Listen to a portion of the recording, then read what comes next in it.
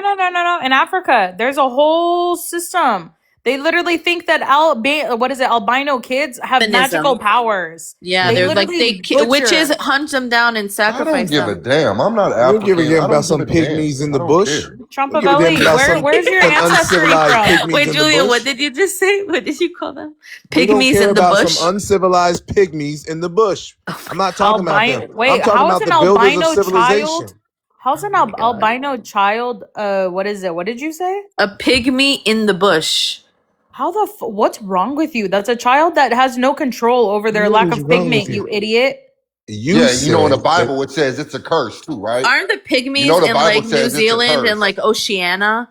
Like they're in that area. That's the wrong geographical location, baby. You got to get it right. It was called a joke, and the joke was, I don't care what their theology is about some albinos, this, that, and the other. Exactly. They didn't build civilization. I'm not talking about those black people. I'm talking about the black people who taught the Greeks, who taught Aristotle, Plato, Socrates. That is the first European civilization, the so-called Greeks. You're white supremacist. Yeah.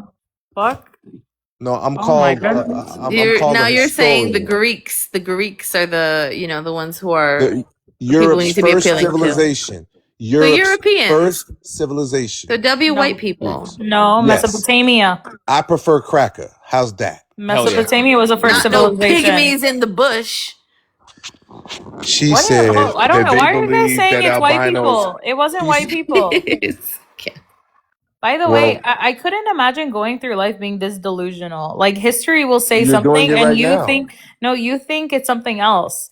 Literally, everything points to one way and you're walking the other way. Is that why Wakanda isn't here yet? Is that what your people do? Is that why Syria's a shithole and you're not there? Is that why Syria, Colombia, and Peru are shitholes and y'all are not there? Ain't nobody laughing at your dumbass Wakanda joke. Yeah. It's because America's better. The United States of America was way better for my family than living in Colombia, Peru. You should thank black people for that. No, actually, but you should thank us for that. My country is a shithole because of Islam. Look at that. Your country's a shithole because your parents and your neighbors and all of that. A problem because you couldn't stand up and make it better than a shithole. So you're in America trying to assimilate to white supremacy. Not in America anymore. Black people will fuck you up. You better ask these white people that are here. Black people will fuck you up. No, they won't do fucking jack shit. I will get in a ring with a black person. I will get in a ring with a black person. I'm not. No one's scared of you, Jackie. You don't have to answer him. Scared of you. Okay. Yeah. Literally. That's exactly why you don't talk like something that you only guys talk have like that shit. You get nuts when you grow balls when you get on TikTok.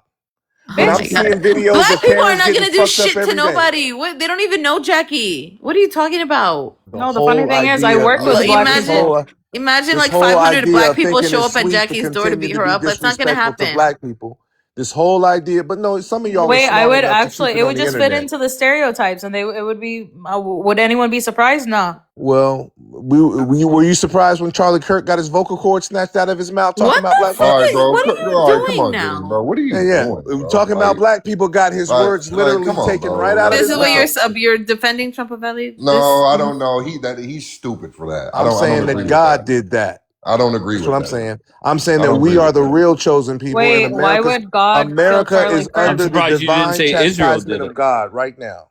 Wait, why did God kill Charlie Kirk? How does that make sense? He literally proclaimed Jesus Christ is Lord. Why would God do that? No, he was proclaiming that. He was talking about God's chosen people, and God said, "What? That you guys are degenerates having high abortion rates? Well, it wasn't a black person who unalived them. You guys are twerking, throwing stop, Jackie. You're saying the chosen people are not in Israel? It's black people. That's exactly what I'm saying. Oh fuck yeah! I'm saying that black people are the real quote unquote children of Israel in the United States. That's exactly what I'm saying. Oh, that's exactly what I'm saying. Okay, so Trumpavelli, do you agree with that? That black people are the chosen people from Israel? Or how did you phrase it, Julian? I don't want to. You already know I do, Dave. Dave, you already know I do. This covenant that they're trying to. And matter of fact, I challenge y'all to a debate, a real debate on this. Wait, hold on. Yeah, but you're not. Wait, I'm so sorry, Julian. I've tried to facilitate this debate, and I'll be honest. I don't think either of you are landing punches that makes it clear cut for me. Wait, Dave, what do you mean? Well, Bianca's trying. All of a sudden tonight, Bianca wants to change the Bible. No, Dave. Literally, the Bible. Hold on, Jackie. What do you mean? What do I mean? I said exactly what I said. No, I know, but let me make it clear. The fact that this all stems from Abraham, who came from Mesopotamia, or where Iraq is. That's where they came from, and all of his lineage comes back from that. The women, his children were told to go get wives from Mesopotamia. It wasn't from Africa. That literally deads that's the still argument. not the origin of Israel. That's not where God promised him. I don't Israel is Bianca. That's not what I'm saying. All. Please stop. You don't have to be Captain Save-A-Ho for the Jews. We get it. God gave them the land. Captain Save-A-Ho for the Jews. No. Okay, but you're arguing that this is where they originate from because the patriarch was born there, and so were their wives. No, because that's where Abraham was from, and that's where their wives came from. But that's not what the Bible. The Bible doesn't say that. That's how you determine origination. I don't care how you determine it. At the end of okay, wait, so they're black. Bianca thinks they're black. There you go. You want to argue it? Go ahead, Bianca. Wait, Jackie, where are they from? They're literally Abraham is from Ur in Mesopotamia, Iraq, modern day Iraq. That's where he comes from. He had children. His children name was changed to Israel. Well, with the Israelites, so where were the children born? What in Canaan? No one's saying they weren't. But that's where they originate from. No, okay. What you know? What if it wasn't for God giving them that land, they would be from fucking war. Okay, so Jackie, and that's what I said. Jackie, can I just clarify something? Whenever I said, I feel that neither side is landing punches. Do you see why? Two people. Because Bianca's stubborn as hell. No, but just going with the Bible. Well, let's not get down that road. No, you're literally being stubborn. You could have just ended it. That's it. Argument is dead. The fact they come from Iraq, that's where Abraham came from. They're not coming out of Africa. They're coming out of Mesopotamia. No, but never mind. We're talking about Israel, the tribe of Israel, not the nation, not the geographical. Do you believe the Israelites came out of Africa, Dave? After this conversation, I honestly, to be honest with you, I will never think about it again until it comes up again. It does not matter to me. No offense to anybody. Dave, this is the same person that told me Assyrians were black. Julian is the same person that the original people were all black, Jackie. It's very When did I tell you Assyrians were black? When did I say that? When I first met sorry. Don't you scream from the rooftops that everybody started off as black? Do you? Oh, wait. This is how the conversation. Absolutely. No, this is how the conversation. Why are you acting stunned on what she's quoting? No, he said the Assyrians were black, and I said, "Oh, so I came from black people." He said, "Yes, Assyrians were black, and you came from black people." So I said, "What's up, my N?" And he laughed. He's lying. That's how that went. That's back when Jackie was using the N word often. Yeah, Jackie that had to be a long time ago. No, Jackie, I just told people I didn't want to offend won't them. do that to a black person. Stuff for 2028. Wait, I'm sorry, Trumpavelli? Trump, what did you say? You think Tucker Carlson is going to run? Yeah, I think he is. Oh shit, he could win though. Well, no. Well, the problem for Tucker sitting here right now is that he has to get back in Trump's good graces. Trump is going to pick the next leader of the Republican Party. No, man, are you crazy? I'm so sorry. Julian, shut the fuck up. Okay, do you not see what Trump has done this primary season? 118-0. The Republican, you could say whatever you want about Trump and Israel. Trump is the king of the Republican Party. This guy here, you know what? You need to be. Tell me where I'm wrong. Tell me where I'm wrong. Go ahead. If I ever get in trouble, I'm hiring you as my defense attorney. No, I'm stating facts. Preposterous. Wait, Julian, let me give you two facts. One, 118-0. That's no doubt about it. Number two, Trump has the highest approval rating within their own party of any second-term president ever. Do you not, and I get it, you hate Trump and what he's doing in the Middle East. He is still the king of the Republican Party. Okay. First of all, let me remind you, I supported him for his domestic policy, and I don't have really no criticism on him for his domestic policy. Wait, you're not responding to the facts I'm giving you. Well, were you trying to label me as a Democrat, and I'm not going to let you do that. I see what you're trying to do. All I said is you hate Trump for what he's doing in the Middle East. Right. And that's factually true. That's true. Oh, okay. So what do you? That's true. What are you because responding to? Because that's the beginning of the end. See, I appreciate your optimism, Julian. but this situation is only going to get worse and worse and worse over there. He's doing the best he can to pull out of a situation that he shouldn't have got into, that he was coaxed into. That's a messed up situation over there. Either run completely or fully commit. There's no in between. And this is what America's been doing with this in between shit. By the time it's time to pick a new president, not only will President have ruined his presidency, Trump, but he's going to ruin his legacy after this. Right. You're full of shit. Tucker Carlson, what Tucker Carlson is talking, his talking points, and I haven't heard him talk about running for president, but is basically what Trump ran on and which Americans fell in love with. And that is America first, which means America before Israel, and no new wars. It's really that simple. Okay. So would you vote for Tucker? Yes or no? Yeah. If he ran right now. Yeah. Yeah. Okay. I know that sounds crazy. But yeah. No, it's not crazy. I'm so sorry. It's not crazy at all. Tucker Carlson would be American first, and never anyone else. So if you voted for Trump for America only, no new wars, Tucker is just that. Exactly. Okay. But let me tell you why I say it sounds crazy, but it really doesn't when you watch how Trump came to be. Because Tucker has no political experience. He's basically a journalist. This is where we are in Trump America. was hosting The Apprentice. That's what I'm saying. Okay. Wait, just because someone hasn't been a politician their entire life doesn't mean they can't become one. Just because someone hasn't become Trump a doctor doesn't mean they can't study. Like, I don't get your argument. Don't bring that. Don't listen. The fact of the matter is Americans were tired of politicians and tired of the rhetoric, and Trump presented something new. But it looks every day that he's turning out to be the same old routine.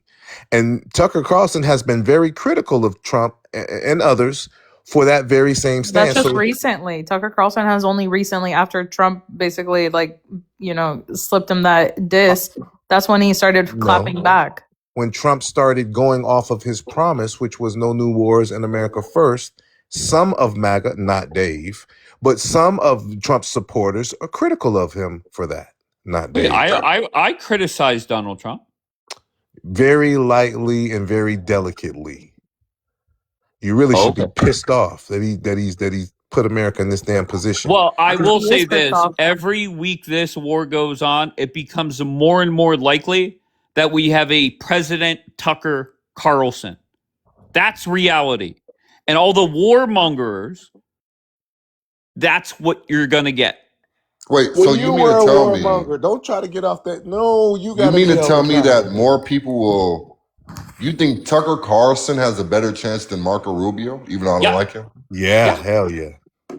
Yes. Yeah. Well, damn. Candace Owens might as well jump in there too. No. Listen, we're not the Democrats. We're not going to nominate a female that can't fucking win. Sorry. A black woman. Say it, Dave. What do you think we are, the fucking Democratic Party putting up a fucking black chick? Get the fuck out of here, Trumpavelli. We're the Republican Party. That's true. He's right. We're not doing that shit. You think we're fucking dumb? Well, you might pick her for his VP.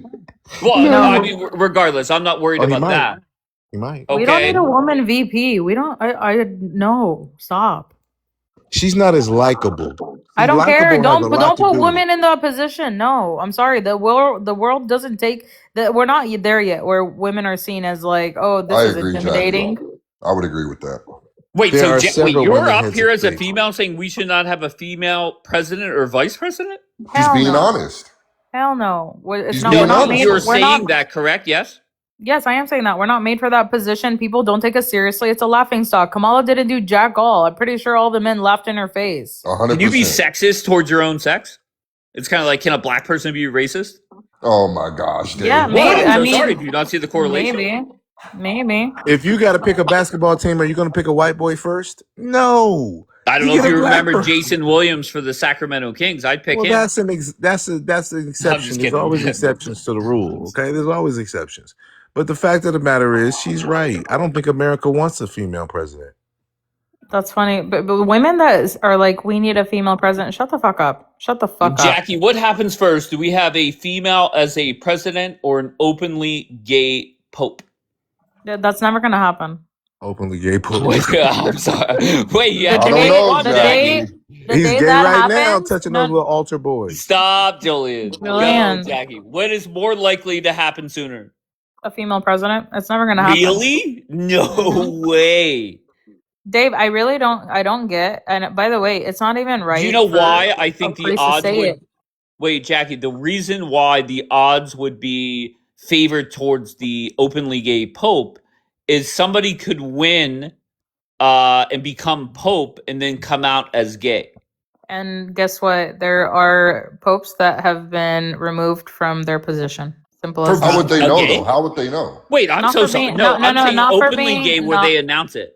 They shouldn't be announcing it. That would be... Listen, so they should stay in the closet. I'm sorry, Jackie, Julia didn't think there would be a gay Ayatollah, and here we are. I don't even think the Ayatollah's gay. His Ayatollah is sucking dick.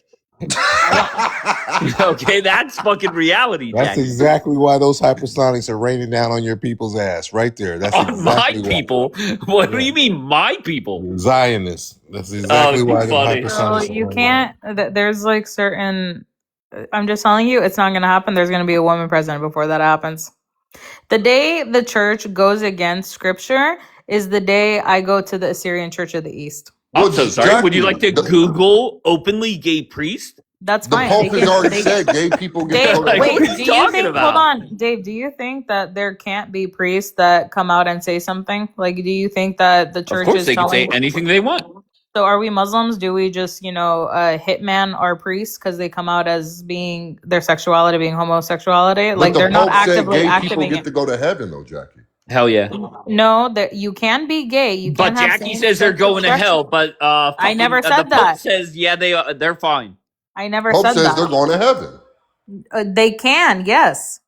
A gay person can go to heaven. Abu, quit doxing people, you dumbass. Go ahead. Sorry, go. No, I'm just saying, gay people can go to heaven, Jackie? If they repent.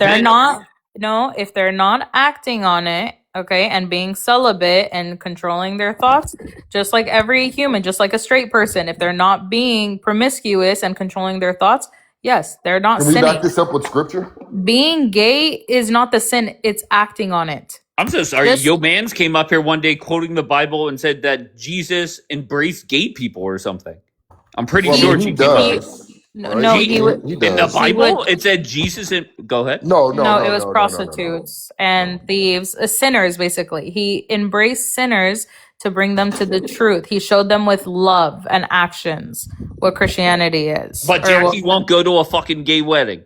Jesus showed love. Jackie said hard pass on a wedding. Wait, how is not going to a gay wedding being hateful? It's not. I'm just not embrace. By the way, Jesus didn't go to them to the brothel and say, "Yeah, this is how much my girl's charging." Like, Dave, get your head out of your ass. Sometimes, honestly, you say some shit that's stupid.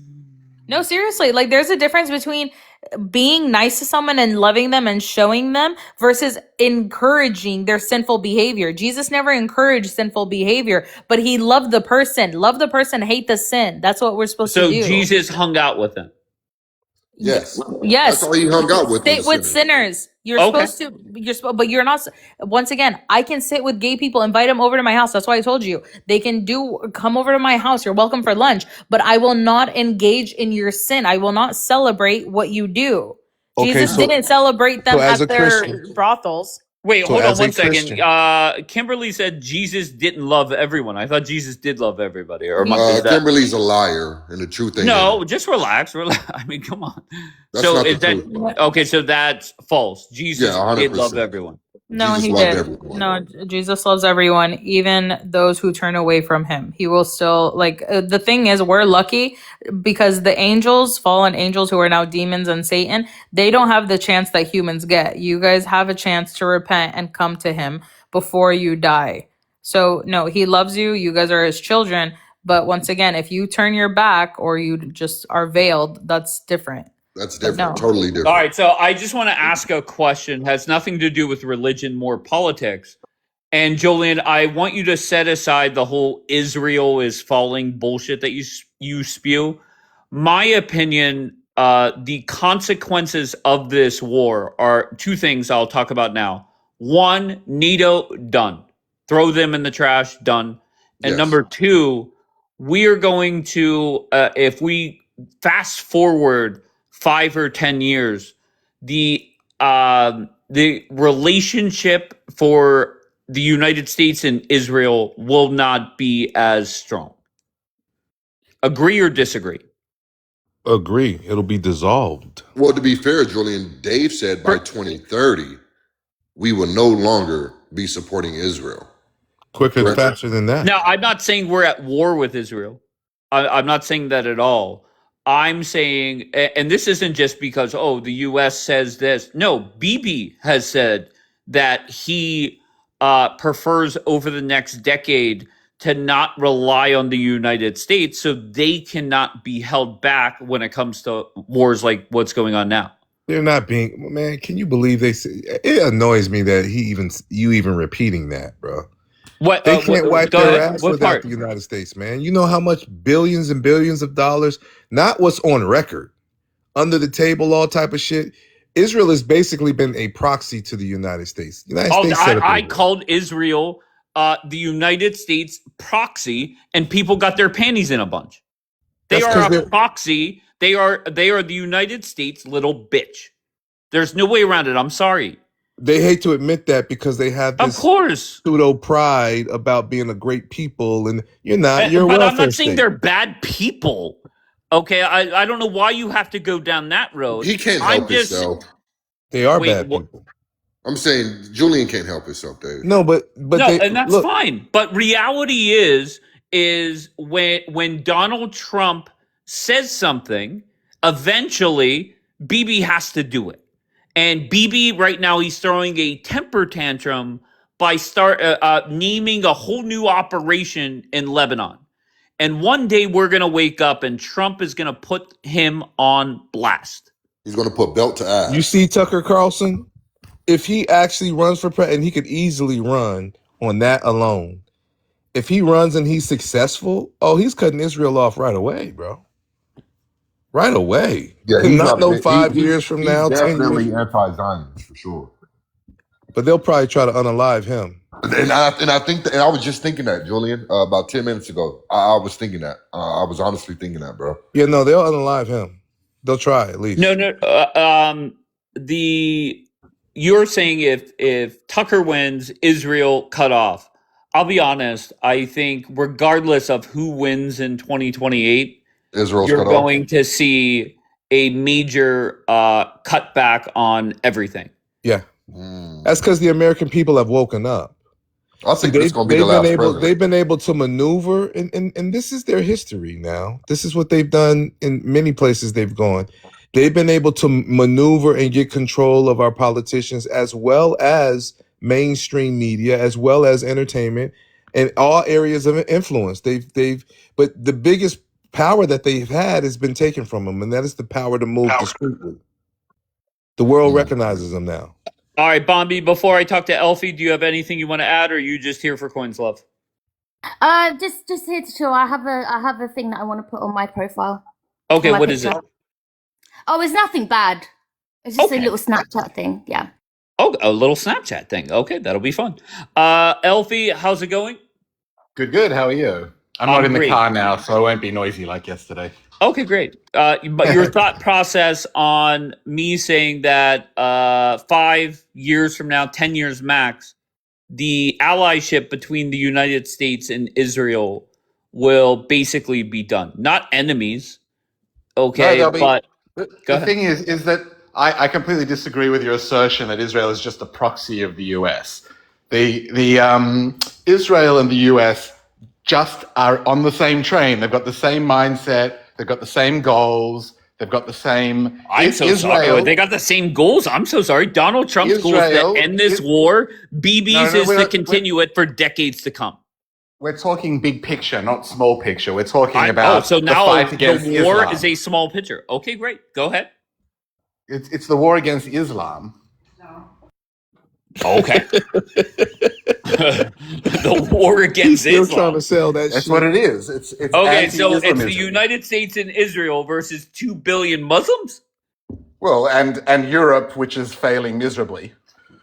Okay. Makes sense, I guess.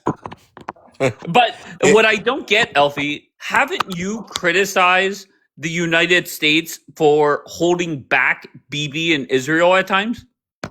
Yes, but I don't think they're completely holding back. Like, I disagree with you. Okay, held them back a little? Well, they hinder them, but I don't believe that Bibi will pull out even if Trump tells him to. Okay, so is that smart? Yes. Okay, so the two options are either A, the war continues forever and more innocent people die, including soldiers from the United States, or Bibi swallows his fucking pride, listens to the boss, and gets the fuck out. Well, Trump isn't the boss. That's the whole thing. I'm so sorry. Trump is the boss. Too funny. If you say so. Now, I will say, Trump will just do what he needs to do for Israel. That's it. Oh my or God. himself. It's not what he needs to do for Israel. For him. It's what he needs to do for himself. For himself. Just phrase it correctly. From flying in from Lebanon is what Bibi will do. How is it beneficial for Israel for this war to start back up? Because they can continue slamming Hezbollah in Lebanon. Okay, so you want more? Oh, okay. So we can. The Israelis can keep slamming Lebanon, but more innocent Israelis may die. Is that really Israel It's a first? small number of Israelis dying to stop a large number of Israelis dying. As you're on your couch in Australia. Right. Yes. Like, come on, bro. That is nuts. That's always the coward pushing somebody else up to fight, though. Like it's. I mean, this is absolutely wild. These people, listen, they don't even really have a real army. Well, actually, I wanted to address what you say, Julian. Julian, you are so full of shit that Oh, here we almost go. every fact you give is wrong. Like, for instance, the whole thing of Israel being a white country. You do know that 20% of Israel's population is Arab, and then of the remaining 80%, over 70% of them are not white. When did I say Israel's a white country? You're saying that Israel is a country of fake Jews from Eastern Europe. I'm saying it was They're set all up by crackers from Europe. Oh no. Yes, who didn't even believe in God. Uh-oh. What's up? And that's I'm facts, saying bro. the current leader who has cancer up his ass, and I'm happy he's dying a slow death. I'm loving it. That's right? not nice. The current lead. No, I'm not nice. I hope he dies tomorrow, but I want him to go through chemotherapy. Well, the and last suffer time for a somebody while. talked about Bibi, Daniela came up and threatened somebody's cat. Okay, so just watch yourself. Yeah, that's not nice either. Daniela's running into shelters every day. Okay, but go, to be fair, I would What? Go, I would Jackie. save Samantha over BB. Okay, fair Yeah, enough. BB's going to go in a horrible way. He's got a lot of karma on him. Okay, But- let's but- not go down that road. We already went through 3 weeks of Julian coming up here saying Bibi is dead. Okay, obviously Well, I that's mean, when not you true. see a Let's man just with not go 6 down that fingers- road. Well, It's they were silly. surely trying to hide something. You know, one thing about them, they won't give the world the pleasure of knowing how many of their people are unalive. They lie about everything, so you don't know if he's alive or dead. But one thing we do know, he's a cancer to the United States. Okay, but okay, Iran just is the chemo. Iran is okay. the chemo. Okay. But here, but Alfie, my question for you is very simple. Can you see why a lot of Americans are screaming, "Cut Israel the fuck off"? You might not agree with it, but can you understand it? It's not cutting them off. Israel is, as you said, Bibi has said, we're going to ramp down American aid, and we're going to open, because Israel is limited. Wait, now you're by coming American back to my side. You came up here to fight me on that happening, and now you've twisted No. yourself up, and now you're saying, I okay, said go that ahead. the relationship will be just as strong. It just won't be as unbalanced, because Israel is going to start making alliances and trade deals. And With who? With who? With Europe and the rest of the world, even the Arab nations. Too funny. Do you think that there's a lot of countries lining up to do business with Israel? They don't like you guys. Absolutely, No. they are. Israel's about to start buying fighter jets from Sweden, I think. Fighter jets from Sweden?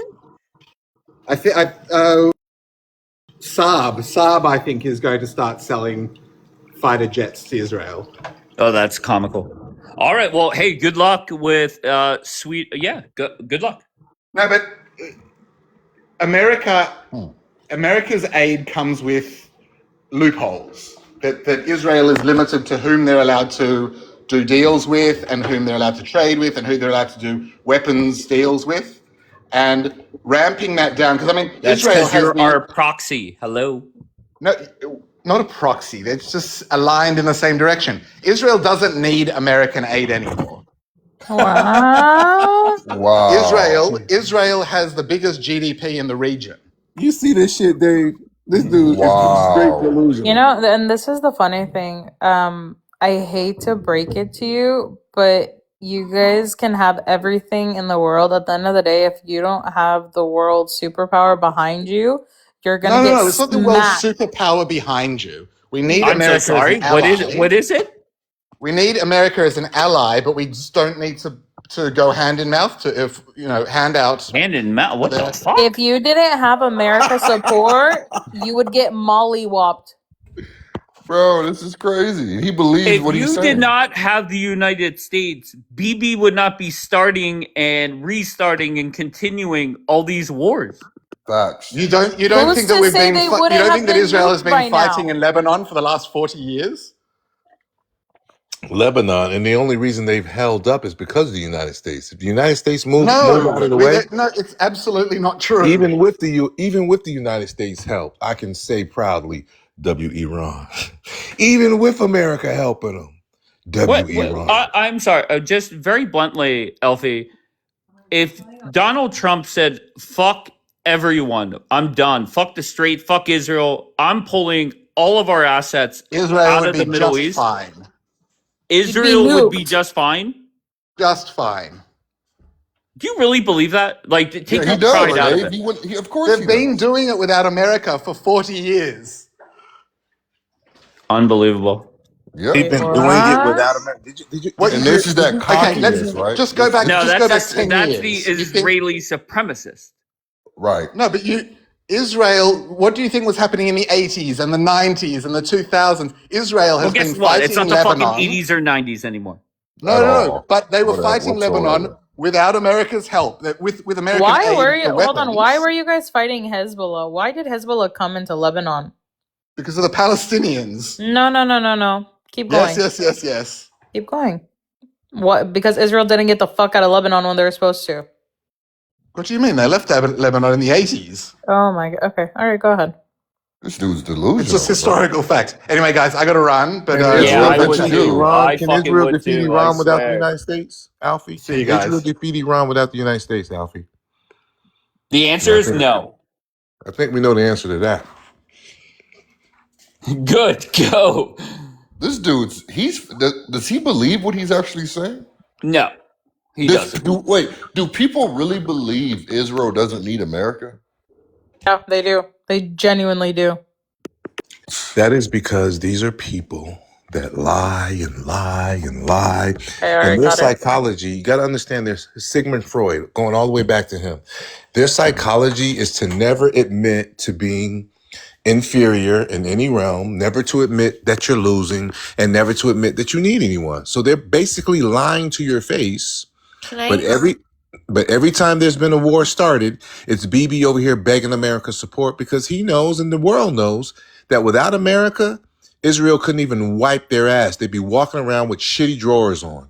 All right, Bianca, my question for you is very simple. An argument that was given, and I don't know if it was here or elsewhere, but an argument that was given was we don't need the United States. We didn't have them for decades, and God protected us. No, it's not a lie. I'm going to tell you something. No, it's not. I said it's a lie, but I'm correcting myself. Okay. Israel needs the United States. It's needed the United States from the very beginning. Now, in terms of weapons and fighting, no. In the beginning, the United States was not providing. They made it illegal. But you know what the United States did provide? And the reason why Israel exists, because they were the only country or the first country to give it legitimacy in the United Nations or the League of Nations. If it wasn't for the United States and it wasn't for the U.S. president at the time saying, we will recognize the state of Israel, there would be no Israel. From the very beginning. Okay, that's a fact. Fight with me. It's a fact. Moving forward, now, there is a dependency that has been created in terms of war and fighting wars, whether anybody likes it or not. Okay? It's not delusional. I don't know who you are in the comments. It's a fact. If it wasn't for the United States saying we acknowledge the state of Israel as its own state and independence, it would not exist today. They're the ones who gave it the original support.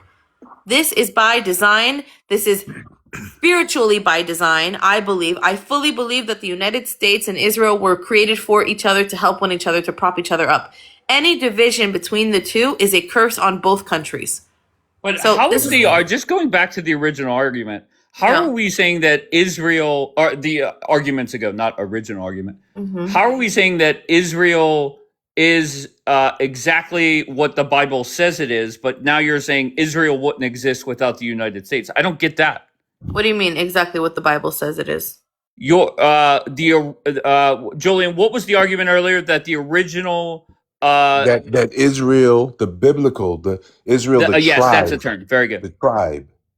That over there that's the whole argument, Dave, is that is not a legitimate Israel. That is the argument, the theological. I'm just telling you from my dumbass standpoint, he's talking about the biblical Jews and being from Africa, allegedly. Mm-hmm. You're saying that Israel wouldn't even have existed without the United States. No, I'm talking about the restoration. Okay. So in the Bible, I see Dave's point. Why are you interrupting me? No, why are you interrupting me?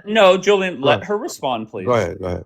So there was a prophecy. So Jesus prophesied the destruction of the second temple. Also, Daniel prophesied the destruction of the second temple. Okay, and once that happened, the Jewish people would be dispersed, and that's why it's called the diaspora, and they would be sent into exile.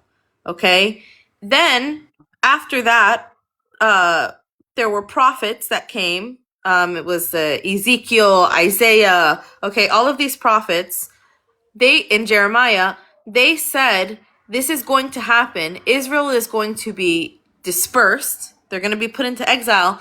But a time will come when the Messiah returns, or when the Messiah comes, that will bring the people back to the land.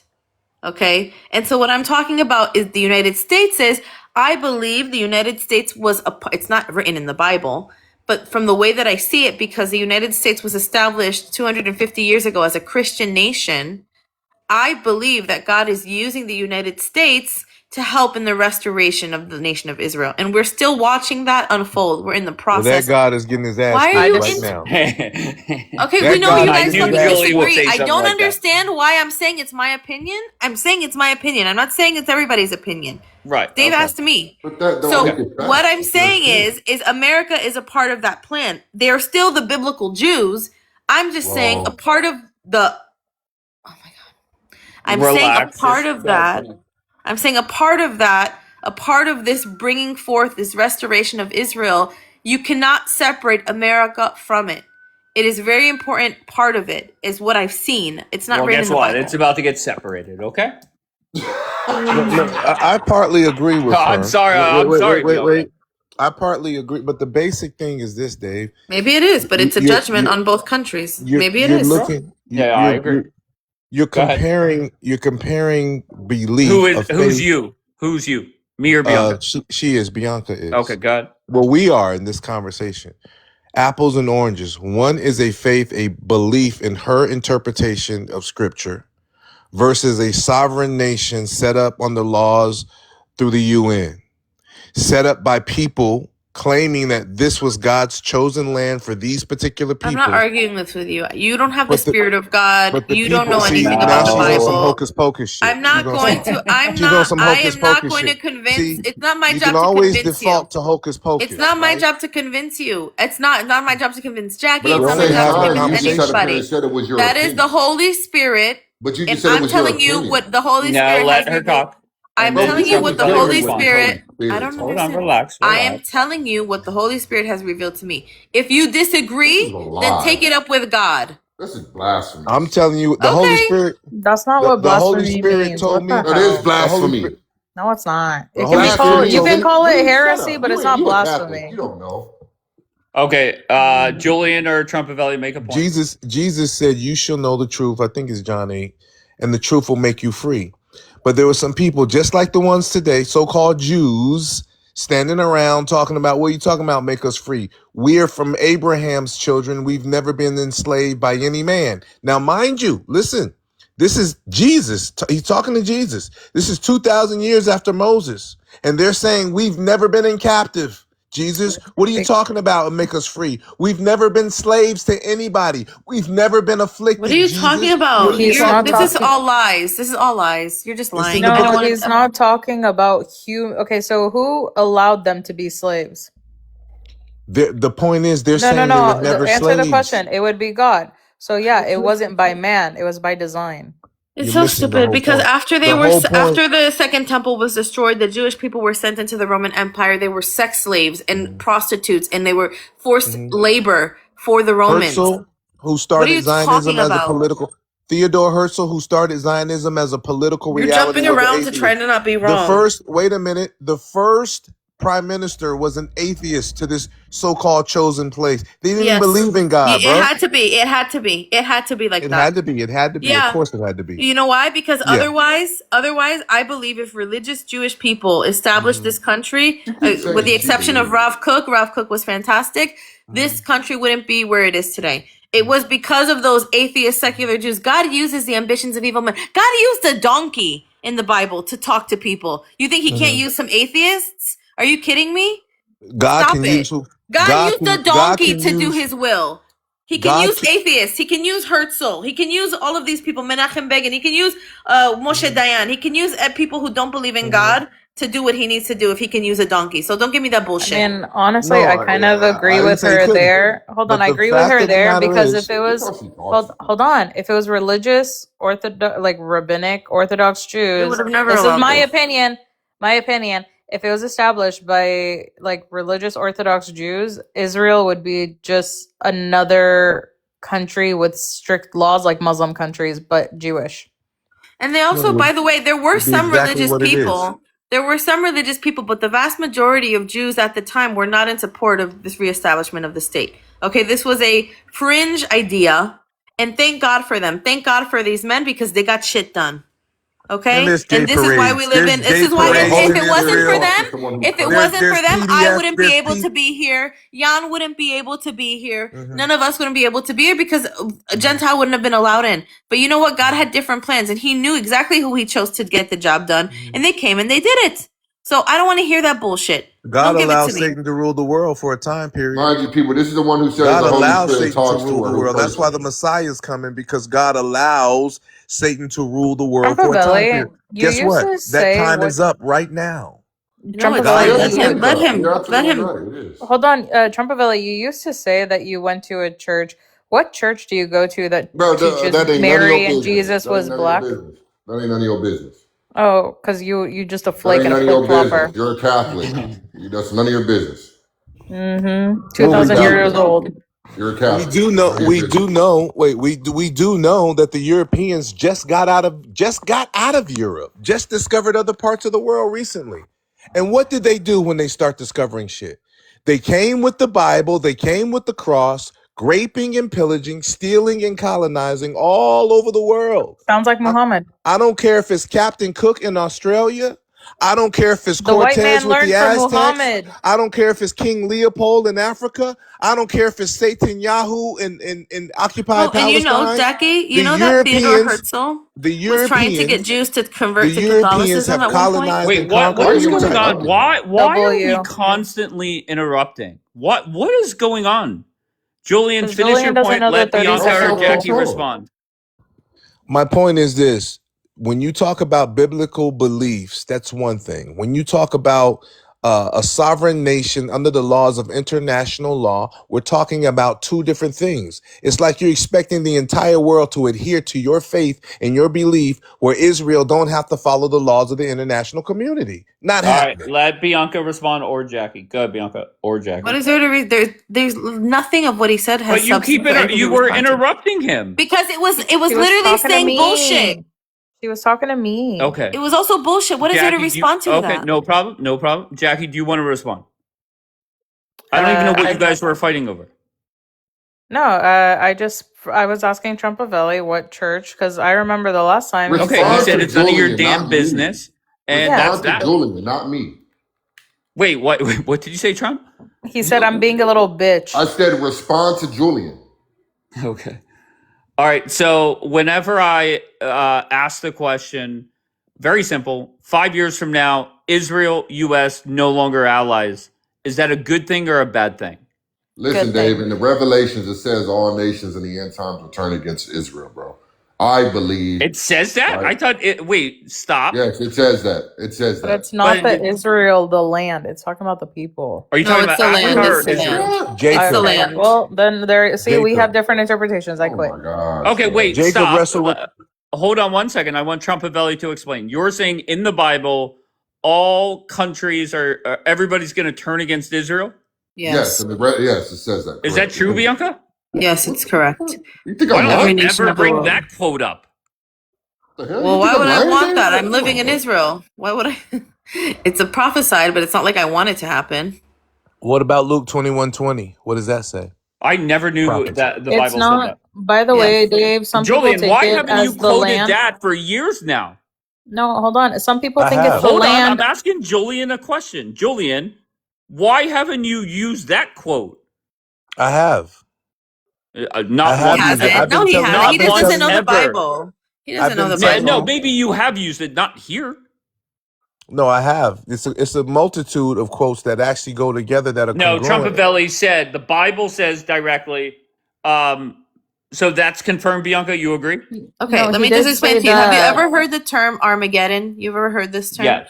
Okay, that's not actually Armageddon. It's called Hal Megiddo.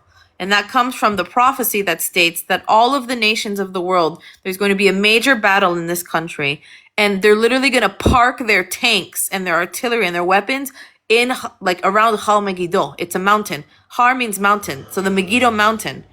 That's literally the prophecy. And there's going to be like a complete destruction and fighting here. And barely anybody's going to survive. Okay, before the Messiah comes. Julian. One second, Julian. When you talk about Israel, are you still referring to the people, or are you referring to the land? Because the way I interpret it, it's referring to the people. It's not technically it's referring to Jesus Christ. You don't believe in a final war, Jackie? No, it is not based off of this country that you think is the biblical Israel. I think it's literally going to be good against evil. It's going to be Jesus Christ. He's just going to land in, where he lands. But I don't think this country, Israel, has anything to do with anything. Okay, so Jacob, where's Jesus coming back to, Jackie? It could be called Kurdistan, and where is Jesus coming back to? Make Kurdistan great again. Okay. Jesus is coming back to Israel. Jesus is putting his feet on the Mount of Olives. He's coming back to Jerusalem. So it has everything to do geographically. The Mount of Olives doesn't rely on it being called Israel. It could still be the Mountain of Olives in Iraq. But the Bible says it will be called Israel. He's coming back to this land. All right. It did say that. Well, there's many references to Israel in the Bible. Y'all love to bring up Yaqub. You always talk about Yaqub. Gosh. Let him go. Let him go. Go ahead, Yaqub. Dave, you say I never quoted it. It's because of this silliness. Yaqub in the Bible, from our theological Yaqub ain't in no damn Bible. That's Jacob, bro. That is the father of the white nation, as we know white people today. That's Jacob, bro. He had a coat of many colors. How do you think Yaqub fashioned them into shape? Through a grafting process. I know you don't understand that. I know you don't really understand that, but my girlfriend brought me a watermelon today with no seeds in it. That's watermelon. No. She bought. I said I don't want the seedless. By the way, Bianca, it doesn't say. You know why? Because God. The GMO. Because because God gave everything that lives has a genetic code. Thank you, and Christine. You can go inside that genetic code and you can change the characteristics of something. That's And not this is new. how white people emerged This But is that's from the not. crazy. Oh original. my The From the goodness. original selective genetic, what is it? breeding process. The selective genetic breeding dogs, process. all of Do you these believe this, custom, Dave? all of Fuck these no. designer dogs, they're not original dogs. A lot of these dogs, they've been bred. And A how long multitude. ago did Wait, now we're Yakub talking have about this? dogs? How long We're talking ago did about the Yakub have this genetic office? law where you can graft things out of the original. I showed you pictures of those grafted mice. Okay, so let's go back. How? And I've asked this question, and you get all flustered. Mhm. How did Yakub create the first white people? It was a process, and the first starting of the process was he recognized that black people could produce other colors. Every now and then, a non-black baby would pop out of a black womb. And he was fascinated with this phenomenon, and he began the process of grafting other than outside of the womb. The same way, and I don't know the process they do it, but they make seedless grapes, seedless watermelons. They'll take a okay, that's a great analogy. You can do that with you can do that with damn near any animal. A mule, a mule and a donkey. Or grapefruit is a grapefruit, for example, is not an original fruit. It's a lemon and an orange. How did he know that? Oh, 1 second though. Like, where was his laboratory where he's doing all of these? It wasn't a laboratory. Like, It wasn't what a the hell? laboratory. What the hell was it? What was it? What was it? No, so he was wait, on an when you island. say white people are from the Caucasus Mountains, are they from? Was Yakub in the Caucasus Mountains? No, they were pushed into Europe. Okay. No, so Yakub created them, question. and they were. Go ahead, explain. There was a process that took a few hundred years. But first it was yellow people that emerged. Yellow people. What we would call the Chinese or the Asian. Oh my gosh. And then you got the brown people, which would be like the original Japanese. What the? And then you have what we call the yellow people, which are the Asians. And then you have the Caucasian people, which are the white people. But the original is the black and the brown. Stop calling me, dude. That's the original. But from a biblical standpoint, Jacob had a coat of many colors, didn't he? Jacob is Yakub. That is the English pronunciation of Yakub is Jacob. Do you believe is that true, Bianca? Is that true, Bianca? Bianca, does Yakub translate to Jacob? Yaakov. No. It's Yaakov. It's the Islamic. No, it's Yakub. Arabic. Yaakov is whatever he's saying, but it's the Hebrew is Yaakov, like Yaakov. Oh my gosh, Dave, you're funny, bro. I will say this.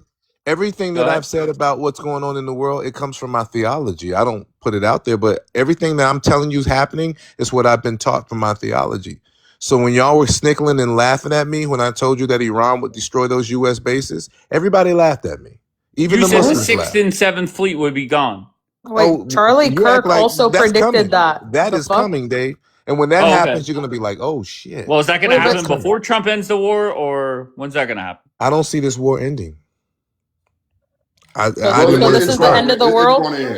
It's going to end. This is Armageddon. You got to remember, Dave. This is Armageddon. You think we're in Armageddon right now? Yes, no doubt. Biblical prophecy. We're not in Armageddon. What the You don't Armageddon? There's literally going to be humans and demons fighting in the flesh, actual demons. We're going to be able to see demons fighting in battle. That's bullshit. What are you talking about? That's what they're going to try to say. That's what they're going to try to say these so-called UFOs are. They're already meeting with pastors and preachers and religious people to try to change the narrative about what these UFOs are. Dude, this is. I promise you. Listen, I promise you all, I'll have the last laugh. Dave, believe half of what you hear. Wait, if the world ends, how the fuck you? Wait, what? How you disprove me with the Bible. So wait, what with the Bible? No, he's saying that you can't believe me. I literally just read the scripture. Bro, she just said we're gonna be fighting. They're gonna be fighting actual demons. That's what it says in the Bible. Have you read the Bible ever? Pull the verse. Pull the verse up. Okay. Can I pull a verse, Dave? Let's do this. Yeah. It's funny how your veil will be lifted to the spiritual world. It's funny how there's one. To see it. there's one book in the Bible that none of y'all love to quote because you really run away from it, and that's the last book in the Bible, which I often quote, called the Book of Revelation. You all run from that when I point to that book, which is a book that is centered around exactly what we're talking about, but you never quote from it. If I pull up Revelation 2:9 and say that there will be a significant people who claim to be Jews but are not, and will be exposed as being the synagogue of Satan, you just say, "Oh, that has nothing to do with nothing." Because I don't think it's the Jews that. Can I read it? It's not the rabbinic Jews. It's talking about people like Douglas Stewart. Can I read? Man, Can listen, I read it's the? talking about the country that's got the world in chaos right now. Is what it's talking about. All right, May I- Bianca, talking go about a ahead, phony read whatever people. you're gonna read. Hold All on 1 right. second, please. Revelation Go ahead, Bianca. 16, we're talking about the bowls of wrath, and it says, "The sixth one poured out his bowl on the great river Euphrates, and its water dried up, and in order to prepare the way for the kings from the east. And I saw 3 unclean spirits that looked like frogs. They came from the mouth of the dragon, from the mouth of the beast, and from the mouth of the false prophet. They are miracle-working demonic spirits which go out to the kings of the whole inhabited world to assemble them for the war of the great day of Adonai Tzvaot. Look, I am coming like a thief. How blessed are those who stay alert and keep their clothes clean, Bruh, so that they that won't is be not- walking naked and be publicly put to shame. And they gathered the kings to the place which in Hebrew is called Hal Megiddo." Who me do? Bro, Where's that's the quote? literally. Did you So say where's the synagogue of United Satan? States? Where's the United States of America in prophecy? Dude, Wait, what? That's literally talking about demonic possession, Dave. No, it's talking America's about. at the Oh my forefront of goodness. the world. Where is the Bro, United you're States? Our Catholic. country. We don't believe in the same way. Okay, that's What- fine. That Relax. doesn't mean you. I don't even think you've read Revelation. I'm gonna be honest. He doesn't know You what don't he's think talking who's about. read Revelation? Wait, stop, please. Does it say "quote unquote" synagogue of Satan anyway? Yes, it does, Dave. It does Okay, say so synagogue. wait. Can I wait? There's context to Jackie, it because please, I beg you, just stop. it Bianca, doesn't mean you said you were. Jews. Oh my God, Jackie. Damn, he just said shut up. No, I didn't say shut up. Just stop. Okay, Bianca, you said you were going to read it, but I didn't hear the exact quote when you read it. Did I miss it? No, I was talking about demons. He's seeing demons come up and help gathering the kings here in Megiddo so they can fight the battle. But Dave He's wants the looking through a verse in spiritual Revelations lens, 2. bro. Right. Why? I thought you were. Wait. Because I thought he you wants were, the synagogue of Satan one. That's the one. I Revelation thought you were 2:9. responding to Julian mentioning the synagogue of No, Satan. I was talking about Trumpavelli when he said Oh, demons okay. are not going All to right, fair fight in enough. the No battle. problem. Yeah. No problem. Jackie, what was your point? Go ahead. That's not what I My said. point is the synagogue of Satan isn't actually, so it's not talking about Jews who don't believe in Jesus. It's This is talking her about opinion, Dave. No, it's not, because it's This is literally Stop. Don't interrupt her. John Go, was Jackie. writing to other Christians, warning them about people who are cosplaying as Christians but are there to actually set them up and persecute them. Well, it's not called the Trumpavelli, church. do you want to respond? It's called the synagogue of Satan.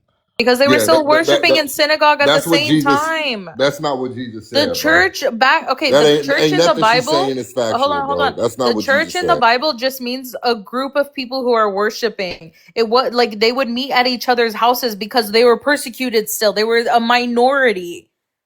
But it didn't say. The church was the people. What are you guys arguing about the synagogue of Satan? I missed that He's completely. saying it's Jews. He's saying it's Jews that don't No. believe in Jesus. I'm No, telling them, no, it's Trumpavelli has Christian. used that line before.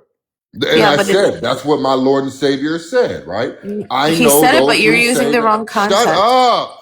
No. Say they are Relax. Jews, but they are not. They are the synagogue of Satan. Okay, so what is he messing up, Bianca? He's messing up because what's happening is, first of all, at this point, context, everyone who believed in Jesus, mostly at this point, were Jews. So he's saying, you're spreading the gospel. You guys are believing in Jesus, but there are people in your synagogues, because first they were proselytizing to other Jews in synagogues. That's where they were teaching from. Those Jews in synagogues who are speaking against Christ, well, they're not even real Jews. Not because they don't believe in Christ, was because the synagogues actually had people in them who were also like kind of like Noahites, like they were learning with the Jews, they liked the Torah, but they didn't believe in Jesus. They were telling the Jewish believers in Jesus that they were wrong. So they were saying, What? This Yes. is where she's wrong. Historically, no, that's not Bianca. Don't say no. Look it up and then debunk This me. is where she's wrong. You see what I'm saying? Hold on. You see what I'm saying, bro? So there are people historically, if you look at ancient archaeology, there were people called God-fearers, okay? Now, these God-fearers were Gentiles that liked to learn with the Jews, okay? And so when the Christian Jews were coming and preaching the gospel and saying, listen, our Messiah has come, this is who he is, the God-fearers were stepping in being like, no, don't believe that. So what they're admonishing here is don't listen to these people who claim to be Jews, but they're not even real Jews. That's literally the history. Because the real Jews believed in Christ. No, this is not history. all Jews did not believe in Christ. This is how you take that word salad. That's why they were called the synagogue of Satan. This is something you can prove with archaeology. I don't know. I don't know what else you guys what archaeology is going to prove. The fact that ancient synagogues have boards of God-fearers on the walls and etched into it. Wait, historically accurate. Wait, Trumpavelli was. You know what? Forget it. Julian, respond real quick. Everything she said was based on something that happened in the past. The entire book of Revelation is not the about past. the future. It's the future. Let me say this again for her little word salad. It's prophecy. He's visualizing the coming of the Messiah and the end of days, as we know. Not the entire. And you know what he said? Like literally, Dave, everything she's talking about is because in Revelations is prophecy. I love when people who don't have any historical background tell me I'm fucking wrong. Like, this is You're crazy. wrong, bro. Just admit it. You're wrong. You don't know. I'm not wrong. I came up with this, and you're telling me I didn't actually look at scholarship about this. I just here we go. Stop, please. Julian is saying Revelations 2:9 is a prophecy of the future. Agree or disagree, Bianca? It was a statement about the present that can go into the future. Just agree or disagree. I'm so sorry. Answer directly. It's about the future. I would disagree. Okay. So you're disagreeing that the book of Revelation is prophecy? Not the entire book of Revelation. This statement is not meant for future communities. This statement was talking about something going on at the present time when it was written. But wait, also Revelation talks about the Old Testament. It brings up the plagues of the Old Testament as well. So once again, in Revelation, yes, you have prophecy, but you also have history and you also have present, because he's writing to someone about what's going on. Mm-hmm. Relative to prophecy, relative to the coming of the Son of Man or the Messiah. Everything's relative to the coming of the Messiah to face the devil. Basically, Armageddon. That book is written about Armageddon, and it's written allegorical. And yes, it references, for example, a mystery Babylon. He says, look at this great nation that I see in the future. It's not Babylon, but it's just identical to Babylon. And most scholars agree that he's referring to the United States of America.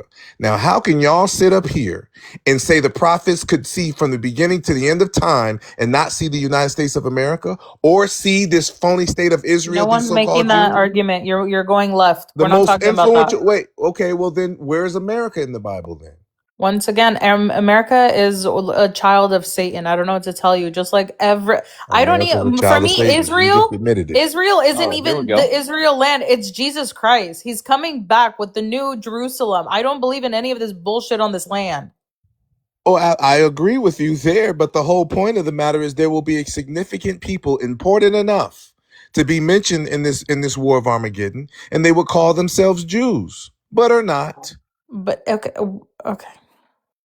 And the book says they'll be exposed, and that's what's happening right now. But you know, it doesn't necessarily. Once again, everything is in context, and the way is in. And I think this is the most important thing: is interpretation and how people are led by the Holy Spirit. Mm-hmm. I don't agree with non-apostolic interpretation. I don't believe that necessarily when it says Jews, it's referring to ethnic Jews. It could be referring to those who are the fulfillment of the Old Testament, would be the spiritual seed of Abraham, like going forward. So for me, when it says Jews, it's not necessarily referring to ethnic Jews. No, Zionists call themselves Jews. It could be Christians that are just there's some good Jews. There's some good Jews that are in the world. Okay, never mind. There's a lot of Jews that detest and that talk against Zionists. Don't disagree with what Jackie is saying. These are Zionists that are saying that they are Jews but are not.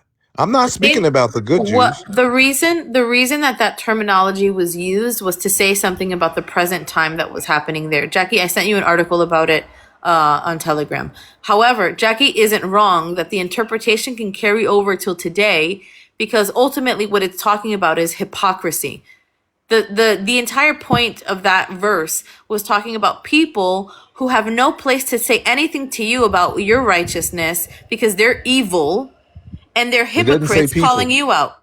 That's the entire point of the verse. To be Jews. It says not just people. That's the entire point of the verse. Specifically proclaiming to be Jews. Read before it. Jesus was a Jew. Read more of the Anyone chapter. can claim to be a Jew. Julian, did you, in the beginning of Revelation, when you're reading about it, you understand that you're reading past and you're also reading present tense sentences.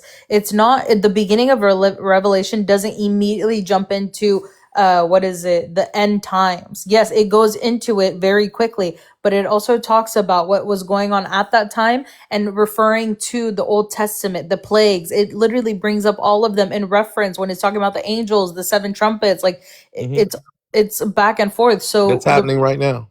Okay, well, we can agree to disagree on that. I'm just saying, when you say synagogue of Satan, I say people who claim to be Christians who are not real Christians. That's why I mentioned a specific person who claims to be a Christian by name, but is actually a child of Satan, and he is not an ethnic Jew.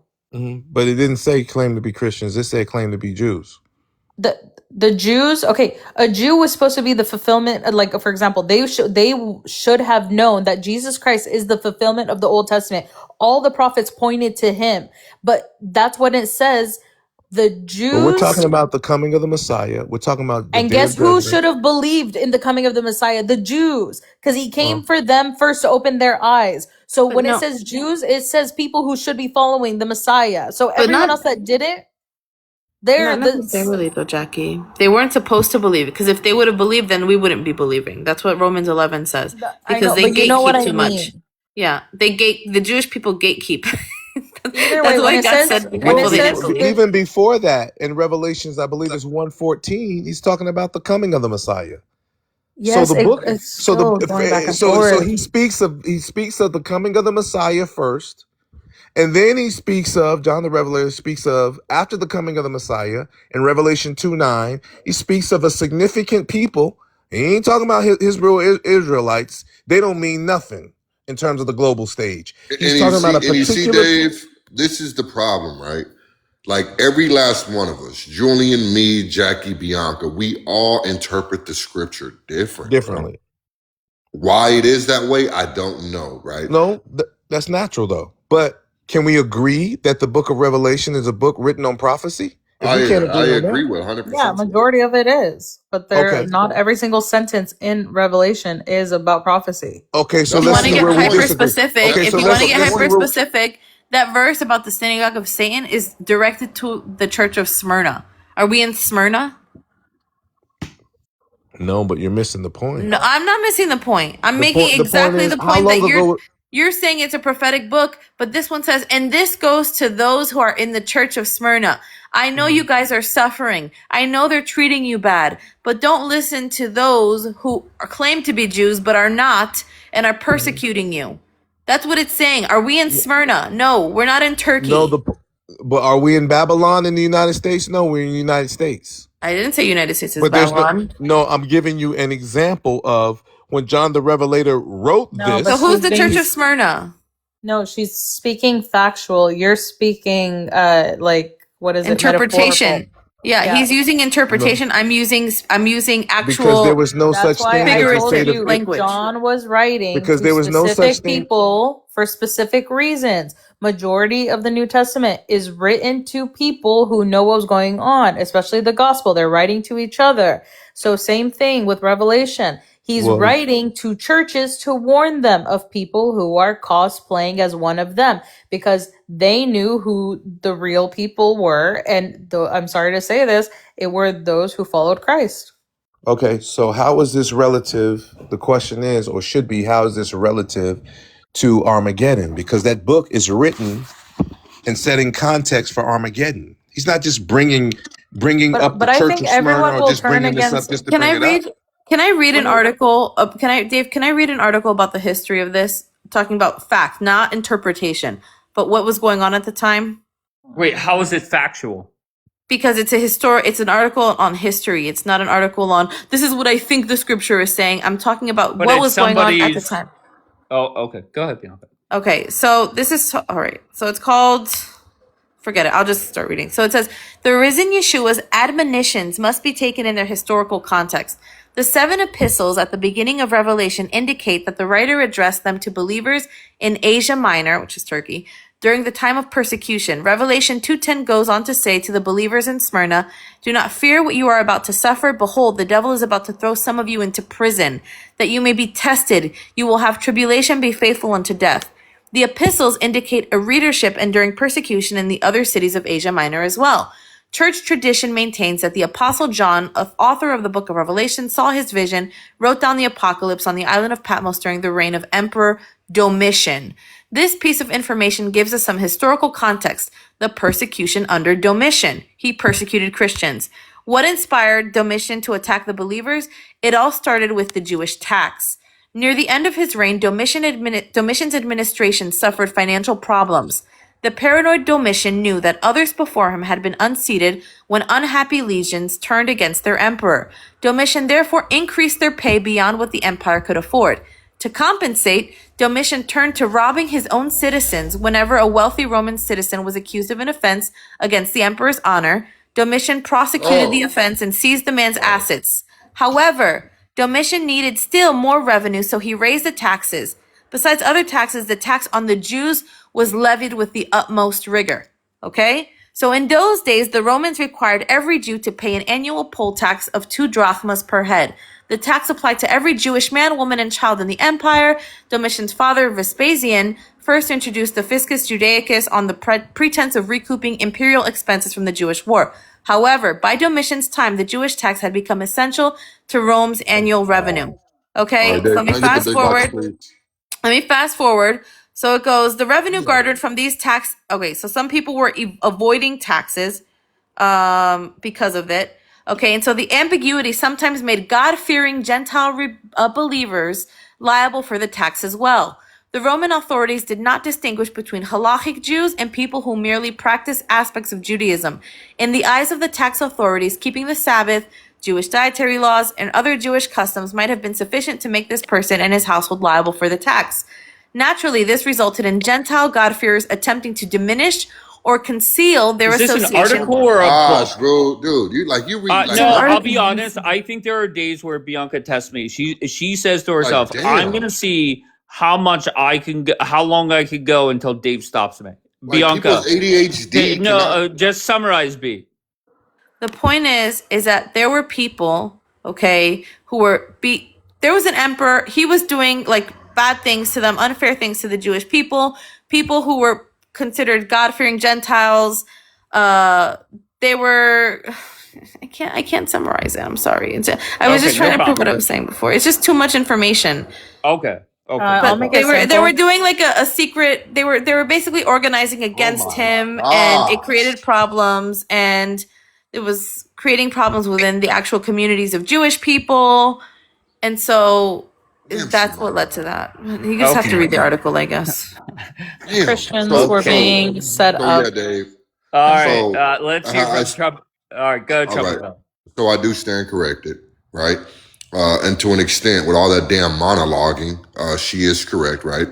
If right there it states that Jesus acknowledges the slander the church faced from a hostile local group that claimed to be the chosen people, but acted against God's will.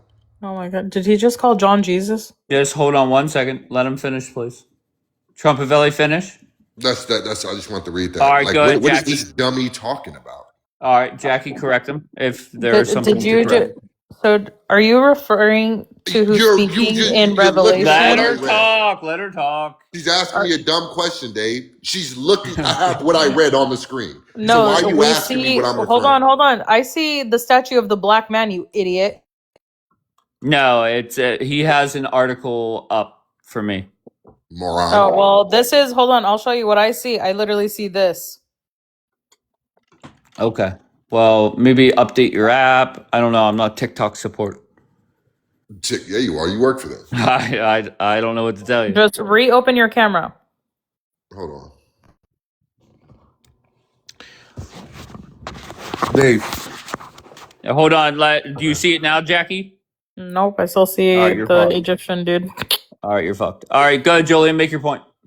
That basically the man who wrote this book, John the Revelator, he was prophesizing Jesus returning, and he was making references at that time. For example, Babylon. I use that as an example. He was referring to ancient Babylon, but he was really describing the characteristics of this ancient great nation as a mystery Babylon coming in the future. Because of the characteristics of the United States, most scholars agree that he's referring to the United States. So my point is, even though the United States is not called Babylon today, it's a different name. No, you're accurate on that. The Babylon is future tense. It's talking about this great woman, quote unquote, whatever. But that's the whole point. That's the whole point. That at one point it was another country. It wasn't always America because America didn't exist. Babylon has changed and morphed. It's just evil. You're missing the point. The point is he's having this vision, this prophecy of how God. He's describing it and he's writing it down. And you think it's America? Not that I think. I absolutely know it's the United States of America. Oh, I see. Now I disagree with you and Bianca because Bianca thinks the lotuses are drones. Okay, so then let me ask you this though. If the prophets could see the coming of God in the end of times, where is America? There's never been a nation like the United States of America. Honestly, it could have been no. Going forward, you don't know because it could change to China being the ruler of the world. Yes, it could be America, but at the same time, America could be one of the people sitting on the sidelines watching Babylon. No, America's never sitting on the sideline of anything that happens in the world. America's been at the forefront, unlike any other nation in the annals of history, the United States of America. Never have any other nation had military bases throughout the world, including on countries that we despise of, called Cuba. Never have any other nation had the ability to make war with anyone and boom, anyone it felt like it when Once again, you don't know what the future never holds. has any one currency controlled the entire planet the way the US dollar has. Never has any country ever had the influence through its media, through its culture, than the United States of America. So I'm asking you. Rome did. So did not the entire planet. So did Europe for a cool minute. Like I don't get what you're talking about. Rome didn't have satellites. But Julian, there's plenty of areas in the world that we don't touch. America doesn't touch. America can touch anywhere on the planet and see anywhere on the planet 24 hours a day, every day, all day. More nuclear weapons than anyone else. More military bases on foreign soil than anyone else. More people incarcerated than anyone else. Honestly, at the end of the day, Jesus Christ could come like a thief in the night. So at this point, a thief, God coming. I can break that down too. No. I don't need you to break it down. I'm just saying. What we can't ignore is America's place in the world today and throughout history. There's never been a place like this place called. I would agree. America definitely. That's why you're here. I would agree that America is the Julian, when I came to America, I was 4. I didn't run anywhere. Fucking stop saying that. You sound like a jackass. It's like your ancestors were dragged in chain over here. Your parents rescued you. Like the Bible said we would be. Like the Bible said we would be. Trumpavilli, you really think the Bible thousands of years ago was falsified? It says your sons and daughters will be sold into captivity. So why and you will come on a slave ship. It says that you will be taken on a ship to another land that you don't know. I take that literal. And to me, it's talking about the black people in the Atlantic slave trade. Yes, I do believe it. Oh my goodness. Well, it sounds like he's a foundational black American. Trumpavilli, what's your lineage? No, I'm not no damn foundational black American. Where's your lineage? The ones that believe in this bullshit, idiot. Where are you from then? Stupid ass. Are you immigrant? Shut up. Are you immigrant? Wait, what did you call me? You're a Palestinian. Shut up. Yeah. All right. She's from Syria. He's just an idiot. He just keeps talking. Let him keep talking. It's funny. Well, the fact of the matter is, how can we say the Not prophets Julian correcting him about where you're from. At least that was honest. That was nice of you, Julian. Well, I don't know. Listen, people don't like to say that they're foundational Black Americans for some reason, but that is an actual real thing. And even Mr. Tucker Carlson, who Dave's got his picture up here, has often referred to Black people as being foundational Black Americans. And the reason for that is to delineate from immigrants. Delineate from these Black people trying to run into America, claiming to be Black and ain't built shit, ain't done shit, and the rest of you immigrants running from your homeland as a refuge to come into the United States of America, a place that even Trump said Black people built. So I don't care how you want to look at it. Test already? That 14th Amendment. That 14th Amendment right now is being clarified to say, you know what? This wasn't for El Chapo and his anchor babies like Jackie. This was for Black Americans who've been here from the very beginning, whether you like it or not. Wait, what makes Jackie an anchor baby? Well, she said she came here until she was 4. She didn't come here until she was 4. She's damn near an anchor baby. She's just 4 years late. That's all. What the fuck is an anchor baby? You don't know what an anchor baby is, Jackie? No. Okay, now you supported Trump. Did you support Trump? I believe you did, right? You supported Trump. Can you just tell me what the fucking anchor baby is before I Google it? An anchor baby is someone using the 14th Amendment, which was made for Black former slaves, to get pregnant and come into America and have a baby that automatically makes them American citizens. All right, shut the fuck up. The one thing, as I was fighting with somebody else on a different app, I heard Julian say that Tucker Carlson is using the FBA term. Show me a fucking video of Tucker talking about that. I beg you. And I'm just going to tie in what I just spoke about on somewhere else. At what point do Israelis get pissed with BB? At what point is there pushback when it comes to keeping this war going on? Let's just go with simple facts. This war is hurting the relationship between Israel and the United States. That is a fact. Israel is becoming more and more unpopular every week because of this war. So for those that are warmongering and thirsty for more war, if you care about your land, do you just care about it now, or do you care about it a decade from now? So I don't understand the thought process of the Lionesses and the Hosses and the Delights and the Ms. Blondes. Make it make sense.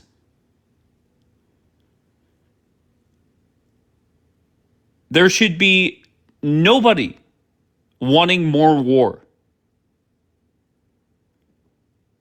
So wake up.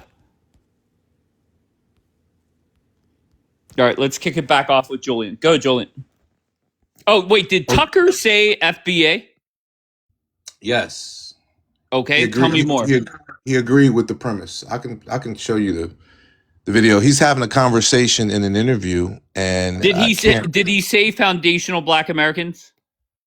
Yeah, he said those foundational guys, Tariq Nasheed. Yeah, you want to hear? Tucker Carlson talked about Tariq Nasheed. Yes. You want to hear from his own mouth? Yeah, I do want to hear that. See, I don't listen to Tucker. Oh, you don't? You should. I don't. I don't listen to him. He's at the forefront. You know what I mean? That's fucking hilarious. Go ahead. I do want to hear this. Okay, so I got to give you context. He's having a conversation with this guy. Can you just play the audio? Don't show the video, please. Okay, no. Just play the audio. You could give me. All will be made clear when I just push play. Right that is Tariq Nasheed. They called you a racist for that? They did. Which is actually quite interesting because I got a call from the foundational Black Americans. That's not Tariq. Wait, who is he talking to? He's in an interview with this other guy. Oh, okay. Go ahead. And they're talking about this guy, a Jamaican in Florida, trying to scream racism and trying to scream slavery, and he's from Jamaica. And that's the context of the conversation. Lala's telling me to just listen. Okay, boss. They found it quite insulting, in their words, that he would try to claim victimhood of slavery, not a single descendant of American slaves in his family. I like those foundational guys. They're so good. Tariq Nasheed and all. I mean, I don't agree with everything, but like, message. Let's just run that back. I messed that up. Let's just run that back. And they called you a racist for that? They did. Which is actually quite interesting because I got a call from the Foundational Black American Society here in Florida who reminded me that Byron's mother is Jamaican, he is Panamanian, and they found it quite insulting, in their words, that he would try to claim victimhood of slavery, not a single descendant of American slaves in his family. I like those foundational guys. They're so good. Tariq Nasheed and all. I mean, I don't agree with everything, but like... Sounds like he's poking fun at them. The descendants No, let him finish. This guy's... have been here for. By the way, this guy's chopping it up, but hang on. His family from again? Reminded me that Byron's... I'm going to let him finish the statement. This dude keeps stopping him, but he's going to finish the statement. So I get it. He's the FBA reverse hashtag backwards community wants to make this point that for claims around enslavement in the United States to mean anything, you have to have been enslaved in the United States. But that is only 5% of the entire enslaved African population. And it does make sense to think that people who are from Jamaica and Panama would have So good. Tariq Nasheed and all. I mean, I don't agree with everything, but like, they've got a perspective. If your family's been here 400 years, and the descendants of a lot of American slaves, or families have been here 400 years, I don't know. I think that gives. I'll listen to you. Like you've got, you've got a point of view that is legitimate. I think. Julian, you got reported. Come back up. Keep the camera off and play the audio. But to me, just what I've heard so far is Tucker laughing at Tariq Nasheed. Right? Am I taking it the wrong way? Julian acted like he was celebrating Tariq. Wait, you're saying Dave, stop. Just play the audio. Keep the camera off. Go ahead. Anyways, and, someone rolls in from Ghana and, gets an MSNBC slot and starts speaking on behalf of black people. It's like, shut up, honey. You've got nothing to do with this. Right. So did you hear that? Did you hear that, Dave? Go ahead. I didn't want to play the video, but basically what Tucker Carlson is saying is that he sees the point. He says that the black people, foundational black Americans, are heritage Americans, been here forever. And for you to come from Jamaica or Panama and try to slide on to play victimhood to slavery, this, that, and the other, you've got nothing to do with that. Look at Bianca. Bianca does not like Tucker. And Coulter. Are you familiar with hold on. Bianca hates Tucker. She knows that I can't stand FBA. And Bianca is saying, that's too funny. Go ahead, Julie, make your point. But Ann Coulter has said the same exact thing about Kamala Harris, that she's not a foundational black American. And all of these rights and privileges, 14th Amendment and other things that were designed, they were designed for black Americans. They weren't designed for any loser fleeing from a third world country. Play it again. Why? He's not even literally being said, serious. I don't agree with everything, but listen, if your family's been here for 400 years, then I'll listen to you. Yeah, I kind of like those FBA guys. He literally said being nice. He's being nice. He's not trying to tell them you guys are fucking idiots. You guys are. So now we got these two Bianca, women. He's reacting to anyone. Now like, we for got example, these two women talking, trying to interpret what the fuck he said. Y'all sound he literally, it's like me being like, yeah, I don't believe everything you say, but I mean, you got a point. Like, I'm not saying that you're right. I'm just trying to be nice. Yeah, no. Well, let me play the whole thing By the way, he didn't say they're not from Africa. That's what Julian claims. Julian claims that FBAs aren't from Africa. Listen to him. Bianca, no. Okay, hold on. Let him play it. Let him play it. I like those foundational guys. They're so good. Tariq Nasheed and all. I mean, I don't agree with everything, but they've got a perspective. If your family's been here 400 years, and the descendants of a lot of American slaves, or families have been here 400 years, I don't know. No, Bianca's right. He does confirm what Tariq Nasheed says. I think. Yeah. But he's not saying they're not from Africa. No, listen to this part. Stop. That's not the point. That's not the point. Listen to this part. That's the whole point. Foundational black Americans don't believe they're from Africa. I'm so sorry. Jackie, relax. Let him play it so we can... I did. Can he finish his statement without interrupting, and then you can make your Wait, you interrupted him there. Just play. Okay, here we go. That Byron's mother is Jamaican. He is Panamanian, and they found it quite insulting, in their words, that he would try to claim victimhood of slavery. Not a single descendant of American slaves in his family. I like those foundational guys. They're so good. Rick Nasheed and That's all a lie, that too, and everything. by the way. But like, Here she they've goes got a again. perspective. If your family's been here 400 years, and the descendants of a lot of American slaves, our families have been here 400 years. I don't know. I think that gives. I'll listen to you. Like you've got, 100%. You've got a point Yeah, of view I'm not that's listening. legitimate, I think. Yeah. And they're All right, enough. Let him finish. That's for sure. 100%. They're definitely heritage Americans, if anyone is. And, someone rolls in from Ghana and gets an MSNBC slot and starts You already heard telling, that. speaking on behalf of black people. It's like, Wait, shut so up. he's It's just got nothing giving to do you with this. credit for That's a clear being perspective, God. I think. actual Yeah. But I mean, to American. be fair, we already heard that. We already heard it. He's replaying No. it. But the thing is, he's saying, yeah, I'm not discrediting that these slaves are actual, like he would say, heritage, whatever the word is, Americans. So yes, you guys were around the time America was formed.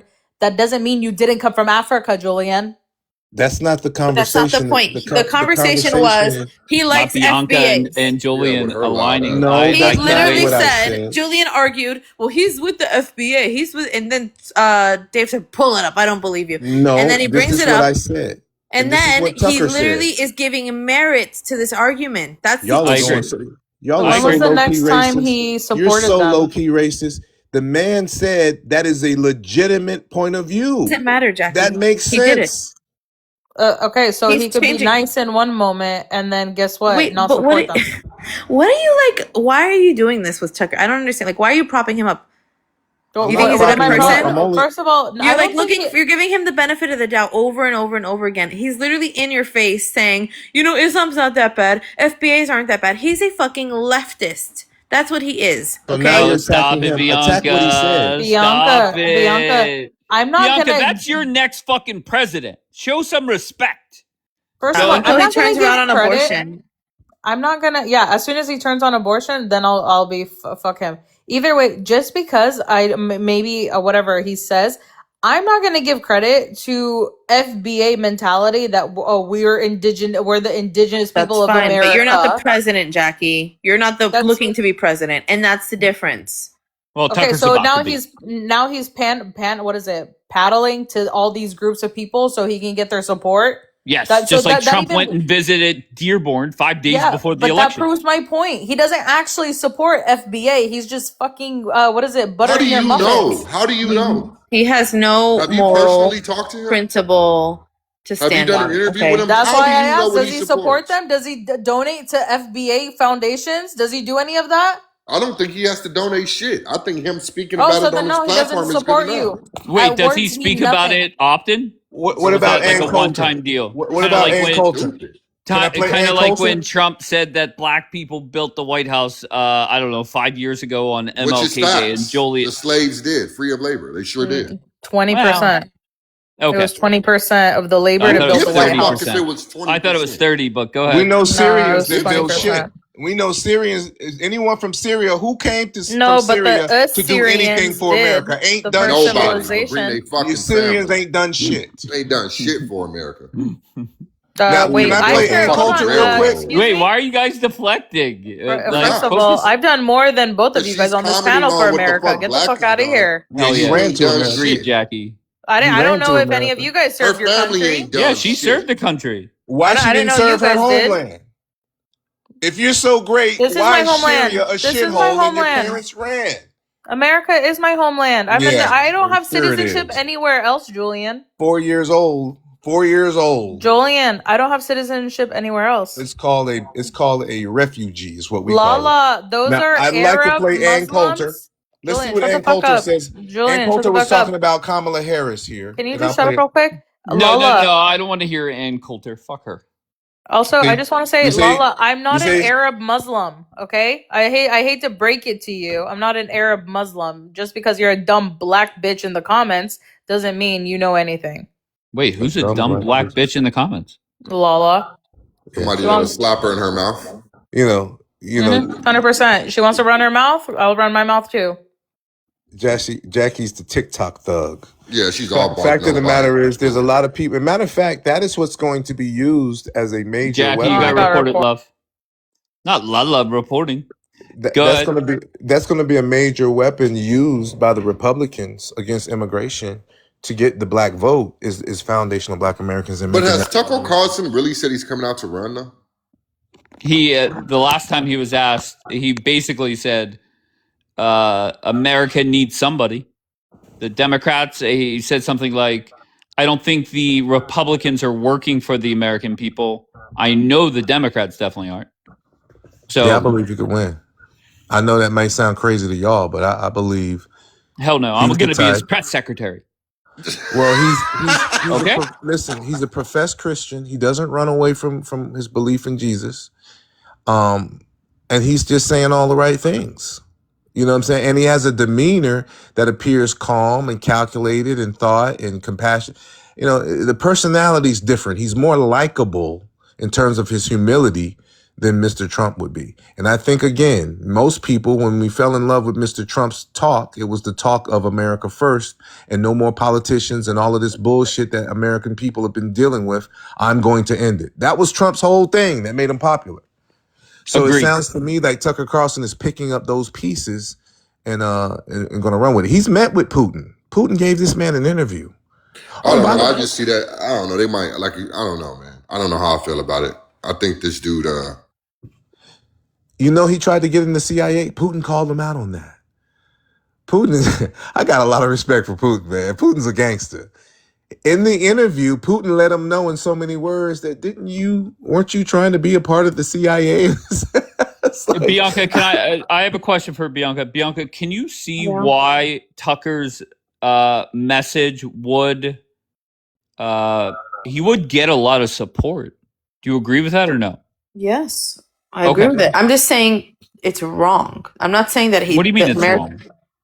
I think it's wrong to support Islam and go against Israel. I think those are very, very important. Supports Islam? No, he's against. I think he's that's against wrong. Islam? No, Israel. He's against Israel. Yes, and he's starting to be more supportive of Islam.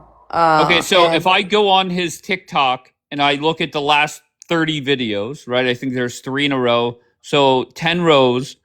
How often does he talk about Islam? Oh, I don't know. It's just with clips I've heard about him, Islam. I don't know how many he has about Islam. Okay, and what is the most concerning clip of Tucker defending Islam that I should be worried about? I gotta go look at the screenshot that I grabbed. Hold up, because it's on my phone and I'm on the iPad now. Okay, no problem. Well, here's the fact: with the Republican Party, this dude more is black not men run for president. More black men voted Republican than ever before in recorded history. If those same black men would have voted instead for Kamala, it would have been a landslide for the Democrats. The black vote is determining these elections, whether you like it or not. Oh, stop it. Get the fuck out of here. That's an absolute The black fact. vote. Okay, sure. No problem. I'm not even going to go down that road. I take it you don't like it, but it's still a fact. And that's why they're not going to let him win, because of what Amber just stated. He speaks about Israeli influences on our government. Sure. So let me paint a picture for you. Let me paint a fucking picture for you, okay? Number one, actually, let's see how in tune we are. What is the roadmap, Trompavelli? I don't know if you're here, but what is the roadmap that Tucker would have to take to get the Republican nomination in 2028? What would Tucker need to do? Julian, answer, and then when he comes back, I'll ask him. Go ahead. Continue doing and standing on what he's been standing on, which is what Donald Trump promised. Okay, great. Wait, Bianca, hold on 1 second. We're on to something else right now.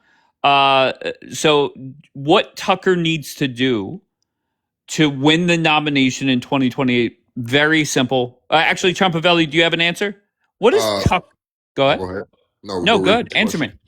What is the roadmap Tucker must take to get the 2028 Republican nomination?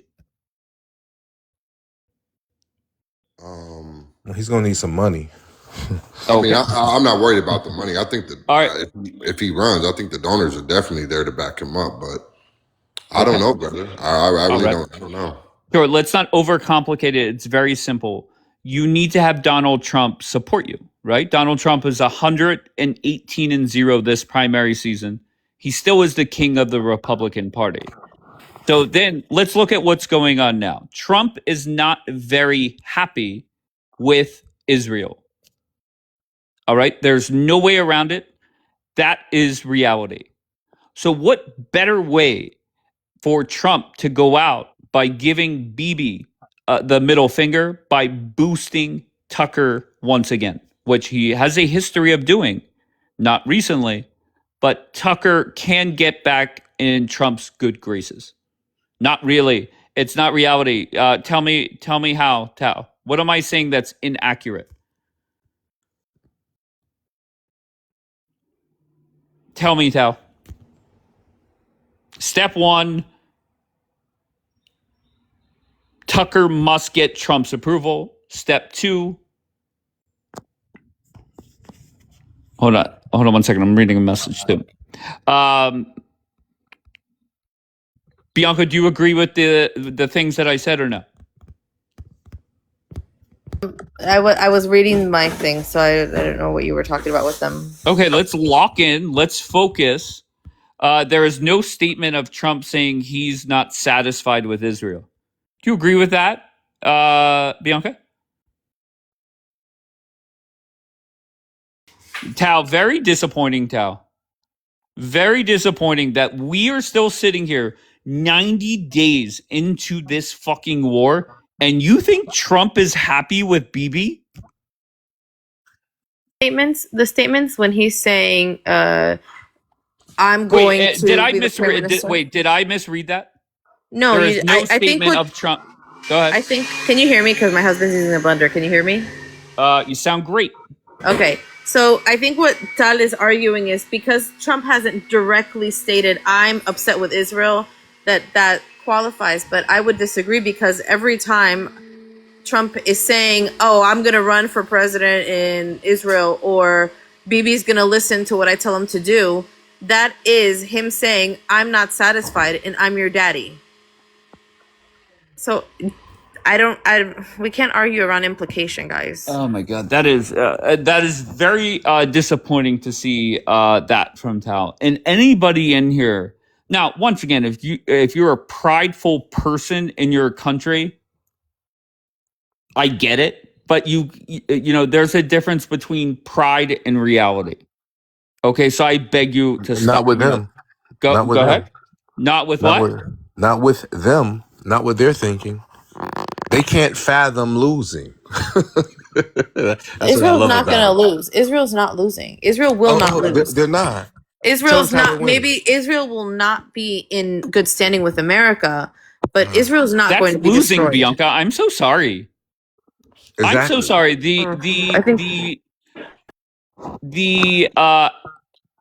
How do I phrase it? Bibi, he keeps pissing Trump off. That's going to hurt Israel in the long run. Yes. Maybe not. We're not going to be destroyed. I think for me, when I hear losing, it's we're going to be destroyed. There's not going to be an Israel anymore. That's not going to happen. Going to be destroyed. You're okay. Wait, what did you say, Julian? From my mouth again. Luke 21:20. That's prophecy. It says, when you see Jerusalem surrounded by armies, know that its desolation is near. Wait, hold on 1 second, Julian. Mamacita says, Dave, will you come on and say you are wrong if you are? About what, Mamacita? Mamacita, are you under the impression that Trump is not, or Trump is happy with Bibi?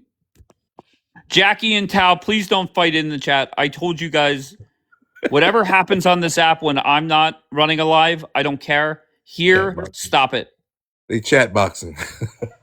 I mean, they going at it, thumb thugging each other. So, Bianca, whenever I dropped everybody and came back here, I did say that at some point, everybody within Israel has to be worried about about what happens after this war. Yes. And it seems like some are. I'm not saying it's everybody, but these war-mongering fools. Why is it beneficial to stay in Lebanon where the end result is not going to be the eradication of Hezbollah, just like I think it's Hamas. I think it's idealism, and I think it's propaganda. And I think that a lot of people believe that it's possible to get done. I think a lot of people believe that Bibi is capable of eradicating Hezbollah. I don't believe that. I'm sorry. Okay. You don't believe, okay. If we couldn't finish off Hamas, then we're not going to finish off Hezbollah, which is much stronger. Yeah, doesn't that make sense? Common sense? We need America. America can do all that, but America's not going to do that. So we have to stop. We have to stop. You're rational. You're not Jewish. You're not caught up into that pride. Don't do that. Don't do that. Stop. Shit. Stop right now, you're not Jackie. caught up in that pride. Stop, Julian. Julian, stop. Jackie and Tao, I said stop, or I'm going to mute you both. Ignore each other. Julian, make your point. Well, the point is, let's agree on reality. They have this fantasy about Greater Israel, and this pisses on their fantasy. And this is what they don't like. Tal and Mamacita and Delay and even Ariel and all these people do not have this fantasy about Greater Israel. Okay, they've never talked about that. They don't think about that. I've never heard that before TikTok. Then why the need to go into Lebanon then? The need to go into Lebanon is because they are hurting the people who live in the north. They're building tunnels under their homes, like Hamas but a was building. ceasefire would get that stopped. Yes, exactly. Because Hezbollah is going to do what Iran says. The argument that it's not going to be forever, I get that. I agree with it. But we have the mindset that a war begins, there's a ceasefire or an end to the war, and we meet back at the same spot in a few months or a few years. Okay, now the good news is, and this is reality, the good news is when Trump throws Bibi under the fucking bus, which he's going to, Bibi will not be as emboldened to go start picking fights without the United States backing him up. He will be stupid. Isn't he about to leave soon, though? Isn't he about to get voted out soon, hopefully? Yeah, they're going to throw him under the bus. I don't know. I don't know how the elections over there are completely different than America's, and I'm not an expert on that. But they're going to throw him under the bus. And to be honest, I'm not even worried about who is leading Israel. That's a Bianca and a Tao and a Daniela thing. Okay, let them figure that out. All right? They're done. They're through. Dave, did you say something to me? My daughter called me. So no, it's all good. All good. I just don't get the mindset. If you were sitting here on day 90 of the war thinking that A, this war is going as planned, or B, Donald Trump is ecstatic with Bibi, take another fucking shot or take another hit of your joint, whatever the fuck you're on, keep going. Okay, wake the fuck up. Did Tal say that? Tal, do you believe that Bibi and Trump are on good terms? Even Mamacita said something. No, I don't think Mamacita. No, Mamacita. Hold on, let me scroll up and find this fucking comment. And I quote: "I don't know if he's happy. I haven't spoken to him today, but I don't like speculation. When there's a whole bunch of examples of Trump giving Bibi the middle finger." Tal agrees. Look, Tal agrees. What? He doesn't believe there are good terms. He just said no. Then there was a miscommunication. Israel isn't Bibi. No, I agree. Okay, but once again, you will never have a more pro-Israel, pro-Zionist administration ever again. I just want to say, guys, when we're talking about this, not you, Dave, but like in general, there are terrible things that the people in northern Israel are going through. People with babies, little children, they have less than 15 seconds to get to a bomb shelter. Sometimes they don't even get an alert. So yes, there are tunnels and they are being attacked, and they can just be attacked whenever Hezbollah decides. If they want to shoot, if there are farmers working in the field, if Hezbollah is seeing them and just wants to kill Israelis for fun, they freaking shoot them. They sniper them. Why not get out of Lebanon and get a ceasefire? We have the advantage, that buffer zone. They can't hurt the Israelis, the innocent people who are just farming. Wait, you have the buffer zone now? Now we do, but if there's a ceasefire, they're going to try to make Israel get out. Wait, they're still shooting off rockets or drones or whatever they're doing. They're not. Okay, they're still shooting off rockets, but do you understand? If there is no buffer zone and if IDF is out of Lebanon, That means they can sit from mountaintops and just kill Israelis walking, men, women, and children hanging out from mountaintops into Like fields. they do like the IDF does. We don't do that. We don't do that. Yeah, they do. We don't do yeah, that. They do. Yeah, they do. 100,000 unalived civilians, and you're gonna sit here and make an excuse for them. The world. There is a video out there. Whether you like it or not, the world is tired of you. You too, Bianca. Okay, good. And that place will never God's not tired of me. The other day, that place will never be safe. 2 days ago, I believe I said there's going to be some nonsense coming out. And if anybody pays attention to the BBC coverage, it started there and it will go. My guess is usually it will go to CNN next. All right. So you could go judge for yourselves what the fuck they were putting out there. Okay. But it's not pretty. All right. America has some real internal problems too between the left and the right. And the left is going to use this entire war situation against Donald Trump. You're starting to see it leak out, things in the media starting to leak out. And when the smoke is cleared and all the casualties are counted and all of the money that America spent in this war and all of the bases that need to be rebuilt or evacuated, they're going to throw Donald Trump under the bus. These very same people. But nobody cares about that. Nobody cares. Nobody cares. Wait, I'm so sorry. This war will end. Israelis will be upset that Trump, cut them short. The Persians will be upset about no regime change. But who cares? The Persians? You mean the refugees that ran from Iran that want America to do everything for them? Fair enough. Okay. Yeah, them days is over. The Persians have already spoken loud and clear to the world. Iran shook up like Muhammad Ali, I shook up the world. Iran shook up the world. Do you understand that, bro? Iran, 16 American bases, regime still intact, shut down the Strait of Hormuz, got rid of the petrodollar, put America out of the Middle East, and made Israel crumble. Oh, they shook up the world. Shout to the Muslims, not the Sunnis, the Shiites, not the Arabs, the Persians. This dude. No, I mean, Joel, he's on. And once again, Julian, I get the hatred for Israel. Okay, I get that you hate them, but what ruins it is you have plenty of chances to criticize Bibi right now, and you just fuck it up as always. Bibi is you dropped the ball. Bibi is not acting by himself. The masses of the people support this maniac. No, they don't. No, I'm so sorry. Have you met my friend Bianca?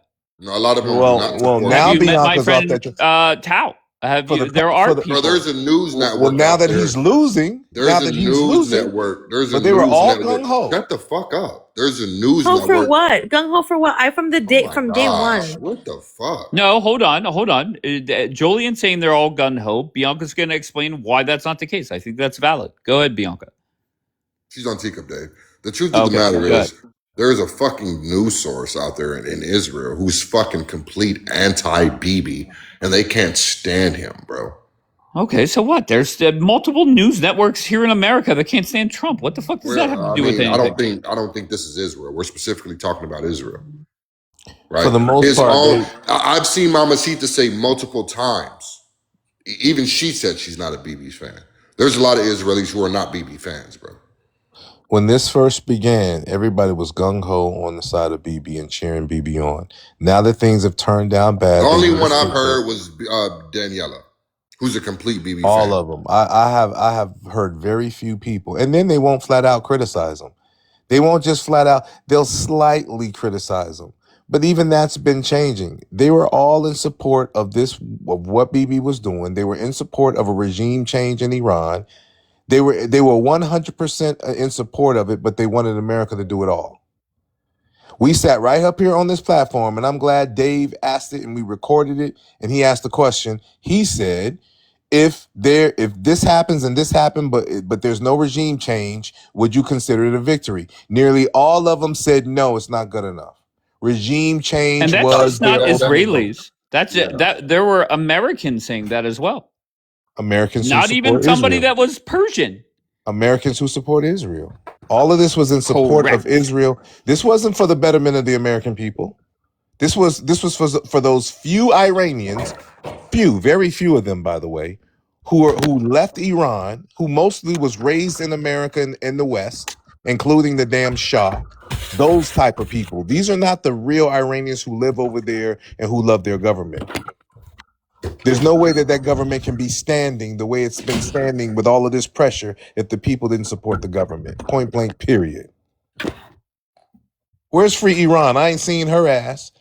She ain't got her camera on with her titties up in the camera and shit. Oh no, she's got money from her. She's got money from her sugar daddy. She's busy. You see, there you go.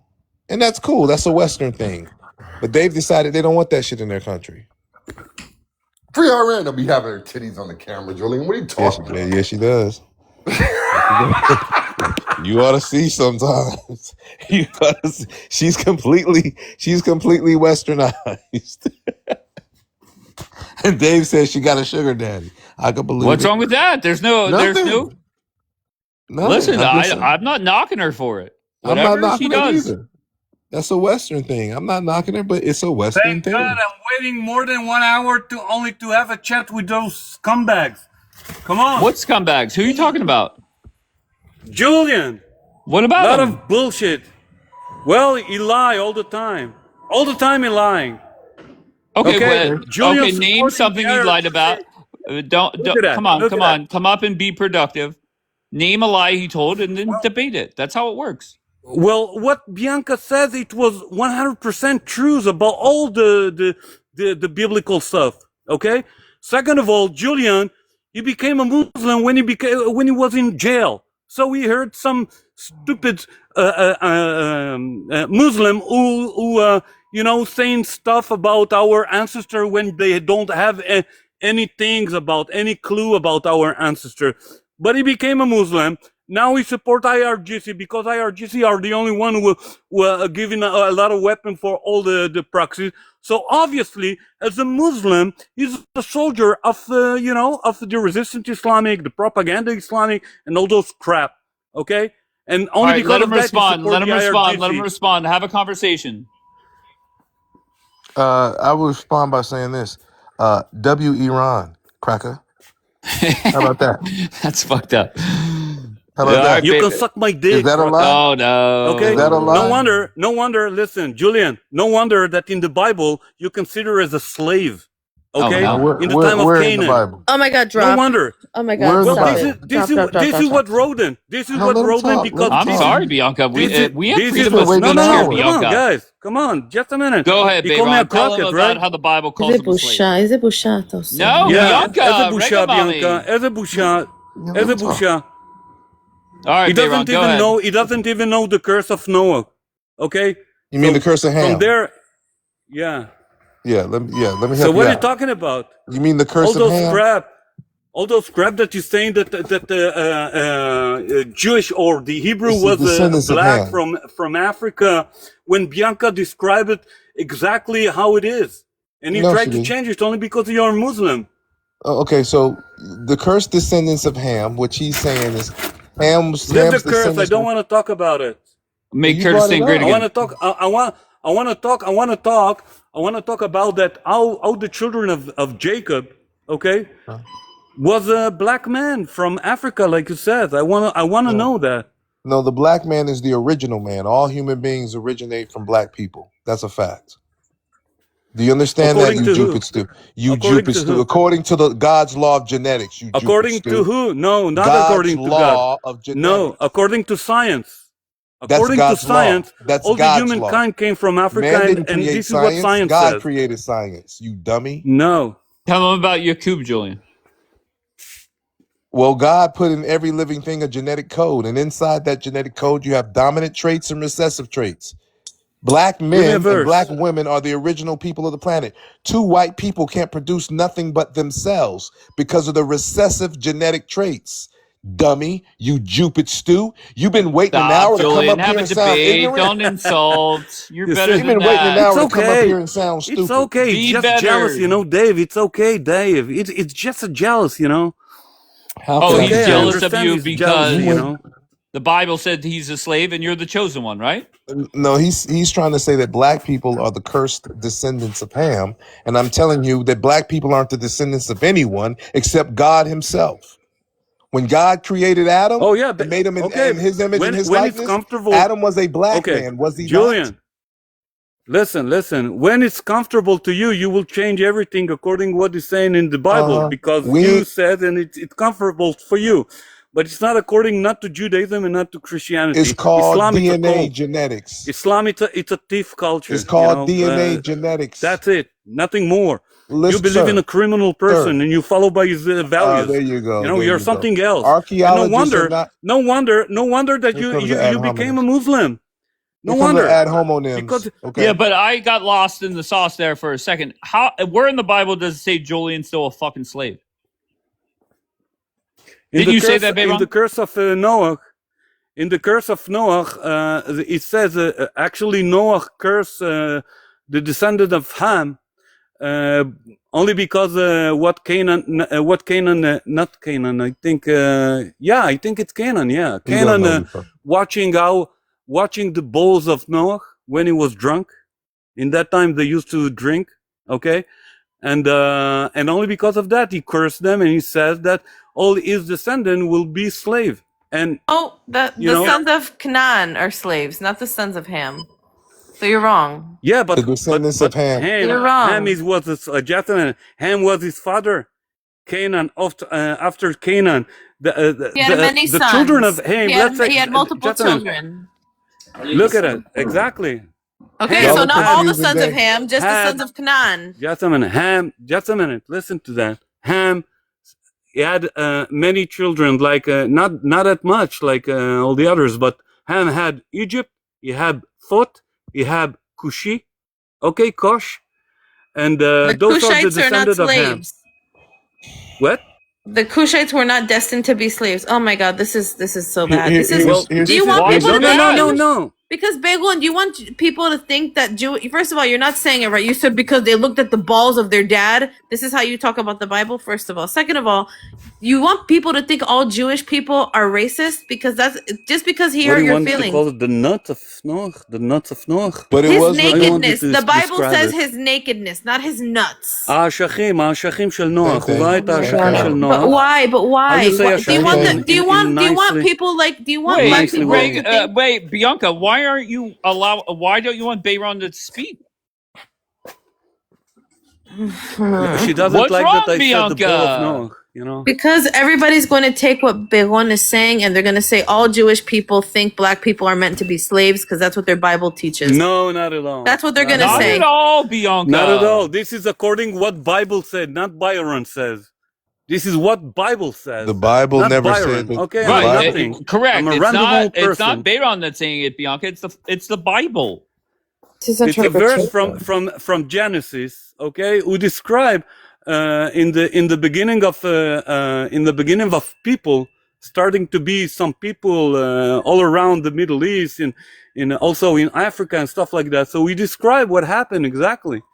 So right. This is what is described.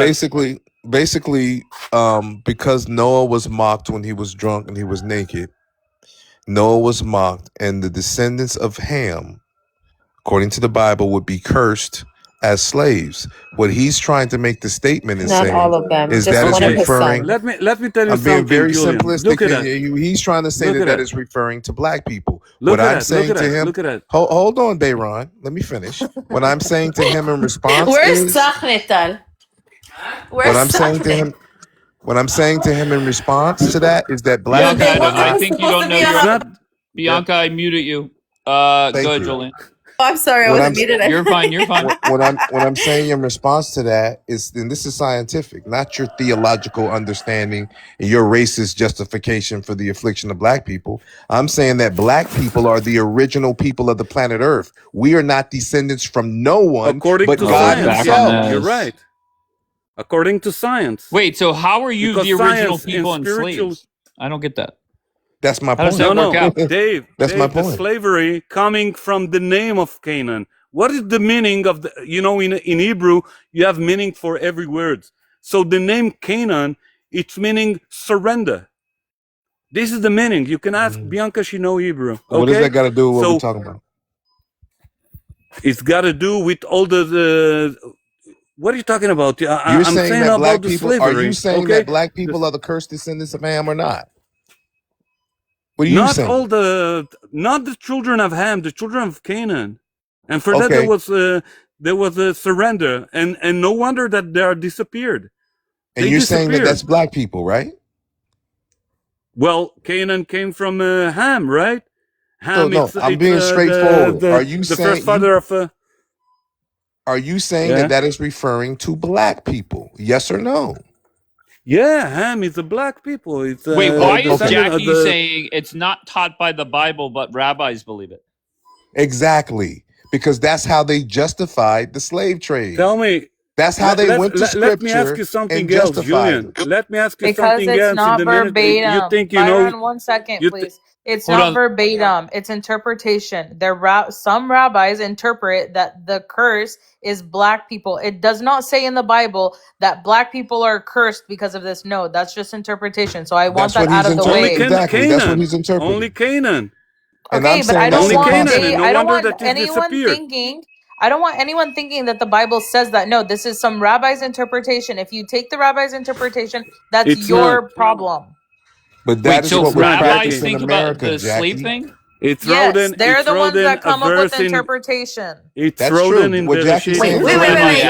No, the Bible says that the sons of Canaan or the descendants of Canaan will be slaves. Okay. Once again, what are you doing? What are you doing? Why are you doing that? Why are you defending them? It does not say they'll be black and that's their curse. No, I'm not saying that they're black and that's their curse. Absolutely not. If anything, when he's bringing up the other sons, saying, you're defending it. I'm not defending it. We're arguing accuracy here. The rabbis didn't invent that it says these sons will be slaves. What they're inventing is the fact that all black people are going to be slaves because they're inventing the curse is being black. They are right. The curse it's wrong. Is being I said black. that from the beginning. But that's wrong. what rabbis interpret, and you can't say they don't because they do. There's videos, YouTube videos about it. I'm just saying the whole slavery part is not invented. It's just this interpretation. Well, I came up to fight with Islam. Now I see the Christian against Christian. It's not good for me, you know. I'm coming up to cook the ass of Julian, you know. So yeah, but Julian, it was rabbinical. It was rabbinical Jews. Jackie's correct. Who was? It was Julian. Listen to that. Who was the wife of Moses? How is that relevant? We already missed. You missed that conversation. We had it earlier. She was black. We had it earlier. Just a minute, guys. It's relevant because you said she was black, and she was not black. She was semi. She was descendant of the tribe of Midian. Midian was one of the kids of Abraham because Abraham had 8 kids and not 2. And so Midian was part of it. Okay, so you understand me? So when you're reading your fucking Quran, try to ignore it and go to the Bible, go to original religion that you birth in. You know, you're a Christian. You're supposed to know everything about Bible. How come that you know shit about it? I'm a Christian. You're born as a Christian. Yeah, you're born as a Christian. How you know that? I know that. You said it on a panel, Julian. I know that. How you know so much about me? You said it on a panel. Julian, come on. So I study. Listen, I study everything, right? And what you are articulating is the cursed descendants of Ham, which was how Christians and Jews in America, that's what they used to justify what they did to black people for hundreds of years. They would no. I'm not justifying slavery. This is my historical ancestor fact, never was part of this slavery.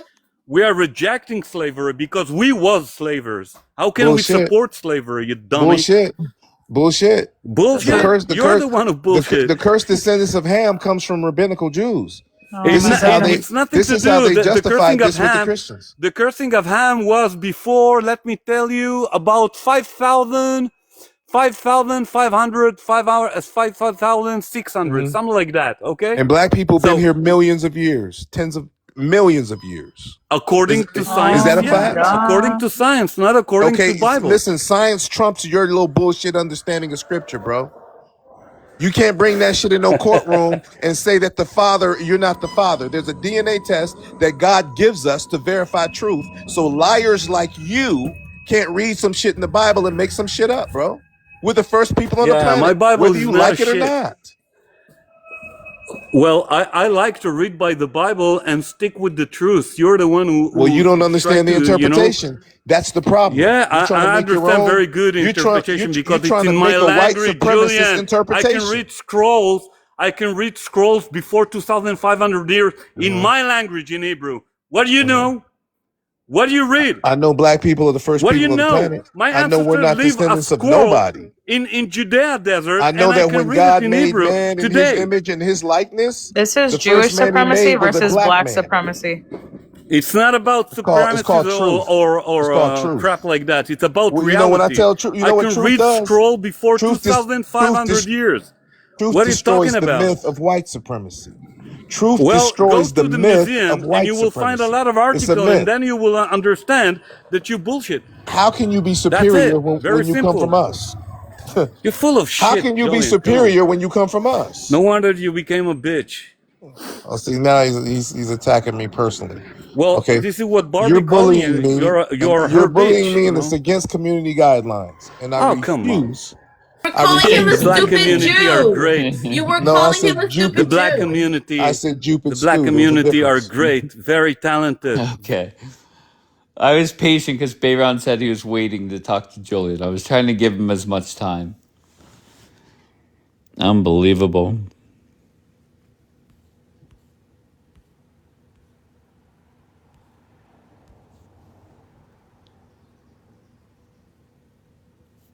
Not Julian. Well, what do you expect? Nasty work.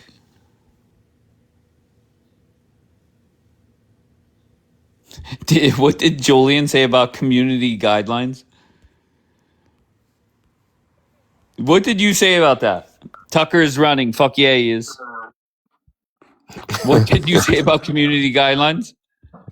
He was bullying me, man. I was telling him that I have community guidelines to protect me. You know what I'm saying? He was bullying me. You're such a With the fucking ad moron. hominem attacks. Why is he why do y'all have such I know why, but I want you to answer. Why y'all have such a problem with black people being the first people on the planet? How do I have a problem with it? Well, you always not necessarily you, but people like him. As soon as I say that black people were this, they get all in a tizzy. No, they wasn't. No, it wasn't. That's not true. It's the truth. When they Now, go what I look do at push back on is the foundational Black American thing. And the reason I push back on it is whenever I say, what proof could you give to a judge to prove that you're a foundational Black American?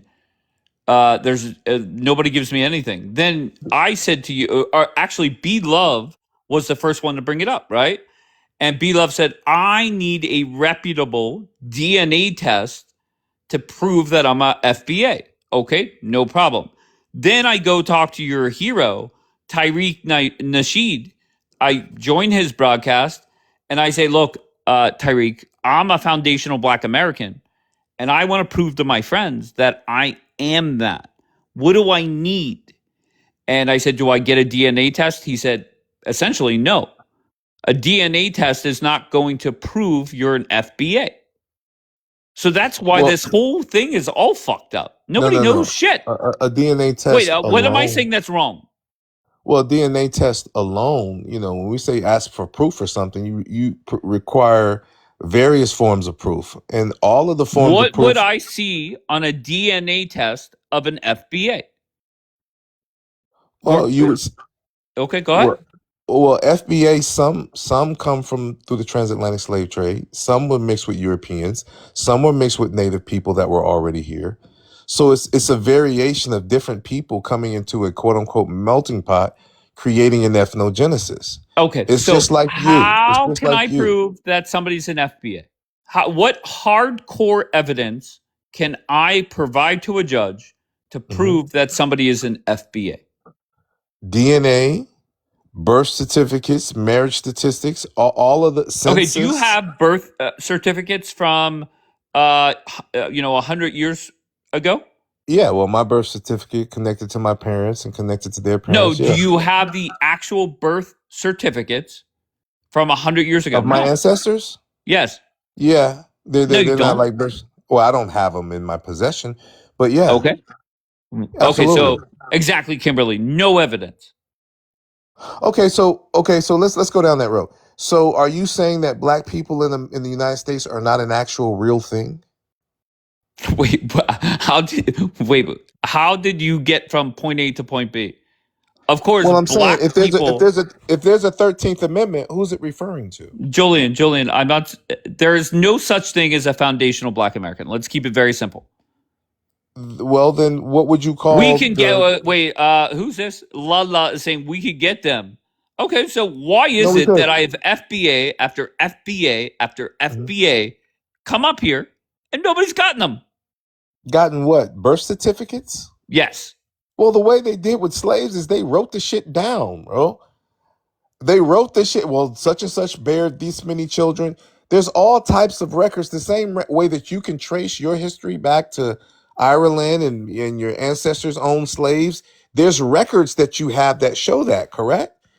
There's records. So there's all types of records to prove that there were black. Whether you believe I'm one or not is a different question. But that 13th, 14th Amendment were written in the Constitution. Okay, can we just give me a yes or no? Can you provide evidence to a judge today to prove that you're FBA? Yes. Yes or no? Yes. Okay, what evidence would you provide? My family tree, birth certificates, marriage certificates. Wait, I said, do you have them? You said no. Well, I have some of them. I can't go back to the 1700s. Okay, so we can't prove it. I have enough to show that I'm a foundational Black American. I have enough to show that I'm not an immigrant. None of my lineage of my family comes from Africa or other places but the United States of America. Like your family came here, what, in the 1700s, Dave? I'd have to go back for my dad's mother's side. We did a very detailed, I don't know how they did it, but they got how very far does detailed. It go back? How far? Honestly, I don't want to misspeak. 1800s. I honestly, I don't know. Okay, but I'm sure if you researched it, you could find out because it's there, right? Everybody who came through Ellis Island or whatever, they signed something or whatever. But that's not the point. The point is that there are black people here in America that are a different ethnic group than, say, the Nigerian or the Somalian, or we're not the same, bro. And once again, I just want to clarify. Somebody sent me a message about it. You could say whatever you want about the Somalians. I always say, look, they come over here. They don't play victim. They don't make up their own title like FBA. They come over here and hustle the fuck out of the American government. Okay, they don't have to make up their title. They're happy to be here. They don't play victim. You give them rice and bananas and a fucking daycare. They're happy as can be. They're not making up their own terms. Okay, and that's the difference. That's so now you're advocating for immigration. Now you're advocating for immigration. I'll be honest. I'd rather have somebody here that finds a hustle and executes it than somebody that. Hold on, let me answer. Hold on 1 second. It's either choice A, somebody that appreciates being here, doesn't play victim, finds a hustle and executes it, versus a population that plays victim, whines, bitches, moans nonstop for something that never happened to them. Yeah, I would. 6 months from now, you'll be saying FBA. 6 months. First of all, they don't play victim. Why would I start saying FBA? Because guess what? That's the entire argument on that 14th Amendment and birthright citizenship. Okay, number one. Number two, you say they don't play victim. Wait, what do you think the Supreme Court's going to do with that? They're going to clarify that was meant for the descendants of slaves, black people. Do you think they'll continue to allow it? Allow birthright citizenship? No. Yes. They're going to cut that shit out. I think they are. I don't know if you listened to the actual case. I don't know if you're paying attention. You should know this better than anyone, being a foundational white American, that they have decided they want to put a cork in this immigration shit. Yeah, but and that is the weapon they're going to use to do it. Let me explain. Even the Republican members on the court, they were pushing back hard. And I was surprised. I thought it was going to go in Trump's favor. Now, I could be wrong. The Supreme Court has surprised me before. But the way that what I heard that day, it was it could be like 8-1. Nah. Listen, man. The left and the right, this is the biggest thing they're fighting over, is how America's going to look. They don't want America looking dark, looking black, okay? Looking Mexican. They want America to look like America was supposed to look. They've already decided behind closed doors. Don't go into that smoke and the mirrors bullshit. They've always known that this loophole, this 14th Amendment, which El Chapo used to bring his wife here and have illegitimate babies so they could anchor onto the United States, they've already decided they're going to stop this shit. And they're going to denaturalize people that are talking shit about America inside of America. That's already done. I know how you white people get down. I see the writing on the wall. They didn't want to do it. What's FWC? Is that foundational white cracker? Yeah, you can call it that. Well, that's what Lala's think about it. FWC. How would you feel? How would you feel as a person of Irish descent, and your people go all the way back to the beginning of building and establishing America, and some recent Irish people come over here and say, "Hey, I'm an American," and try to usurp what your people you have created and done after they failed over there after the potato famine and shit? Okay. And another thing. But let's talk about that, right? In this detailed report, I think I had family members die during that. You don't hear me playing victim for shit that happened to my people, right? Like, were you dying over a potato famine? And that's why I ask the question often. Very simple.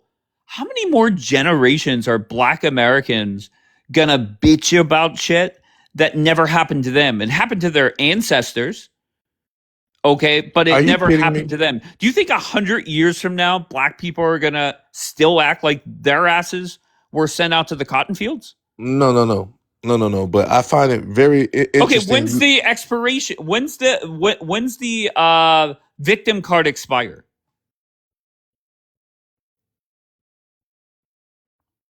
All right, Farrakhan's calling you. I'm sorry. The whole thing is expiring right now because what's happening is there's things in the Constitution that is being clarified. It's being clarified. But that's not going to stop people from playing victim. Are you fucking kidding me? Well, you know, the Democrat Party pushes this victimhood policy type of thing, right? And what they're doing, and they've been the biggest force behind these people that you apparently like, these Somalis that don't play victim. It's not that I like them. It's I can tolerate them.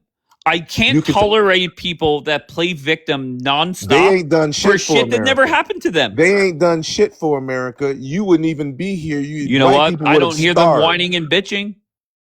But because they don't have nothing to whine and bitch about. I don't hear them whining and bitching. They don't have anything to whine and bitch about because the minute they filled out their immigration papers, they signed that they're victims. Victims ran from their homeland because they're victimized. If they're great, they gotta hustle. They're not whining and bitching. How come they didn't do it over there? They're sitting in an empty building, collecting millions. Yeah, just like many Israelis. I'm not. Just like many Israelis. Just like Israel. Everybody wants to use America and suck the blood from America to fight their wars, help them out of their shitty situations in their own countries that they didn't build, and they want to run into America and benefit off the rights and privileges, none of whom their lineage fought for, didn't build shit. That ain't bitching and moaning. That's making an accurate, actual, factual statement. Black people never got no 40 acres and a mule. Black people started off with less than zero. Here we go. More bitching and moaning. And we still caught up. More bitching and moaning. I remember the one morning we looked this up and they said the people that were supposed to get the 40 acres and the mule, they showed up late. And they gave it to white people. They showed up late. No. I know that seems like a joke. But I'm telling you, somebody pulled it up the one day. Mm-hmm. I don't know who it was, but they did pull that up. All right, so just stop playing victim. You live in the greatest country on this planet. No, we built that is your reparations. We built the greatest country on the planet. Number one, and number two. Oh, stop! The entire existence of Israel, who apparently you love, that's all they do is talk about their victimhood and what they should get and what's been done to them. You know who doesn't play victim? Who doesn't play victim? The victimizers. The victimizers are the ones that don't play victim. The victimizers. Unbelievable. But the fact of the matter is, and even your president said it in front of the world, Black people built the United States. Yeah, he said it one day on MLK. He said it more than that. Show me two clips. Show me two fucking clips of Trump saying that. He said it once on MLK Day in front of a wealthy African American donor. So you saying he was lying? So he's bullshit. He threw him a bone, just like Jews. So you saying he was so he lied? No, Black I'm not saying he lied, but don't act like Donald Trump every stump speech or every State of the Union he's saying it. He said it once. I didn't say that. I didn't say he did. But the fact of the matter is, he only said it once.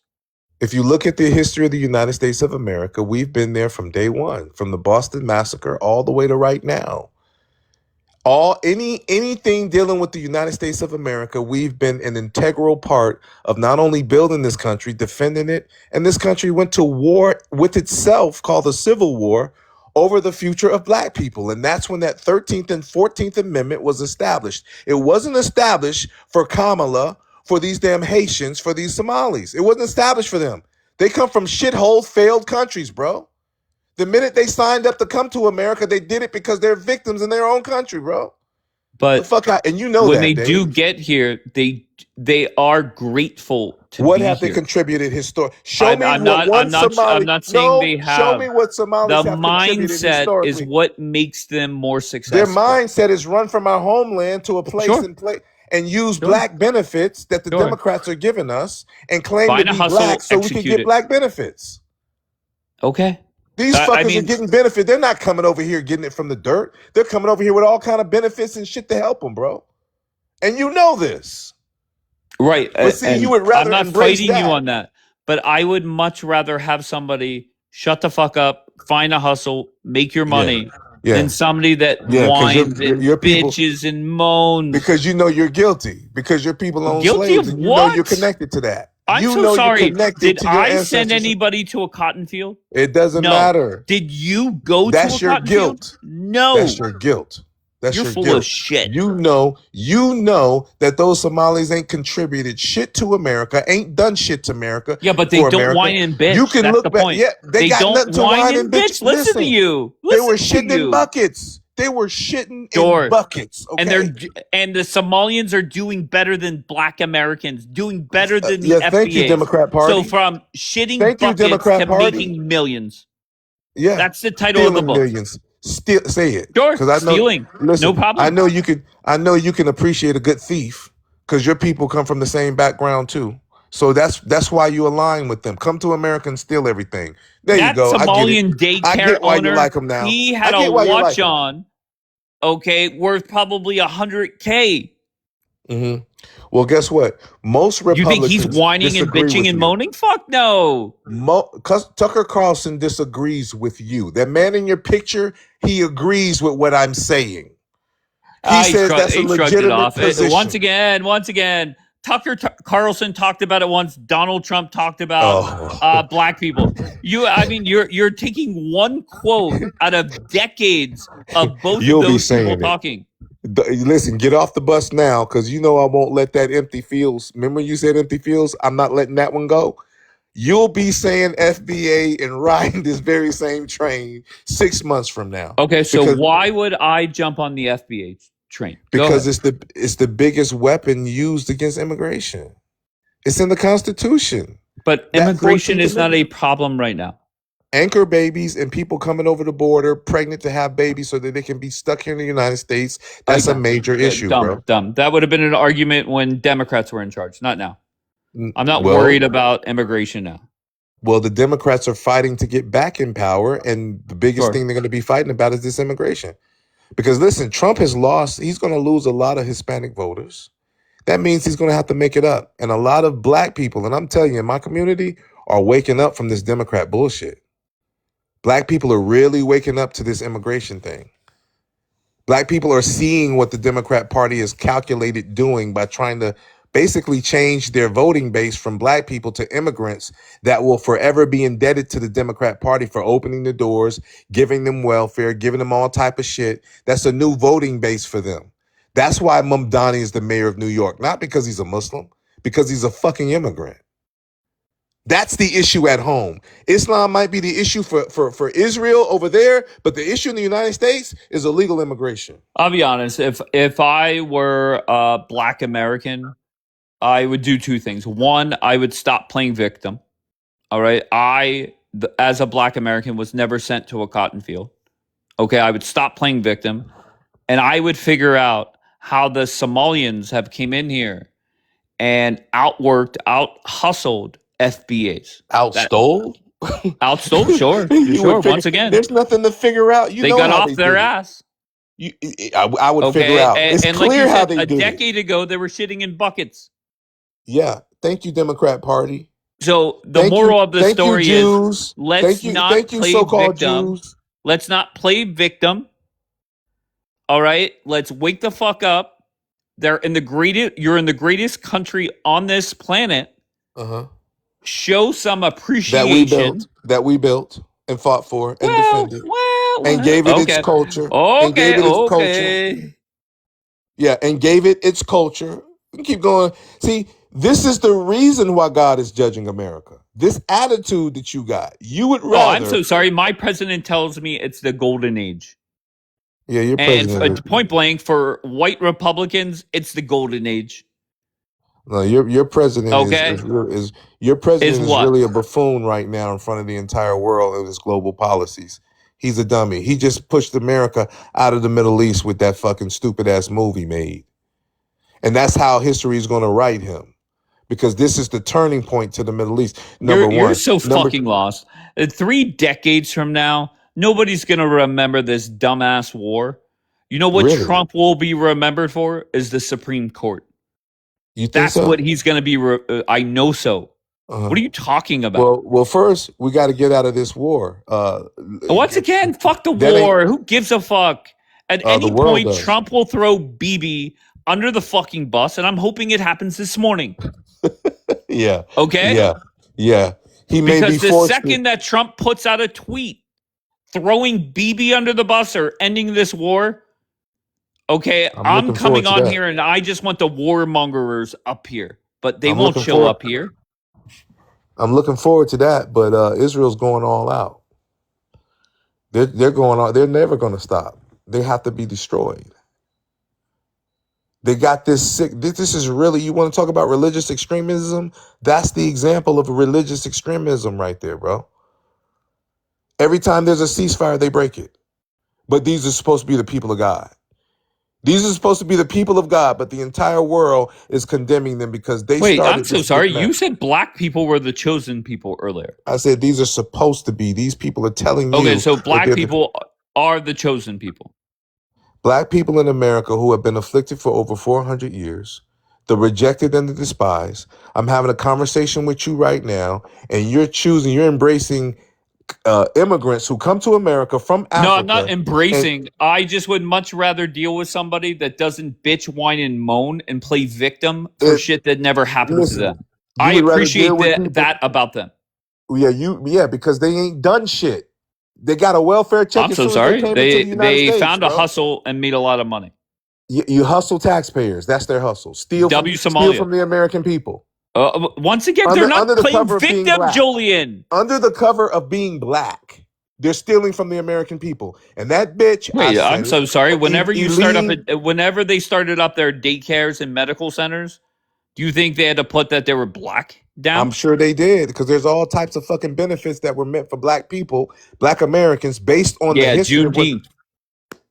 Well, whatever you want to call it. Those are the benefits. That's about it. They weren't around. The Democrats threw you guys a bone and said happy Juneteenth, and that's that. Listen, if they're so great, why is Somalia a shithole? If they're so great, them leaving Somalia shows victimhood. Fuck are you talking about? If all of these this is Africa we're talking about, the richest place on the planet in terms of natural resources, and they ain't built shit over there. What you don't like the fact that when I talk about black people building this country, it fucks with your conscience because you understand the history. So you'd rather deal with people that don't have that history that you're connected to. But guess what? And somebody said, how did black people build this country? Like, how would you explain it in just like a sentence or two? We made America rich. Cotton made America rich. Super rich. Okay, so would you say that the illegal immigrants that Donald Trump paid to build Trump Towers are all his buildings? Would you say that the illegal immigrants, that's their property? Or they build it? No, of course, Trump built it. Well, it's not just building it. Wait. Okay, not only what else? Did we build it for free, we fought and defended it. Well, to be fair, Trump doesn't pay off his contractors anyways, allegedly. Okay, so I just don't get it. How that would be like the 100 illegals that Trump paid or Trump had build Trump Tower and saying that they built Trump Tower. No, Donald Trump did. Donald Trump got workers to get the job done. There's the difference. He paid them. See, that's the difference. Well, and not they came all voluntarily. See, the difference is they came voluntarily. But the fact of the matter is, when you look at the United States of America, you can't tell the story of the United States of America without telling the story of the black man and woman who were here from day one. I know you don't like it, but do you think we could tell the story whenever Donald Trump dies? Is it fair to say we can't tell the story about Donald Trump and what he did business-wise without talking about the illegal immigrants that built his buildings? That's essentially the same thing. Well, he paid them, though, Dave. Whether they were here illegally or not, the principle is that they came voluntarily. He didn't force them. Unbelievable. They came voluntarily, bro. My hope is 100 years from now, black FBAs, black Americans have more of a Somali mindset, meaning they're grateful to be in the greatest country. They're not bitching and moaning and playing victim. Why would we want a Somali mindset, bro? That's a loser. I just explained. What has Somalia done in the world, bro? I'm so sorry. They don't whine. They don't bitch. They don't play victim. They find a hustle and make money. Find a hustle, or they find a crime to commit and steal from the American people. Once again, apparently you're okay with them stealing from the American people. No, I'm not okay with that part of it. I am happy that they're not whining, bitching, moaning, playing victim. And that's what black Americans do as a whole. Black people should just steal everything and find the hustle and steal shit. I'm so sorry. Did you watch the BLM protest when everybody was stealing shit? How'd that go? Well, when we find the hustle, we're criminals. You bring up the crime statistics on us, right? When they come into America, they say, I'm black. I think it's brought up because of the whining, the bitching, the moaning. No black person can come across these borders and complain about racism. Okay? No black person can come into America and complain and say, I'm black and you're racist. Same thing with the Arabs. Same thing with all the fucking immigrants who come into the United States who criticize. You can't criticize the United States if you come into the United States and you ain't fought and bled for no fucking First Amendment. I can do that. Thank you, Martin Luther King. Thank you, Fred Hampton, Malcolm X. I'm so sorry. What did you do? I can do that. What did you do? You did nothing. I didn't fall out of the sky. I'm connected to all of that. What did you personally do? I was born in America through my fathers and my father's fathers, and I'm continuing the legacy to fight for our justice, bro. Do you really think 100 years from now, black Americans will no longer be playing victim? No, because we'll have justice. They're still going to be, yes or no? Will they still be playing victim? No. The wise what's justice black to you? people, 40 acres and a mule, reparations. What is justice to you? No, the black people who decided this past election and voted in favor of Trump, those black people, even though a minority, those people are not falling under the Democrat policies that push black people to constantly play victim. These are policies that the master victim, which is these so-called Jews, they're master victims. Oh, but Hitler. Oh, but we've been oppressed. I think the key word is master. But they're the biggest crybabies. They're the biggest goddamn crybabies on the planet. White people will be gone. Can't spell gone. Completely gone. But gone. Done. White people are just gone 100 years from now? Genetically annihilated. Gone. Natural death. Wow. You're dying right now. Wow. Numbers are going down, right? That's called a natural death. Because if we just naturally mixed, it'll be no more of you. This is what the wise planners in the White House and other places in the hierarchy of our government don't want. They don't want a black or dark America. This is why they're fighting this immigration thing. It's not because they love black people. But why do you think about that? Why is it that the original, right? You're the original, allegedly. You're the original. Why is it that you're the first people on this planet, but you ended up getting owned by the rookies, the white people? I don't understand how that happened. Well, I said that earlier. That was written of in prophecy. When God made a promise to Abraham, he said this would happen. He said that Abraham. Wait, you're saying go ahead. Well, he told Abraham to know of a certainty, of a surety, that a member of his descendants will be held in a strange land and afflicted for 400 years.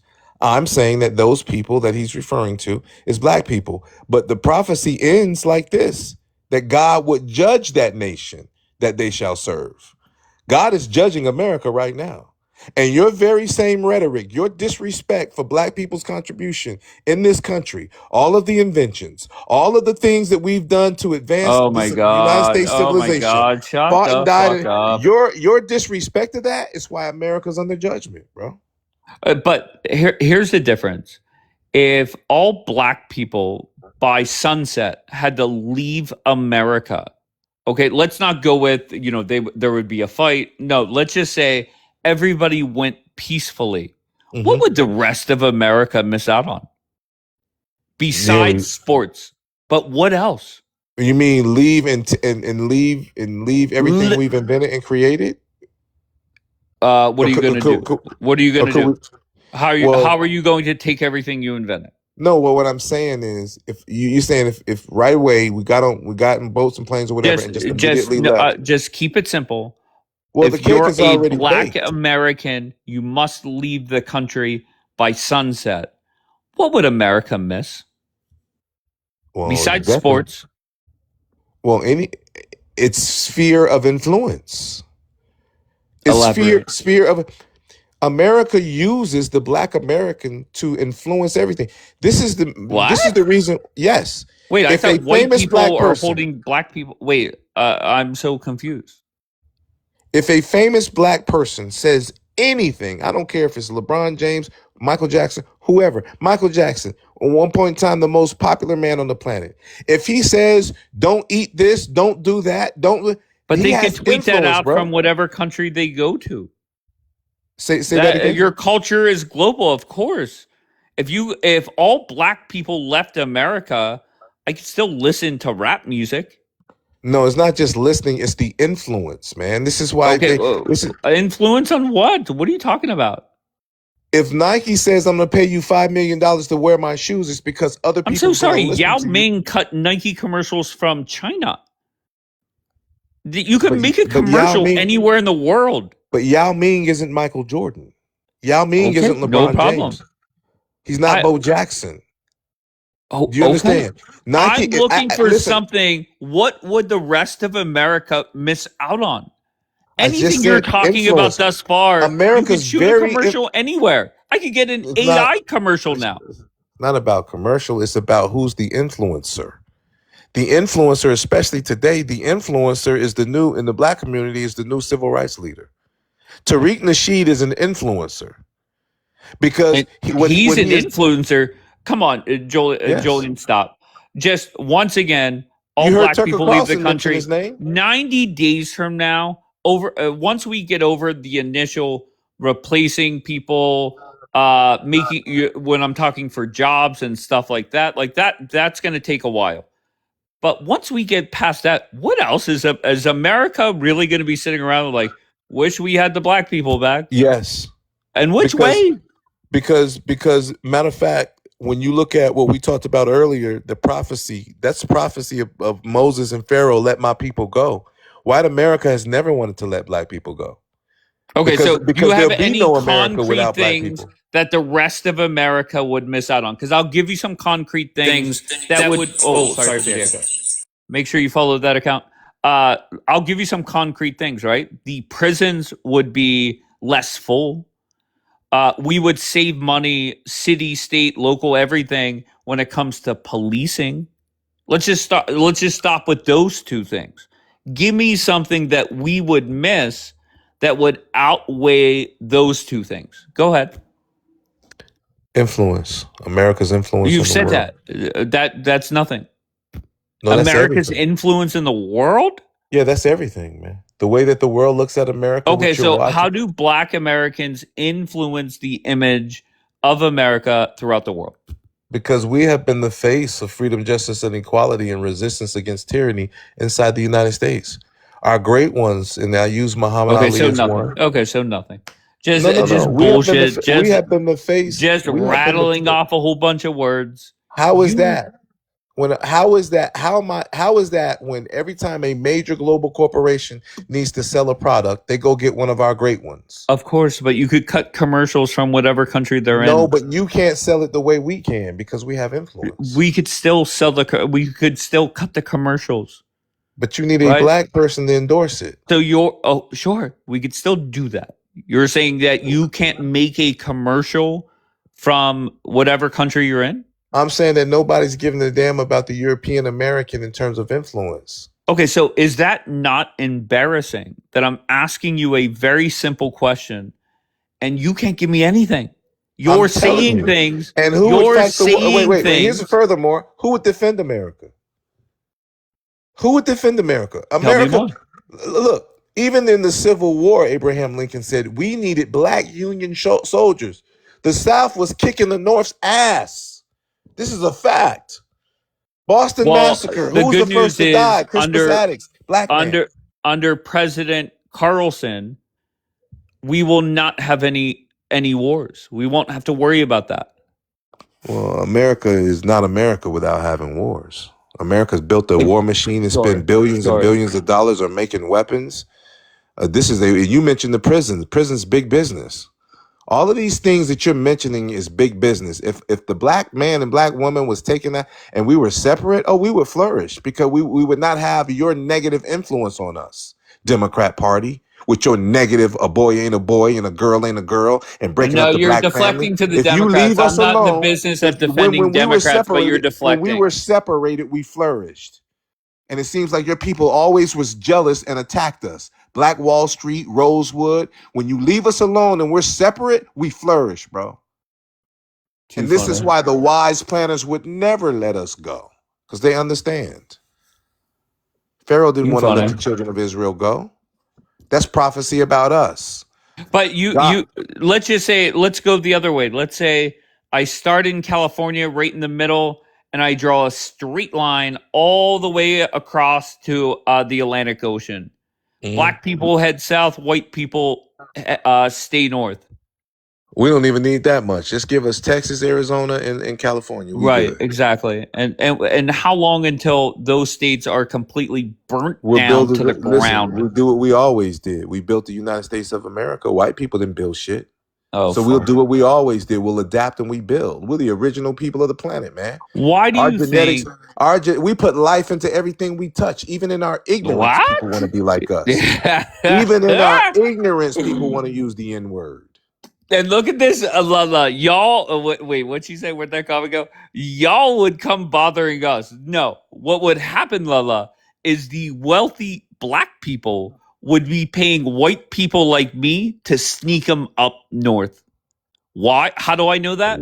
Because I'm so sorry, any wealthy black person that gets a big promotion or hits the lottery, they don't go back to the hood. They don't stay in the hood. They get the fuck out. Really?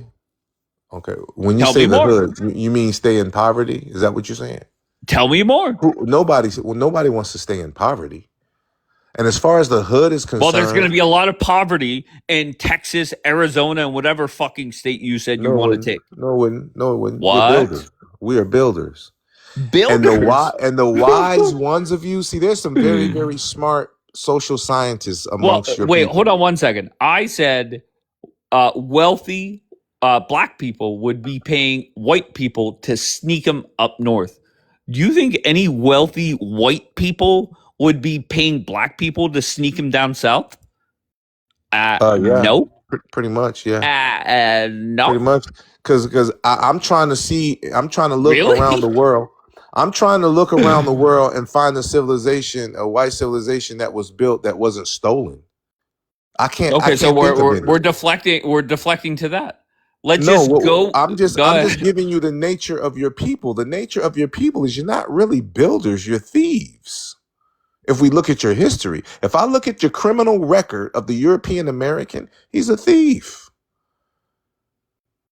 Then why are black people committing more violent crimes in America? Are we really?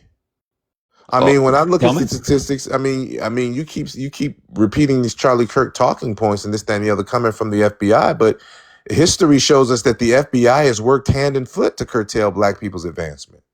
Okay, so the There were FBI secret programs. There were secret okay. programs by the FBI targeting black leadership, which is illegal, and unaliving our leaders so that we wouldn't have leadership. This is a Whites fact. are the most violent globally. We're not talking Absolutely. about globally, la la. Absolutely. Okay, so let's talk about the crime stats coming out of Chicago. You have a black mayor, a black police chief, a black assistant police chief. Can we trust those numbers? I don't know. Probably. I mean, there's definitely problems. There's definitely problems in the black community. Absolutely. But when you look at Chicago, for example, that's directly tied to the Democrat Party that is controlled and ran by white Jews. That is the Democrat Party and all of these liberal all right, so policies instead of taking accountability about, for the Jews, black community, you blame it on the Democrats, then the Jews. Crackers, whether they be Christian. That is why 100 years from now, nothing's gonna change. Are you telling me that Jews don't run the Democrat Party?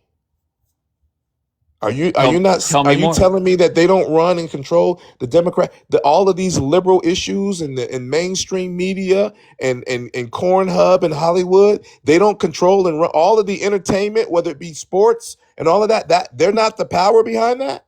Too funny, and this is why Black America will always struggle. Zero accountability. You know why? 100% deflection. You know why? Put that on a t-shirt. Because zero accountability, 100% deflection. That's the problem. Really? No, America wants to take zero account. White people want to take zero accountability. You're deflecting back to that. No. You want to take zero accountability. You want to sit here and say, I'm so sorry. I didn't own any slaves. I didn't send anybody to a cotton field. All right. The worst thing I did was compliment people from Somalia that they came here, out hustled FBAs. Don't whine, bitch, and moan. Don't play fucking victim.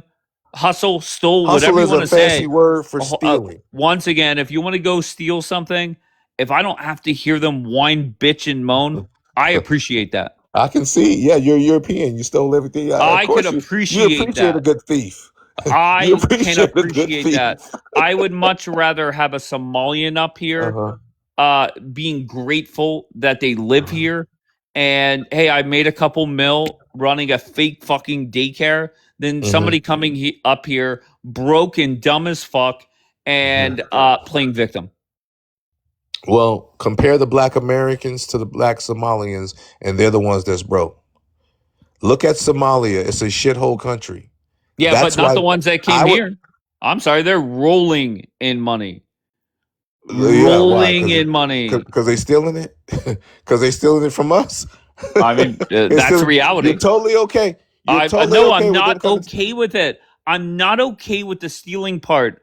I respect the fact that they don't whine, bitch, moan, and play victim. There's nothing for them to whine, bitch, and moan about. That's why they get the job done. There's nothing for them to complain about America. Opened its doors to a place that they have no contributions to and showed them how to steal. So why would they complain? But guess what? As soon as they get arrested, oh, I'm black. That's when the complaints come. You're doing this to me because I'm black. Oh, it's racist. That's when the complaints come. I think there should be a study done. There should be a study done where, I don't know, 1 million black kids are born and they go through everyday American life. And another 1 million black kids are born and they never hear about slavery. They never hear about anything. They just grow up, live life, get a job, and be successful. And I think what hurts people is they have an excuse to use, so they use it. And instead of saying, would they be successful instead of saying, I am terrible or I suck, I cannot make money, instead of taking accountability, they blame it on what happened to their ancestors. And that's the part that is terrible. Would they be successful without coming into the United States? Would they? No, Yeah, of no. course. Look at Once Somalia. again, Somalia is a perfect example. let me take it. Let me make it even more simple for you. Not playing victim will get us better results. Are they victims in their homeland? No. Forget what motivated them to leave? You're deflecting elsewhere. Talk about Black Americans born here in America. If you don't play victim, you're going to be more successful. That's simple. There's no way around it.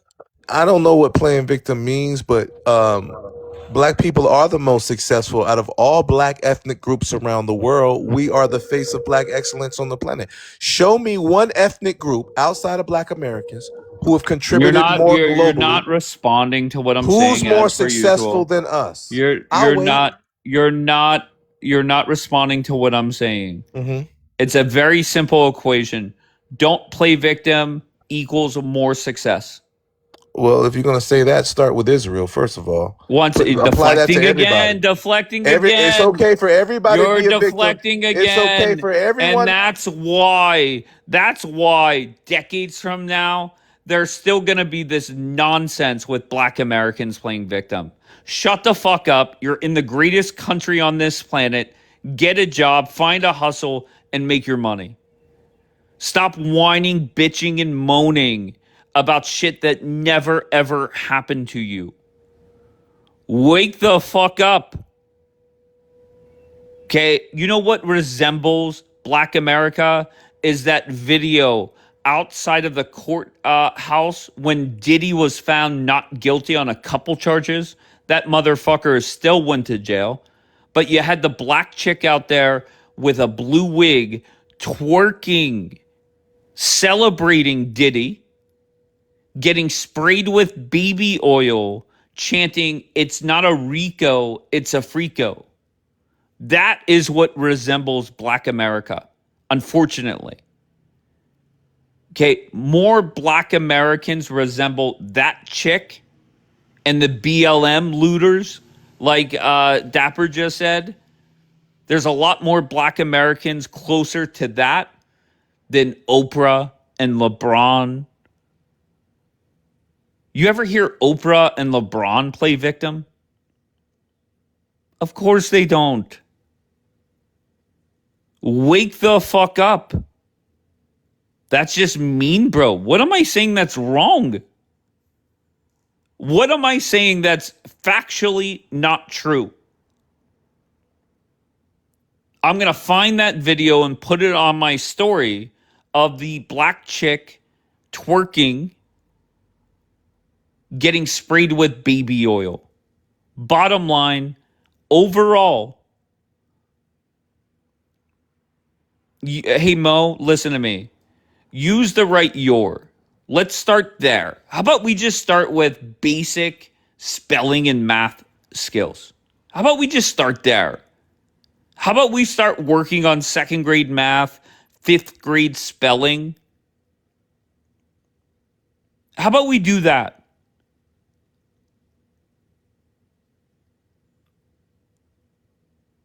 Work as a team. Let's sharpen up on our second grade math, fifth grade reading, third grade writing skills.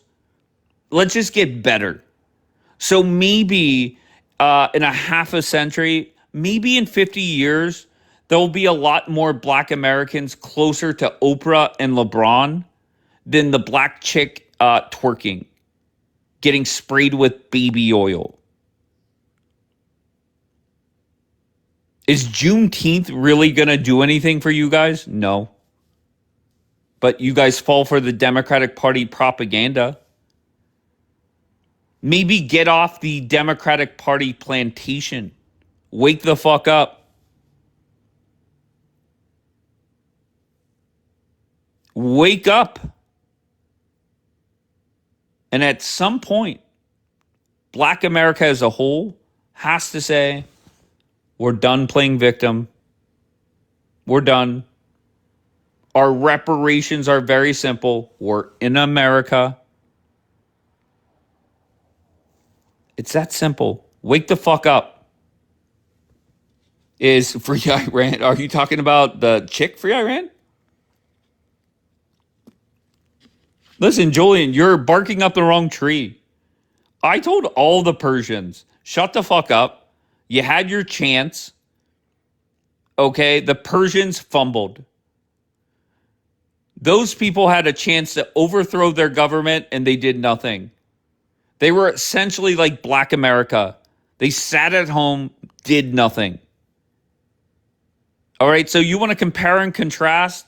You have the Iranians that had the chance of a lifetime to overthrow their government.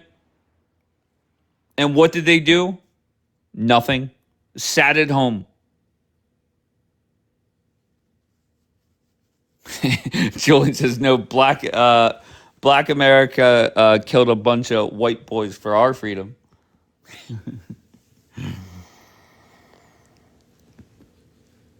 We didn't sit around. We took up arms. And watch, Julian, whenever Trump does end this war, what the Israelis and the Persians, what they're going to blame it on is that Donald Trump showed up too late. That's the bullshit that they're going to spew. Well, the rally or the protests were happening in January. Trump didn't get there till the end of February. Fuck off. Fuck off. Okay. You had BB come and pitch to Trump that it's going to be easy and Trump is going to be the hero and it's going to be a lot closer to Venezuela than whatever the fuck this is. Go ahead, B.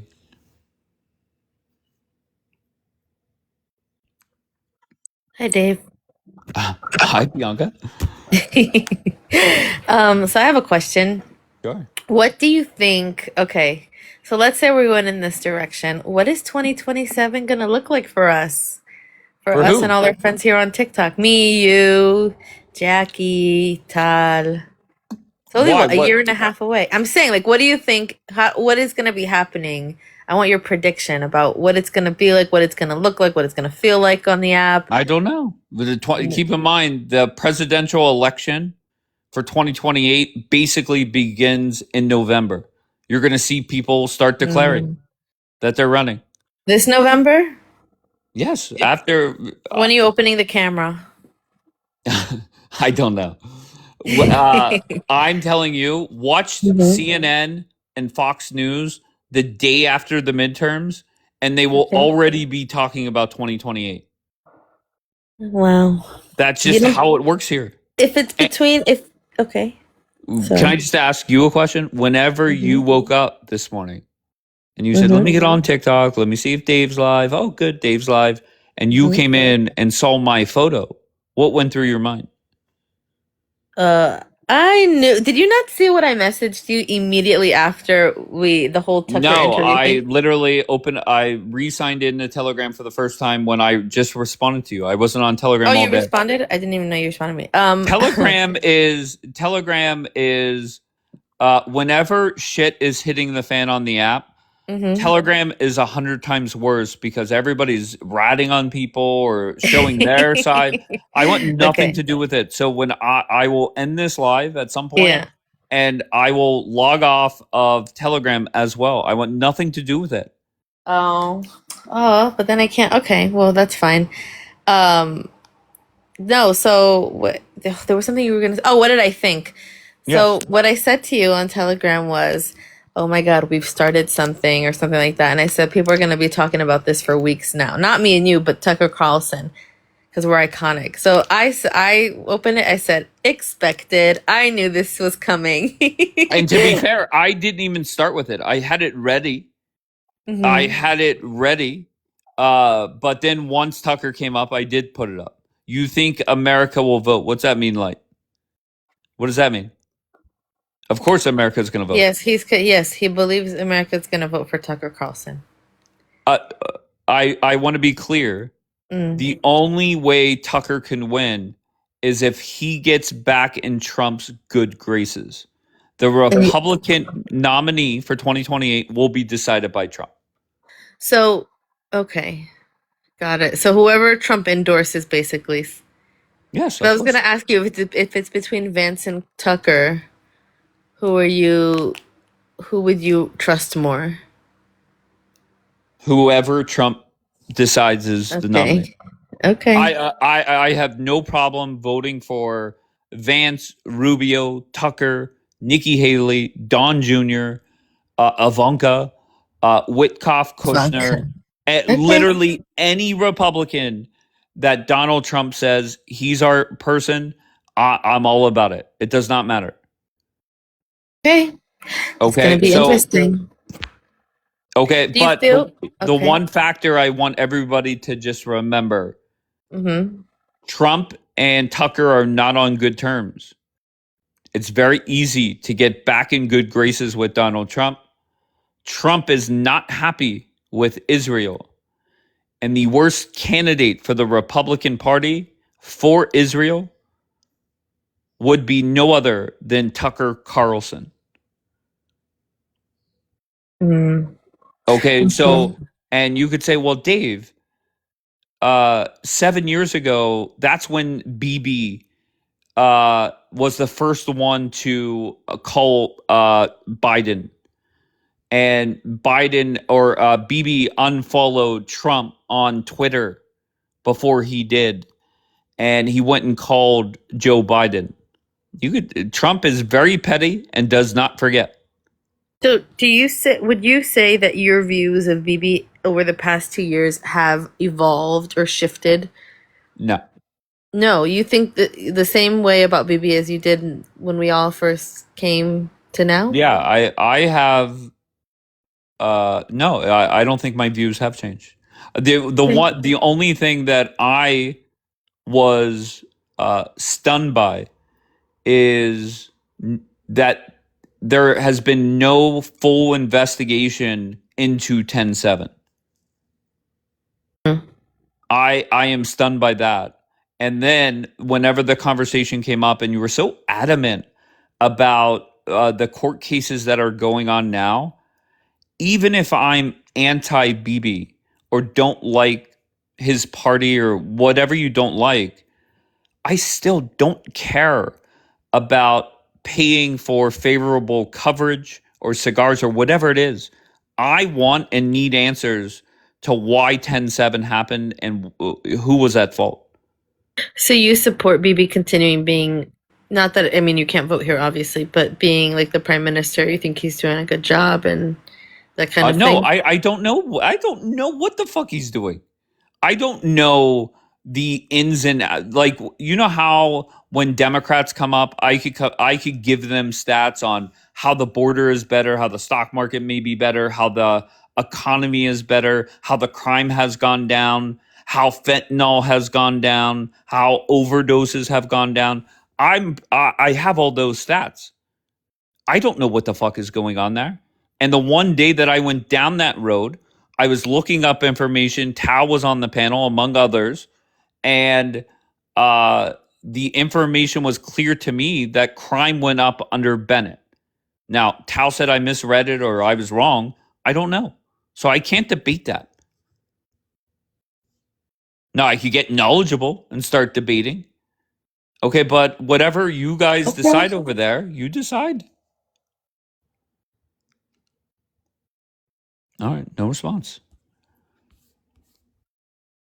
No, okay, interesting. I was just curious, like, you know, where you landed on that. But I think that's surprised that you have the same view from the beginning to now, that nothing has changed, seeing how like this war has progressed and everything. No, Bibi needs this war to continue for him to stay in power. There's no doubt about that. So Bibi is doing what's best for Bibi. You were always under that impression?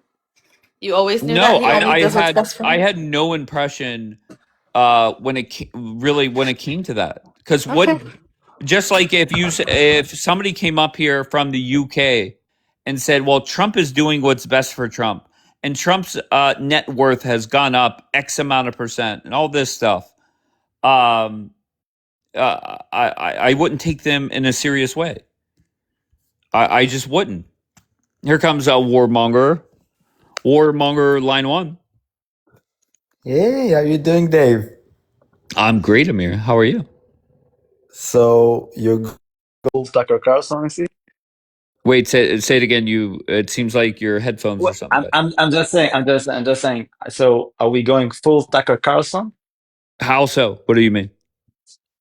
Like, do you support him to run for president? I would support you if you were the Republican Party nominee. I will support Tucker. I Okay. will go ahead. Let me give you the gift of Jewish wisdom. I will Okay. give you the recipe for a Trump third term. Are you ready? All right. Look, his son is going to run, Don. He's going to put him vice president. Then, once elected, he's going to drop, and the VP will take over, which will be Trump. We've already gone down that road, and I'm pretty sure the Supreme Court would say that is not doable. But it is. I don't because the law is not to run, not to be in office. Okay, but they would end up back in office. Yeah, but he would not do it by running, and it's already happened in the past. By the way, it would not be the first third term of a president. It was in the wartime, and Trump can also get a war declaration from the Congress and the Senate, and he can do it again.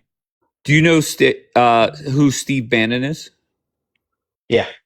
Steve Bannon says he has some kind of plan, and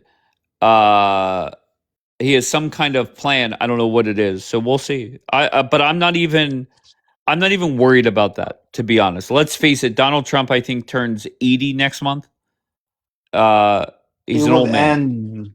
He will end 83. But I will say this, Amir.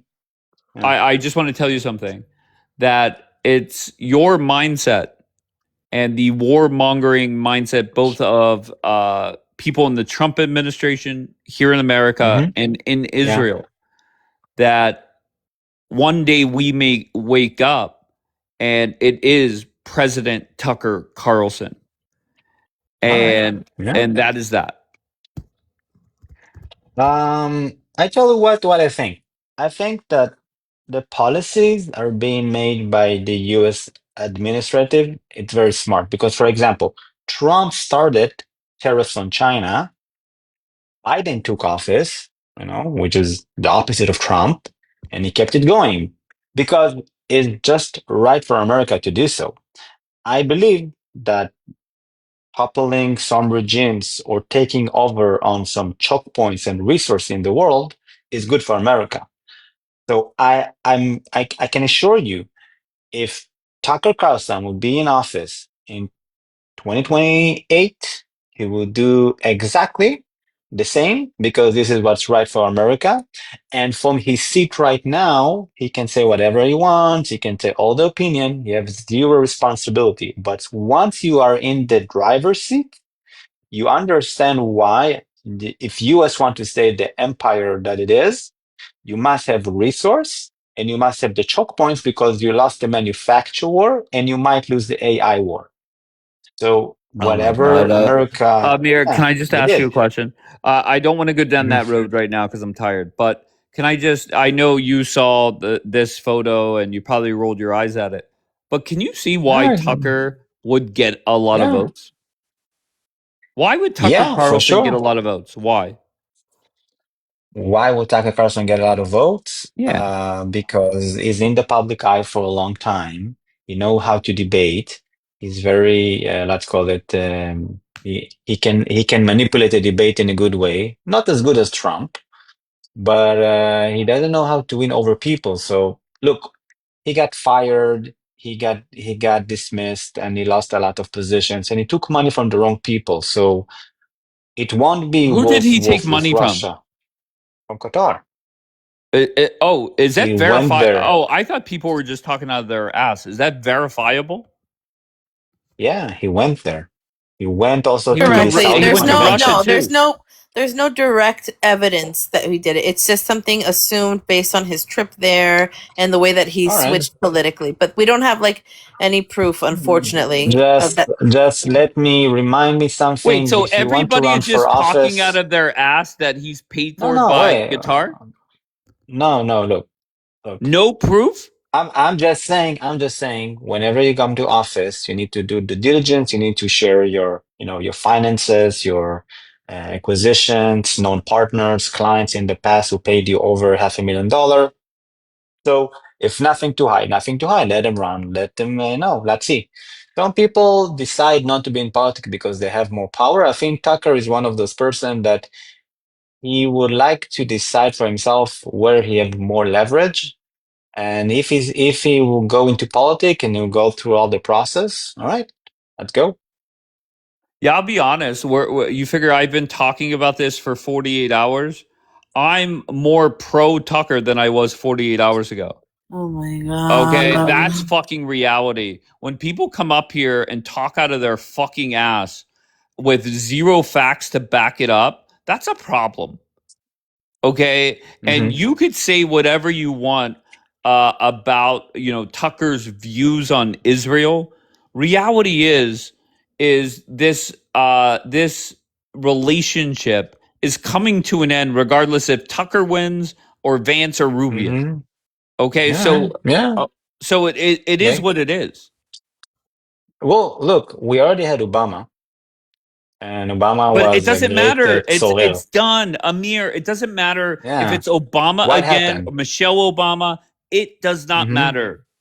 Okay. All right. So just remind me if there is any other country in the world that can fight like Israel, have the tech and medicine. And if you don't want us, we can go to China. I can speak Chinese, my friend. Good Not luck. a problem. Go ahead. Go to China. Lose. You will lose. Wait. Look, I'm we so did sorry. it. And Amir, We and did this it in is the the past. asinine shit I'm talking about. You act like with that comment that the United States needs Israel more than vice versa. Well, you don't need us, but we don't have replacement in this part of the world. need the United States. You must have the United States to act the way that Bibi has been acting. Look, I like what you said because you say United States, right? Because the United States is built on coalition between states. Why you need coalition between states? Because each one can bring something to the table. If you want to be American first, all alone in your Western atmosphere, go ahead. Let it happen. Bottom line, but the Amir, reality you Israel, need us. Listen, is irreplaceable. Israel is our Middle East proxy. Nothing more, nothing less. That's reality. Agree. No one else can. No one else. Yeah, some people not a problem, could say but Israel's our bitch. Israel's this. Israel. No, you're our proxy. Whatever you want to call it, it's fine by me. Okay. I'm just telling you. You can call me your supplier, your proxy, whatever. I'm just telling you. There is no one in the area that can replace us for the next 100 years. No one.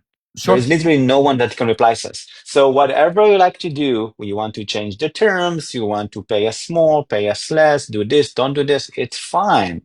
But you cannot replace us. Whatever you want to do, because everyone else, look, from Africa, from South Africa, all the way, to Eurasia, everything is collapsing around us. Okay? Everything. Like take any country where I just gave you, all right, go all the way to Iran, Iraq, which is a shit show, whatever you want to do with it. The Arabs are also a shit show. They have no army and no one to fight. Turkey is collapsing, literally. Egypt, you literally pay them to eat. I don't care. I don't care about any of those countries. It's fine. I don't give a fuck. I know, but again, the Middle East is the Middle East. Look, that's fine. Then rule the Middle East. Rule the Middle East, Amir. If Trump said right now, put out a tweet, said, you know what? Fuck Bibi, fuck everything, fuck the strait, and Trump said, I'm taking everything home, air defense, all the ships, all the military. What would happen to Israel? Nothing. What will happen to you? I guess 9/11 or something will happen in the next 5 to 10 years. Yeah. Look, I told you. You did not. America. Wait, Amir, that's not true. You did not fix a lot of things in the Middle East. Look, Dave. I told you that once. I told that again. You came. You steer shit up. You destroy Afghanistan, Iraq, Africa. No, a lot of clubs and things. What happened to you? We could do whatever the fuck we want. Nobody's gonna stop us. 20 million illegal migrants crossing the borders to your dear America. Look, no wars, no tanks, just plain old people coming, drugging you, taking your job, taking your money, laying on social security system. Millions, it's estimated there is now 50 million illegal migrants in the fucking states, and the border is not closed. Whatever you want to do, because unbelievable. your Amir, houses stop it. did Amir, not get stop the it. Let budgets. Bianca talk. Let Bianca make a point. Go, Bianca. Right now, the United fucking States disaster. is more. What a fucking disaster. And Amir, you have gotten worse at this. I'm sorry.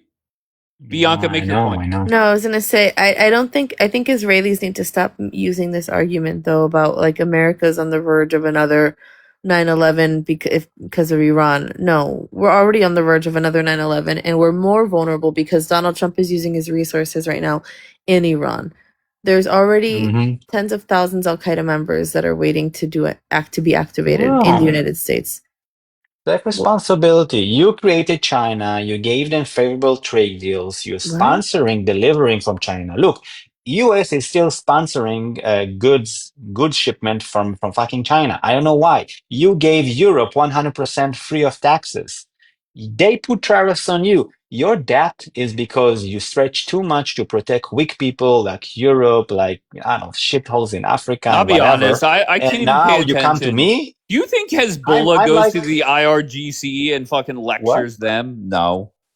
They're a proxy. Lecture the IRGC? They're Amir. Come on, man. Can I just go back to this question? If Trump said "fuck the Middle East," I'm frustrated that I wanted to get out, and people are pushing back, and I'm just done. Do you really think things would go well for Israel? Yeah, for sure. How? Walk me through. Sure. Walk me through. Because we will have no limitations to do what we need. Because for now, for example, let's take this whole Iran debacle, right? We wanted to take out the oil, the gas fields, the power station on day fucking one. Okay, so we're going straight to war crimes. Straight to fucking war crimes. Oh, fuck yeah. Yeah. Okay. Yeah. All right, man. Okay, no. All the way. Yeah. Burn ground. All the way. Look, and this is the only way to destroy Nazism. Nazism. Would be? Do you think they're just going to take that? Yeah. Like little bitches, yeah. Because they can't do shit without Russia and China. Look, if you want to leave us by yourself, look, in 67, we did whatever the fuck we need to do. We conquered fucking Sinai in 6 days. Yeah, it's not 67 anymore. It's not 1967 Amir anymore. I'm sorry. Fucking leave us. It's not 1967. I'm sorry. Dave, Clinton pushed fucking Oslo Accord down our throat. You force us to leave Gaza. All the shit that we went through is because of your fucking Muppet president. Not because we want to do it. Fuck that. We want to take everything, kick the Arabs, and send them to the fucking ocean. We don't give a fuck about them. You told us, give back Sinai. No. Play nice with the Arabs. We need the oil. Wow. So we did it for you. Now you don't need the oil? Fuck off. Get out of here. Let us fucking burn them. Who gives a fuck? Hell yeah. Who gives a fuck about them? You asked for us not to fucking burn them because you needed the oil to build your fucking economy. Maybe let's not commit war crimes. Sorry.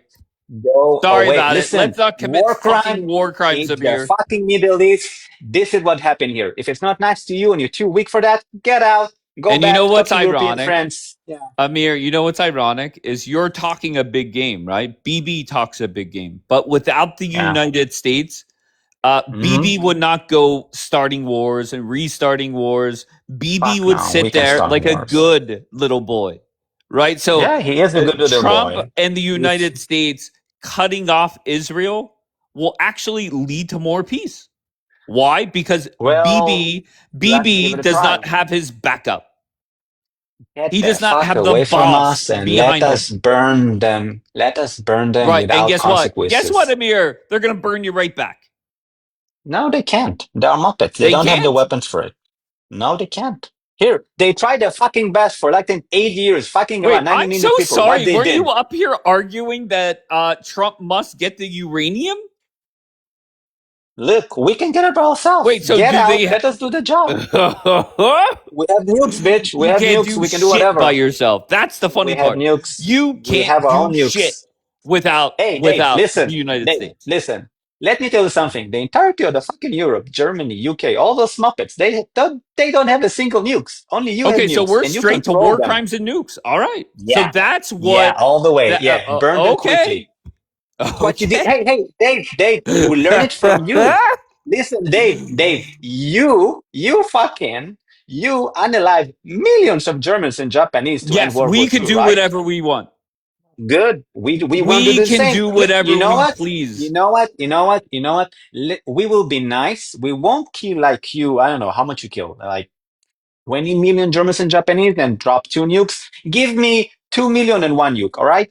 Let me do what I need to do. You are holding us back for doing what's fucking simple. If you have the barbarians on your land, kick them and take the land. That's the fucking simple thing to do. And you come here. No, we need the oil. No, we need the Arabs. No, we need. Fuck that shit. You don't need the oil. We can fucking burn Iran in a fucking week.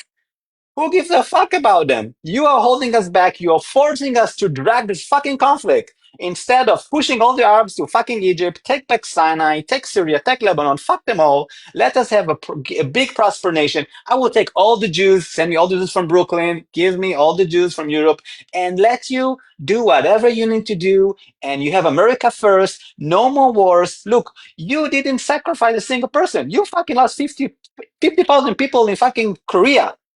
Do you have anything with South Korea? What are you talking about? You lost like millions in Europe. What you want to fight Europe? Why you have with the Jews? Listen, your anti-Semitism is off the charts, man. Off the charts. Mine?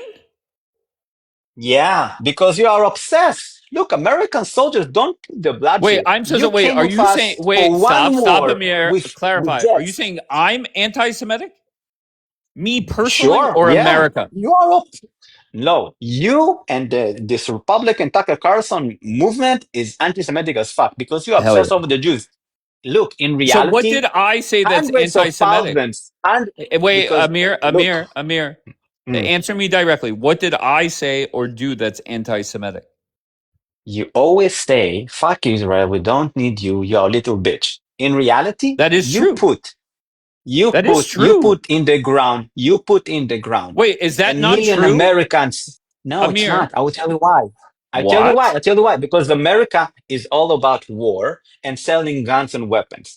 While you put close to 2 million American souls in the ground to save Europe, Vietnam, Korea, what the Wait, fuck what does that ever, have to do right? with me How saying many? something anti-Semitic? Because you lost a million souls on other lands, but you are obsessed about helping the Jews for fucking months. Get over yourself. Get the fuck over yourself. For your best ally, the one who never betray you, give you all the intelligence, test all Wait, your weapons, give you all the tech. stop, Amir. D-Light, you're putting hands up in 100. Do you agree with Amir that I'm anti-Semitic? I'll be honest, I've been waiting for a reason to block D-Light for a long time, so I'm hoping she says yes.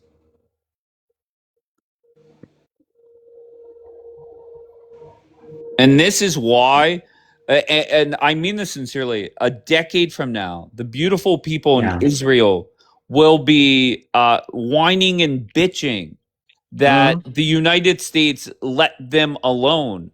And it's all Oh. because of your type of mindset. Look, Dave, you created China.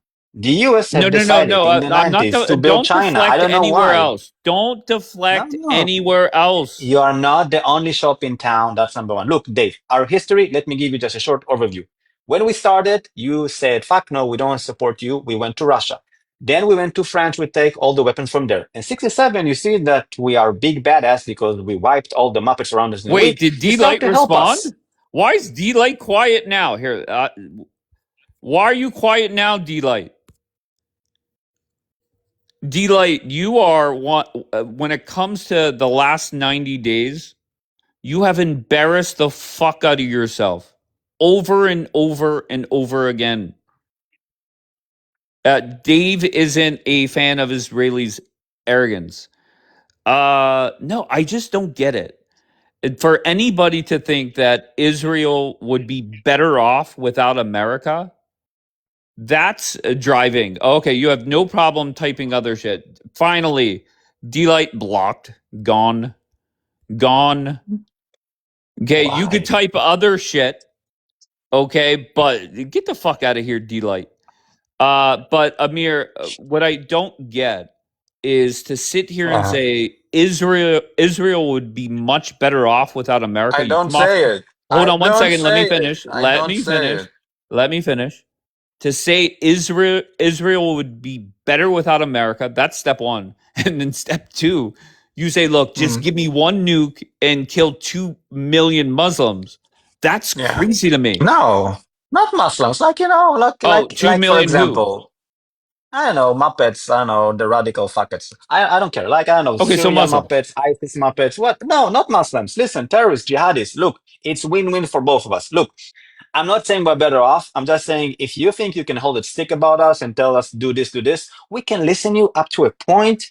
But if we need to say no, and because for us it's survival, for you, I don't know, it's like a big Monopoly game. So whatever, Sure, you can I be agree. fickle, right? You can have a Democrat, you can have a Republican, whatever. It's fine. Look, I get you. I get you. You don't want to spend your money. I'm just telling you, look, as an advice from a smart Jew, the way to get out of your debt is just control more resource and you have the money and everything will be golden. But you're still in trouble because you paid a lot of money for a lot of bad allies. I'm your best investments ever, and you want to dump me because of what? I don't know. So here start my anti-Semitic, but I don't like to use this word. I don't know. You have a thing with the Jews, right? I don't know why. Tucker Carlson also have things with the Jew. I don't know why as well. I don't give a fuck. But when he will be in the driver's seat and he will look on all the investment that America ever done and how much money you put in, putting soldiers in fucking Germany that don't want to help you when you just ask them to send a fucking boat, right? How much money you put in Germany and they don't want to send a fucking boat to help you with the You're Hormuz getting Strait. more unhinged, and I think reality is setting in. A couple things. One, this war is coming to an end. Two, our I don't proxy. see it ending. Okay. Number one, this war is coming to an end. Two, our proxy bitch Bibi is going to have to leave Lebanon. That's going to bother you. And number three, down the road, Israel is going to have to fight on their own. And you're scared and you're worried. And I get that. No. Hey, and Dave, I get that. Dave, we fought in Gaza, in Lebanon, in Yemen, in Syria, inside Judea and Samaria. We bombed in Iraq, we bombed in Qatar, we bombed in Iran. You bombed everywhere. All by ourselves. It's kind of like make a list of the people Daniela has fought with. It's kind of like make a list of countries Bibi has bombed. It's look, let me just calm you down. Do whatever best for you. Think I need to calm down? Do whatever, but because at the end, if you are not in the driver's seat, you don't understand why America is here, right? Wait, what do you mean if we're not in the driver's seat? We're always in the driver's seat. No, we're the only but you driver. Personally. No, but you personally. Look at your country as let's call it cash flow, right? How you make money, you have now a big debt. How you want to close this debt? Trump is the only president who is really trying to close it. It's not by, cutting taxes he's not doing and a good stuff. job because the debt has gone up under Donald Trump more than any other president. He might say that, but the Republican Party, Amir, you keep talking about American politics and what's going on inside the country. And no offense, I think you're lost.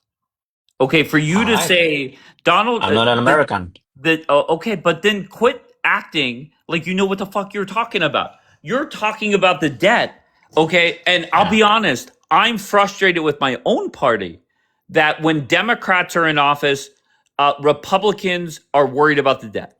But when Trump's in office, they spend crazy amounts of money. So it is what it is. So the whole debt thing, you say Donald Trump is the only one trying to close the debt. I'm so sorry. The debt has gone up more under Donald Trump than any other president. Look, closing the debt it's a big task, right? No president can do it. You can only steer the boat, right? Okay. After World War II, Donald Trump's like not even trying. Donald Trump is not trying. Do you think spending all this money on a dumb war is helping? Do you think sitting there? Do you think sitting there for a 90-day war where 50 of the days we did nothing? Do you think that helped the debt? Well, no, it didn't. Of course. It did. It did. Oh, okay. Look, it did because Saudi dropped.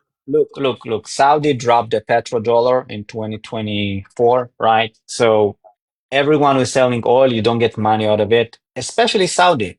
This country, you fought so much to keep them. So Trump did the right move. He took Venezuela oil. Now it's back on the dollar. because you need a stable something to hold your currency, right? You want to Yeah, build war get to the currency, point you where can't this have war gold. makes sense. All right, Nobody so hold your breath. Trump is now shutting down Hormuz Strait. He's the only shop in town selling gas and oil. It's a double for America. And I'm telling you, no matter what is going to happen, war, blockade, revolution, whatever, you must get the Iranian gas. You must have it. You must. There's no other way, because if you don't have it, your currency is fucked. So I don't know why you don't want to have it, why you want the currency collapsing. That's like on you and Tucker Carlson. I don't know, ask him. But if you don't have the Iranian gas and this resource, your currency is fucked, right? Right. Your If currency I is were fucked. you, That's I it. would worry Simple as about that. Israel. If I were you, bottom line, it's I'm very worried about simple. Israel. This I'm going to my reserve mindset, duty every year. hold on one second. This mindset that your people have, along with BB, from people on TikTok all the way up to BB, this is Yeah. why in a few short years you're going to be very distant from the United States. And when I think about it, I think it's actually going to be more peaceful in the Middle East Yeah. because BB is not going to start dropping bombs without Oh, Daddy yeah. America behind him. Yeah. Okay, Did you that's notice reality. this? Dave, did you saw in our neighborhood like 500 million crazy Muslims with toppling regimes, dictators, autocracy? You think we are the reason for all the fucking mess? You don't see the entire collapse of Syria, Lebanon, Iraq. You don't see it. We are the problem. Yeah, I'm sorry. Yeah, I'm sorry that I did a civil war in Syria for 10 years. I'm No, sorry I'm not that saying I we as let. in all What Israelis. the I'm fuck? saying BB and the mindset No, that we don't. okay. Look, you have destabilized country, one after another. No democracy, no rule of law, no economy, collapsing, just becoming a breeding ground for fucking jihadis, right? So you tell me that those 7 million Jews in the middle of 500 million collapsing countries is the reason for the mess in the Middle East. Get a grip on yourself. Get a grip. There are active 46 conflicts in the region. You are obsessed with us. Get over it. What do you think? There's no Obsessed with fucking shit you you. can do How with are you. we? Yeah. You Look do for it. Hey, wait, Amir. I'm so sorry. You do realize most Americans could not point to Israel on a map. Don't give a fuck about your country. Like you all do right. get that. Can they point on Iran? Can they point No, on the Kurds of that you course, dropped them nobody last year? cares. Yeah, Nobody gives I a fuck. know.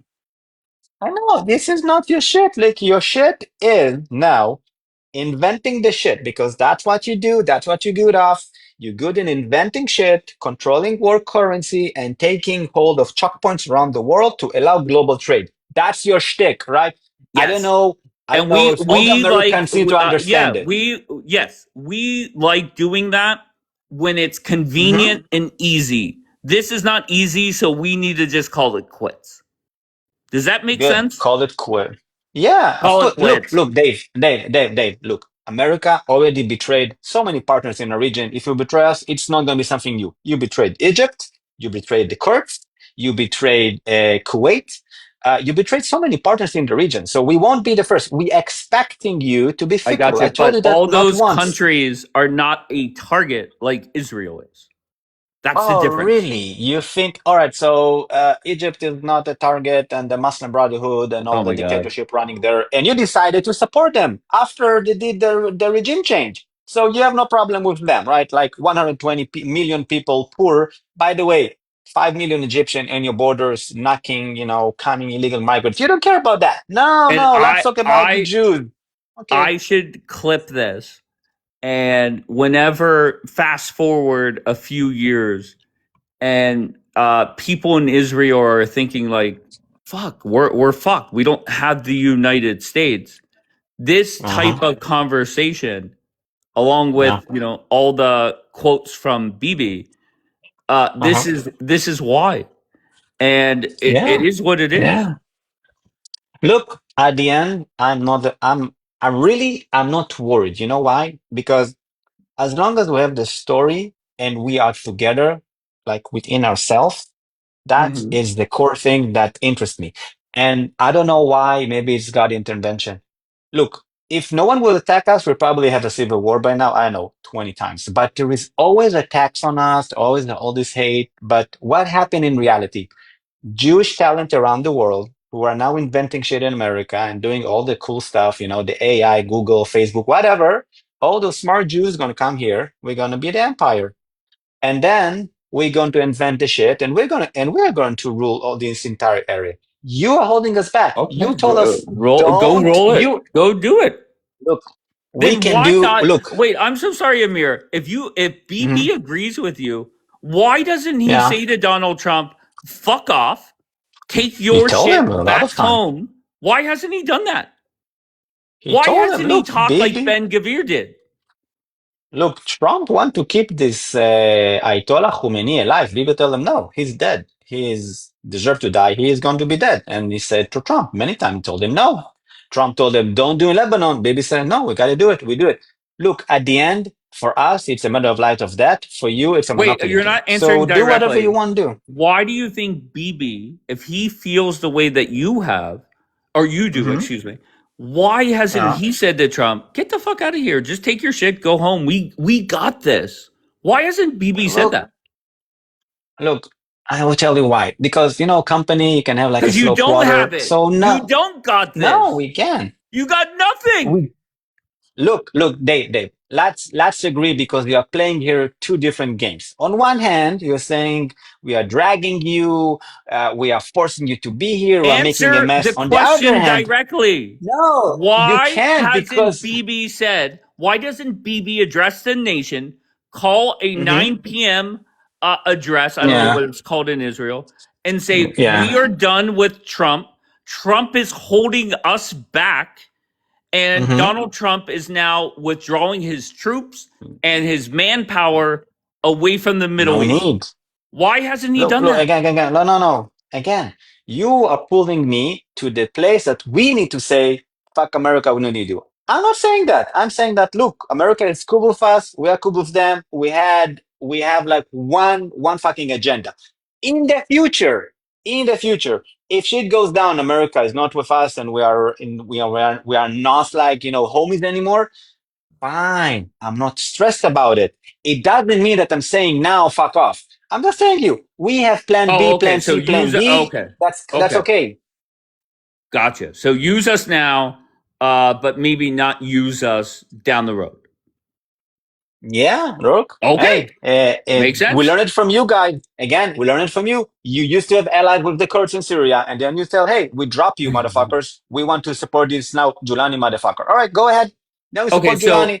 And the Kurds are, I don't know, upset about it. I don't know, something like that. Do you think, hypothetically, if the United States and Israel were not allies for, just say, the last 5 years, do you think there would be more or less wars in the Middle East? Less wars. Yes, I agree. There would be less wars. Why? Yeah. Why is you it? Know why? You know why? Because BB would sit there like a good little boy and not start up wars nonstop. No, because we will end the wars. If you don't shove down our throat, Oslo Accords in the 90s. I'm so sorry.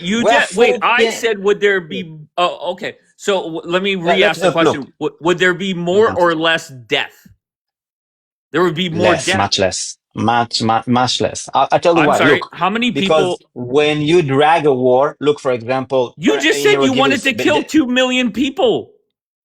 I didn't say I want to kill. Just give me, like, let's call it... I'm so sorry. What are nukes going to do?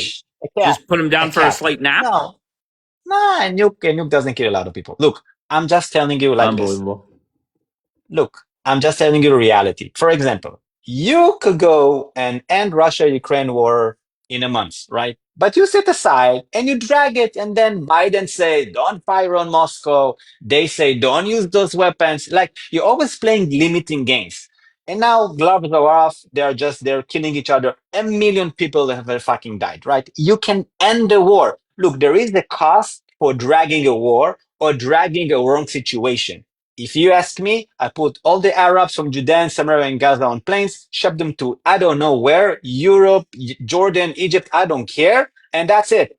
No more conflict in Israel. We secure our borders, and that's it. We don't need you anymore. We don't need anyone. Iran is doing shit. We go there. We bomb all their dams, all their power plant, hunger strike. Fuck them. We don't care. That's it.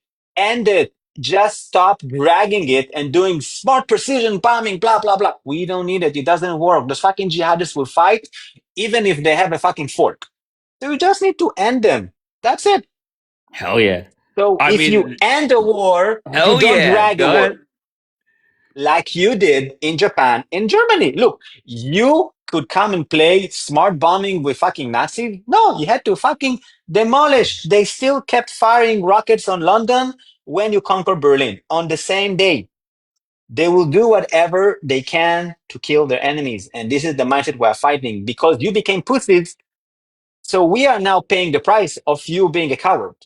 You are telling us what not to do. If we do what we have to do, like 67, fuck, we conquer everything. We It's kick not them out. That's it. 1967 anymore. Please wake up. It's not 1967. Well, the reality have not changed. War is the same. Bad people are bad people. You need to end them. Look, what you did in fucking America, I know you wiped out, 20, 30 million Indians. Here you go. You have centuries of quiet. No one is like fighting you. So you have other problems. Yeah, but look, this is the fucking what you did. How did you fucking build I Europe? just want to be clear You on something. annihilated. You agree that America is more beneficial to our proxy Israel than vice versa. You agree with that, correct? Yeah, of course. Of course. Okay. But there are times where what you're saying doesn't really echo that. That's where I get confused. Where if I'm a proxy, I'm going to do what the boss says when the boss says so, right? Because I need them.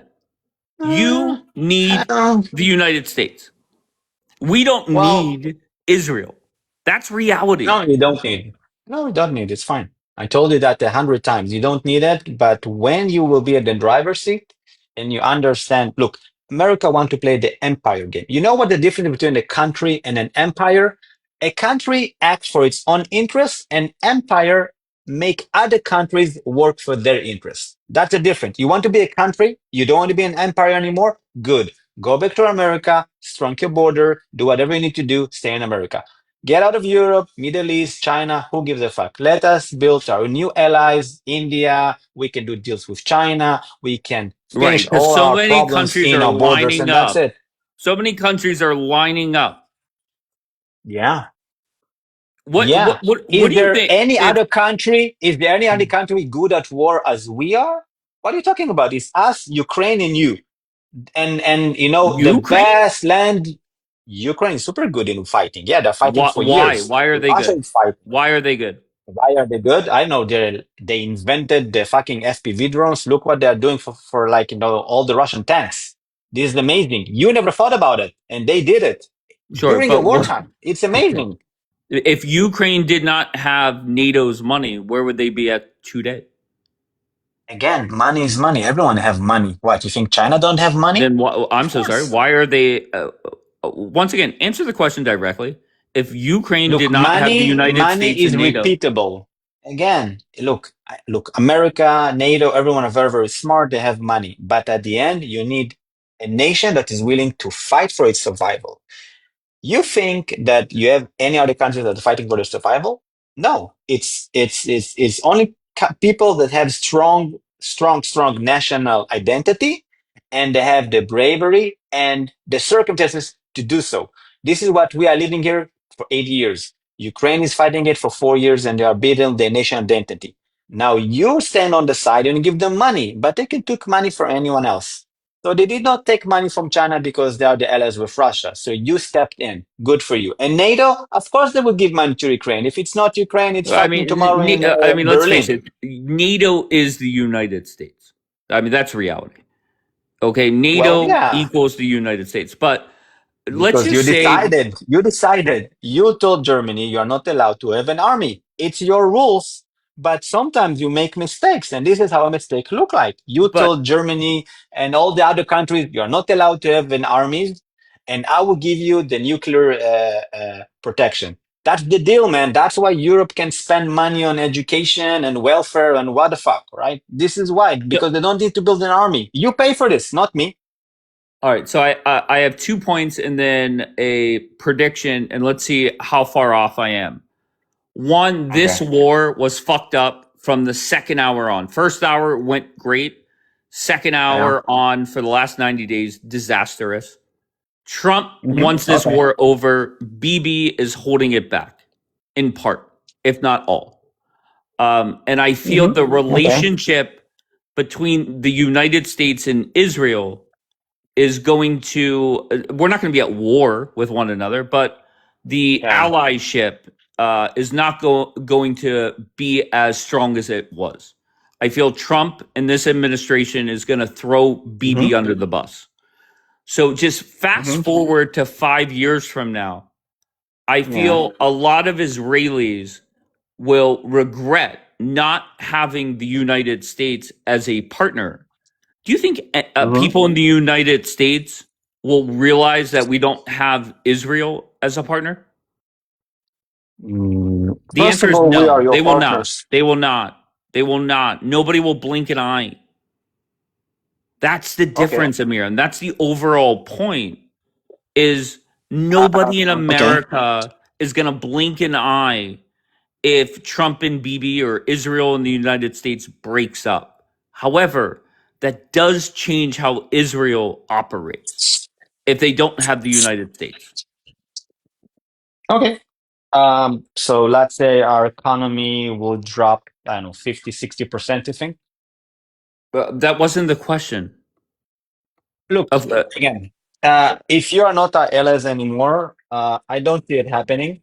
Maybe you will not fight with us, but you only fought with us once. So, okay, I'm buying it. Nothing is changed for me personally. I explained to you the benefit of fighting alone. I don't want to repeat myself. Second of all, Yeah, but the America. benefit of fighting alone, you're not as strong without the United States. All right, we're not as strong, but we're strong enough. Second point, Really? Second point, Americans don't really give a lot of attention to foreign affairs. It's all about gas price and economy. So, like, I don't know, Americans can like us, don't like us. Maybe you put in too many Muslims in New York and now you lost New York. That's on you. Like, I don't know, let's call it social media buzz, right? In reality, as you said, Americans don't know where Israel on the map, so why they care about foreign affairs? In general, if they like Israel, don't like Israel, who gives a fuck? You said it. That's your word. So I'm saying that at the end in Washington, the people who play this monopoly game of US will take a decision. They want Israel, they don't want Israel. I'm just telling you, there is no other shop in town in my area. You can try, but no one is there. You can go and talk with Qatar, with Saudi. At the end, you will see they're all fucking idiots and they're working with China more than they work with you. So up to you, do whatever you like. For me, I don't need you fighting with me. You fought with me once. It was good for a while, and that's it. For the war, first hour, yeah, that's your tactic, decapitation, and then precision bombing. That's You did our this. tactic. Well, I'm Yeah, sorry. that's your tactic. Yeah, this is exactly what you're doing. This is what you did in Venezuela. It's worked great. Look, decapitation. You took the leader. That's awesome. Awesome, awesome. Amir, I feel that you're getting more and more Unhinged, unhinged. Say, no, unhinged. I don't like that. I was gonna say vile, but we could go with unhinged Okay. because you know that this war is going to end, and Mm-hmm. you know BB unfortunately is gonna look like a bitch, right? Well, for you, I don't know why. Look, in America, you like football, right?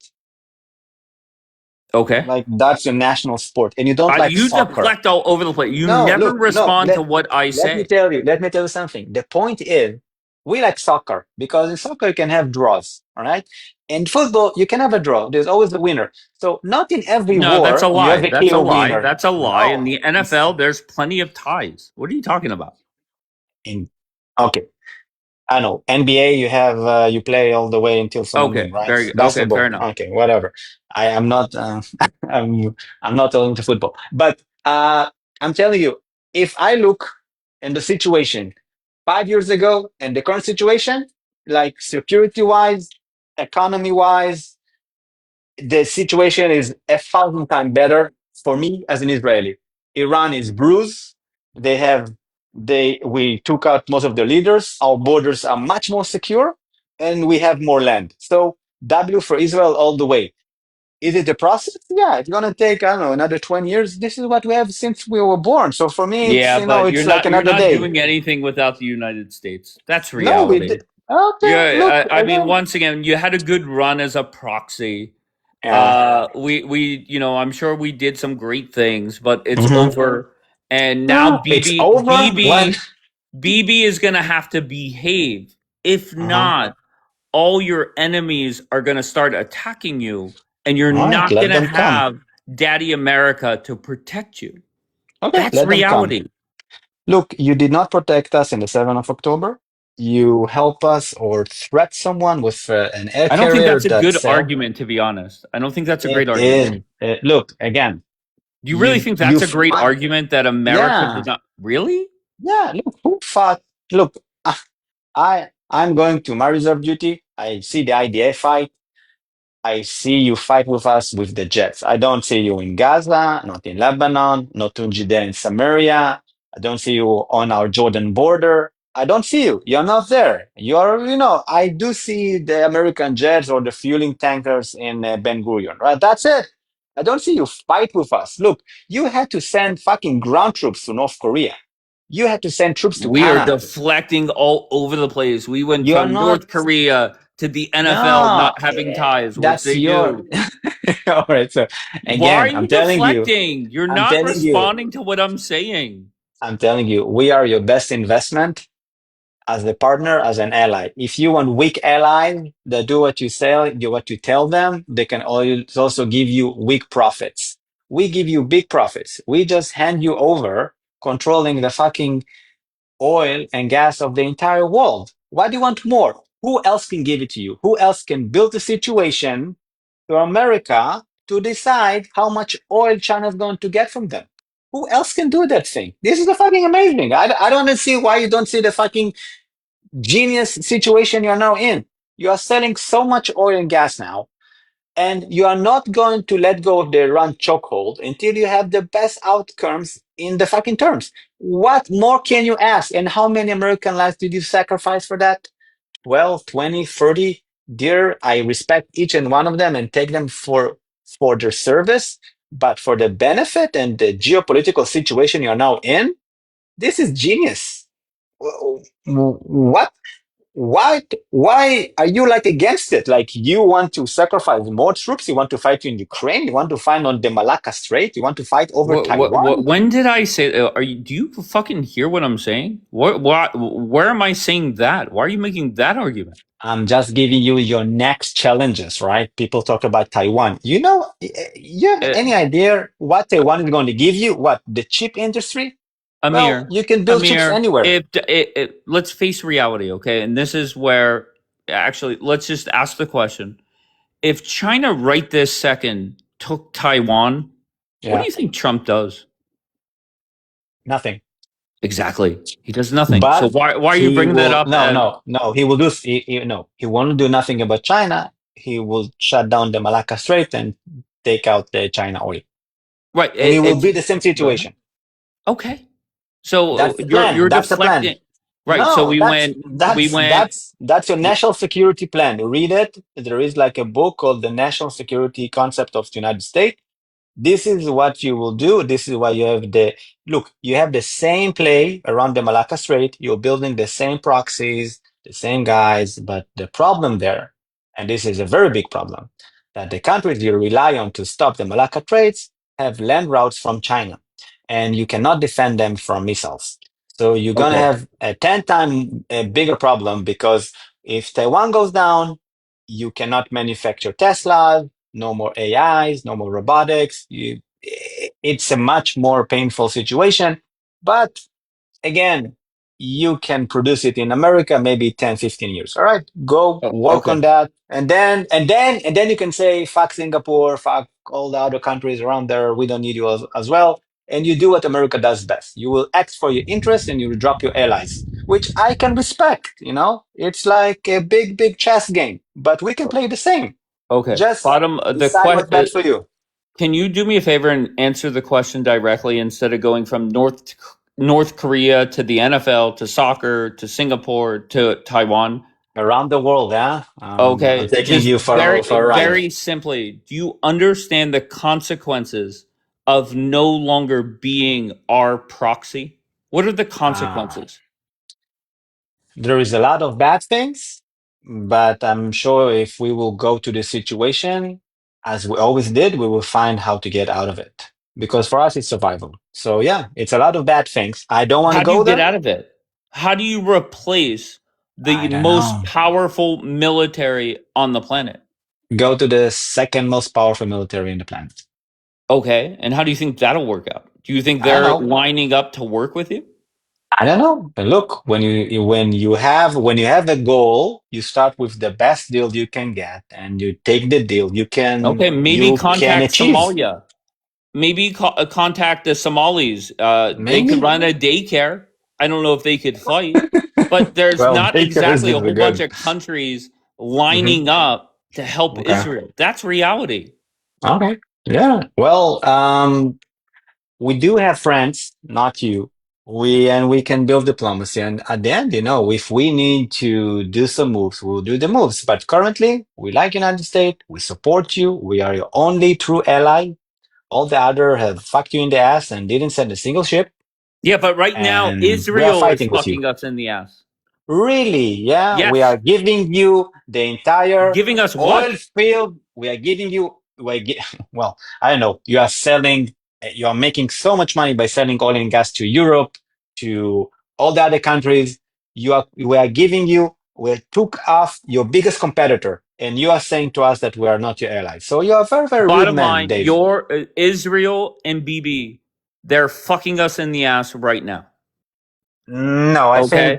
I think if I will give a $20 trillion to Europe for years, protecting them for years, I don't know, since the fucking 50s, right?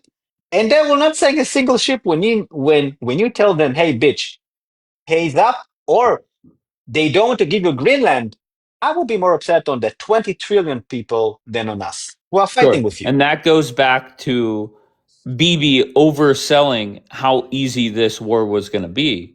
Because I feel Don't that sell short. if Donald Trump thought this would go the way that it has, Yeah. he would have communicated with these other countries in a more open and work as a team, have that approach. All right. So But let me tell BB you. came to the United States, Yeah. Yeah. sold a bunch of bullshit. Now So I could criticize Trump for buying BB's bullshit. okay. Okay, but that's how and Trump bought it. W King BB, yeah, Dapper. I can criticize Donald Let Trump. me tell you this. I think that the same America who let us fight our own wars and have the nuclear threat from Iran on our neck for years did not give a fuck about it. They would say, deal your own shit. We don't care. You bought the boogeyman BB. Again, I don't know why, but don't sell short your very, very, very smart people sitting in Washington, D.C., that decided it's time to take out the biggest competitor in the global oil market. And they sold you a story, but at the end, the same way you let us fight for ourselves all those years, you never came and helped. Why you help now? Because it's a money play for you. And I don't think you come because of Bibi. You are buying the boogeyman, that's on you, and you're selling short the intelligence and the shrewd of your American politics. I And got you. I'm I telling just you, want you are BB cold to as call. ice. Listen, it is what 4 p.m. I want BB to call a prime time address and say, you know what, Donald Trump, get the fuck out. We got this. That's No. what I want BB to do. Show some balls. Show you're not a We don't want to do proxy. it. We're not. Look, we don't Why? want to do it. We don't want to do Why? it. We You don't want to sound do it. timid just thinking about it. No, I'm telling you, for us now, the cards are playing nice for us. We have the biggest bad guy in the room fighting with us. Mashallah, it's fucking fun. We will not do it. Hey, that's on you. You need to call the shot, and we just do whatever we need to do. We are not calling that. For us, it's amazing. We are showing our value. We are giving you the best help, and we are the What best ally. value? What value? Again, we are giving you the global oil market for your control. We took off the biggest Unbelievable. competitor. Again, your fucking China is taking 90% of the oil from that area. Unbelievable. And we gave you the best circumstances to shut it down and make sure that everyone who sells oil from that place is your friend. The Saudis are your Am friend, I they can correct sell. in saying that Donald Trump said to Bibi, "Don't carry out strikes in Beirut"? Is that true? No, we Oh, did. okay. Like Somebody last said week, we that. took out some. Somebody No, said that no, the no, other no, day. no. We Go are ahead. not. We are not. We can bomb the Dakhia. You want us to keep the Beirut government, the airfield open, so we're doing it. It's a big mistake for me. We should bomb Right, it a long because time ago. you wanna nuke them and take them all out. No need to use nukes, man. Nukes is not as useful in war as you think. Today, you have the effect of 50 nuclear bombs in Ukraine. You see Ukraine surrender? No. So, look, again, nukes is more of a marketing tool. I don't think it's useful compared to current modernized weapon. But again, that's like me talking military stuff. So forget about it. So Can I let's keep it in the add, marketing. is this a fair comparison that for a year and a half, Bibi went after Gaza and Hamas is still present? If Okay. hold on, you can't debate that. That's factually true. Yeah, The I'm not the debating it. second part is Bibi could bomb Lebanon for the next year and a half, and Hezbollah will still be present. Do you agree with Well, that? yeah, but that's why Okay, I'm so not. why are we still doing it? Because I'm counting land that I'm taking. Because look on this magic, Dave. When you take the land and you flatten everything and all the tunnels, guess what? Never coming back from that land? Rockets and jihadis. Yeah, we have some more land to take in Lebanon. We will flatten everything there. All the area from the Litani south will be under our control. We'll put only nice people there and there will be less rockets. And then we will fight the war, not on our border. Look on this amazing idea. Look on what happened in Gaza. We took the land, no more rockets. Hamas can stay in their reserve, right? I don't care about them.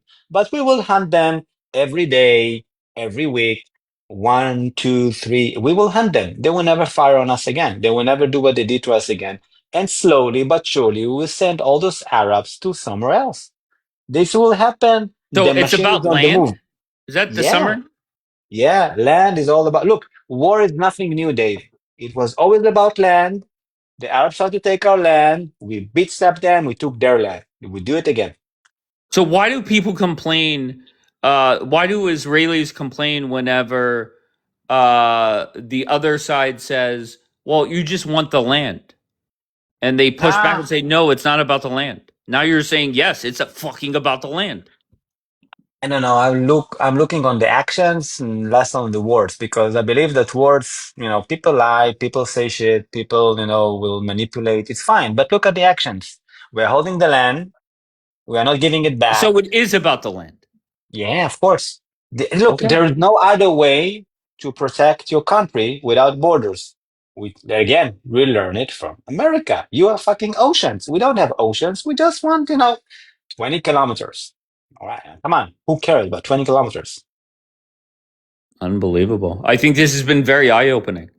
I was Really? under the impression that it's not about taking land, Mm-hmm. and you are saying fuck that. It is about the fucking land.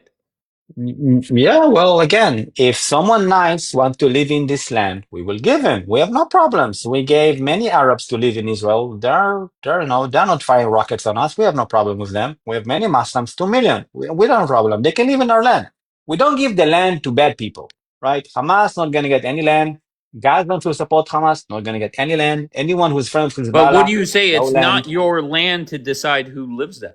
No, I decide who lives there because I won the war, so I get the spoils of war, and that's the reality as well.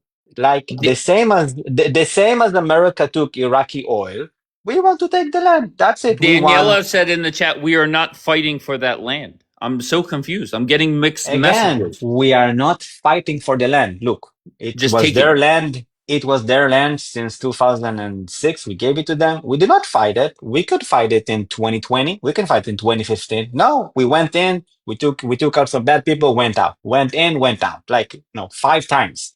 But when push come to shove, that's it. We're shutting it down. This is how we look when we shut it down. The same with Hezbollah. We have this conflict with them since the 80s. Like we took it, we give it back, we took it, we give it back. That's it. Now we're shutting it down. That's it. This is how it look when you end shit up. Because every time we did that, you came along and you say, play nice with the Arabs. We need their oil. Play nice with them. All right, we play nice for you, for you. So And now what do you're you bitching say? about us. Oh, We need to bitch about your fucking politics and sure. your need of oil and more oil and more oil. All right, we get it. We get it. You want to build the empire. We will help you. But now you're talking about us?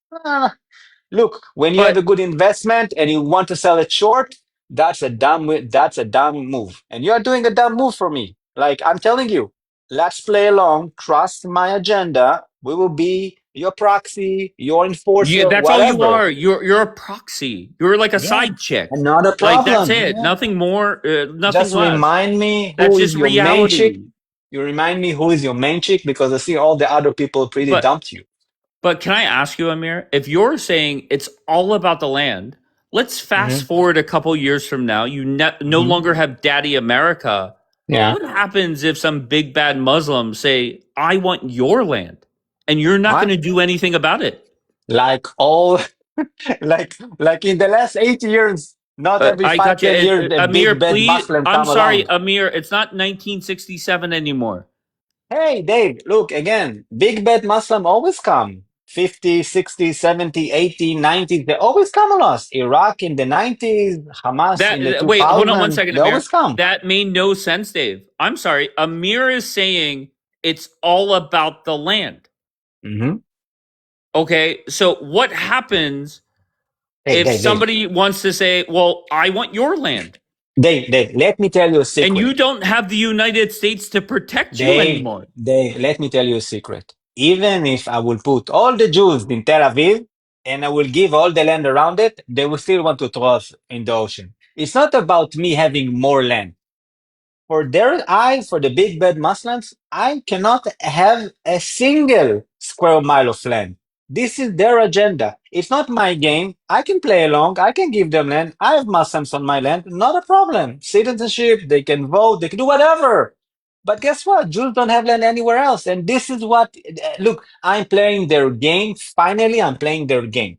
They want to talk about land, fuck them. I will take their land until they will play nice. They don't play nice, it's mine forever But and the ever. game gets more difficult when No, you it's stop more being our easy. proxy. It's You not. don't have the Again, United States as backup, so I the don't game need you. the game It's becomes fine. way more difficult. You never fought with us in Lebanon, not in Gaza, not in Egypt. We don't need you for that game. Get Could out. We you, don't need you. if the IRGC says we want all-out war with Israel, This is what stop, they did. Well, again, stop. Could you win that war without the United States? yeah. What is the Really? war with Iran? Yeah. Hey, Dave. Iran put, I don't know, $500 billion. That's They like tried to me build saying nukes. I could beat LeBron James in one-on-one right now. Yeah, but You LeBron James cannot will beat them play one on against one. you. But You cannot imagine, beat them one hey, on one. Dave, I'm sorry. Dave, if LeBron James want to play against you one-on-one, but he will sit on a chair on half of the court and he can only shoot from there while he's sitting on a chair, can you beat him? Of course you can beat him. The same with Iran. What?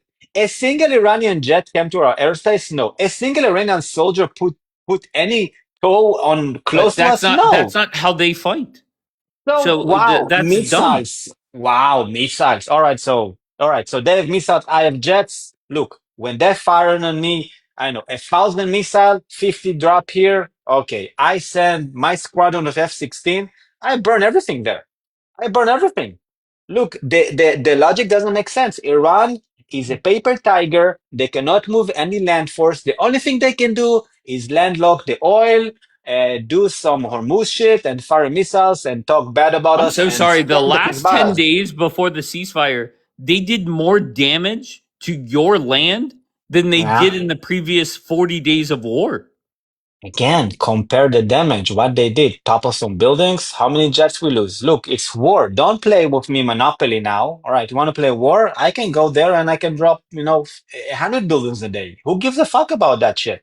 We talk about war, you want to talk about Monopoly. You want to talk with real estate? We have more money, we can fix it, we can build it, we have the best air defense. You want to tell me Iran can do shit? Look, Iran hate us. I know for like 40 years, what they did, they just sponsor Hezbollah. So guess what we're doing now in Lebanon? Shutting down Hezbollah But by the taking reason their why land. they haven't done as much damage as they crave is Oh, yeah. because you're They're our nice. proxy, right? You're our proxy. Oh, so they just took we're their... going to make sure you're protected. But if you don't have the United States as backup, who's going to stop them? Again, they just took a big dump and they fired missiles on all your friends, all the Arab countries. You did shit to defend them as well. They fired on us. We deal You're with it as not much as we responding can. to what I'm saying yet again. Again, you are holding us back. If we had to defeat them, No, we we're would defeat saving them. you. We're saving you. Look, you are saying that you are Please saving, don't but say the we're results, holding you back. We're you're saving your holding us back. asses. No, look. You are holding us back to keep some kind of order and have some kind of a deal. I get it, right? This is what you are looking for, the minimum effort to get the best outcome. All right, I can understand that. It's smart. Look, I'm with you on that. Let's find the minimum effort. But if it was like all out war and they had a nuke, man, there would be, I don't know, no Iranian left there in a matter of 3 or 4 days. If that was like on real, nah, man, we will shut it down super quickly. We will blow up the So you're oil. just We gonna will wait, you're gonna blowing get them rid of up. 90 million people? No, you don't need to get rid of you. You didn't win the Nazis by killing all the Germans, right? You just need to take all their power plants, water supply, ports, War oil crimes. So fields, we're back to everything. war crimes. It's not war crimes. It's exactly what you did. So you think America did war crimes when they defeated all the But Nazis? the difference Yeah. is America could do whatever we want. Nobody's All right. going to police or stop us.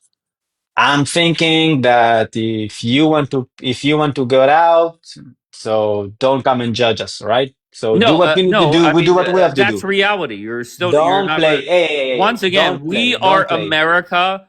If we want to do something and Yeah. then criticize others for doing the same thing, that's the Okay. great thing about being the boss, right? Well, I do Sometimes the see you. boss takes an Yeah. extended lunch, but will yell at his employee for taking a long lunch.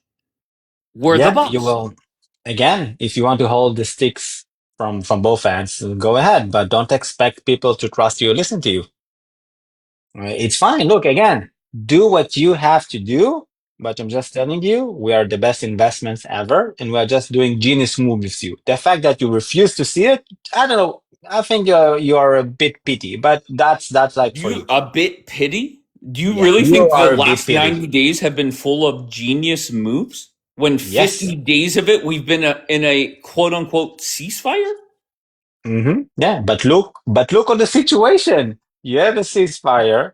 You are selling more oil. That's what you like. You like money, right? So here we go. Economy one-on-one. You make more money. You lose no people. You don't spend your I jets. You got you. don't We're fire not rockets. do you think what the United States is making more money every day than it's losing? Yes. Now, Okay. yeah. Because of the Smart. oil, yes. Yes. Smart. Again, super simple. Look, it's economy, like econ one-on-one. You make more money by selling oil. And you also get a stronghold, and Trump go to China. Why Trump go to And China? I will say this, that it does this is the summary, right? As loud as you are and as dumb as some people are that come up here, Yeah. I think you should be grateful that BB is leading your country. BB knows that the United States is valuable. BB knows not to. He could piss off Trump, Don't try to drag me. and I never say at some that we point, want to stop it. No, and well, guess what? That's gonna happen. That I has called to your bluff, happen. Dave, again. I called your bluff because you're saying get in line or we're leaving you. I'm telling you, All right, leave us. We get on our ship. And then you come back to me and you tell me, oh, you want to say fuck America. I'm not saying that. I'm just calling out your bluff. That's it. It's simple as that. You have like a bluff. You say, Tucker Carlson, and we will leave you when you are a bitch, whatever. Listen, I can take it. All right. You can throw jabs at me. I'll take it. But you're I'm just making calling out your this bluff. between no, Amir, this is the difference. You're making this about you and I. I'm making it about the state of this war. That's the difference. You're having a different conversation. And the reason why you're having a different conversation is you're not responding to what I'm saying. I'm telling you, the situation of the war, again, the situation of the war will not end. Look, no one here, not in Israel, not in America, want to conquer Iran. We agree on that? Okay. Never said that. Okay. All right. So a war can end in a draw, in a better position for diplomacy, or in conquering a land. So what are we? Just get Bibi out of Lebanon so we can negotiate the next stage of Lebanon, the war. Yeah. Okay, Bibi has to get out of Lebanon. So you're gonna see Bibi fuck them up for maybe a few more whatever Trump has given, and then at some point Trump has to sit down with our proxy and say it's time, just like he did with the Hamas war. He had to sit, just like, remember when Trump made Bibi come to the White House and call a country and apologize? I'm sorry. I'm sorry that we did that. Right? That's what leadership is. Yeah, company policy. Is you're a team player. He's not throwing Bibi under the bus yet. That'll come. Yeah. Okay? He's going to give Bibi more time. I don't know how much more time. And then at some point, he has to sit down and say, my friend Bibi, great man, but he's going to listen.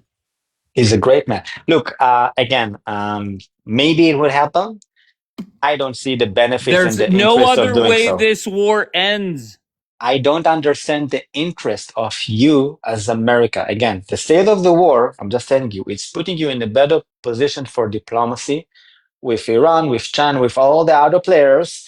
If you're so obsessed about the war, I don't know why you're obsessed. Look, you're not responding to what I'm saying. This war cannot end with Bibi in Lebanon.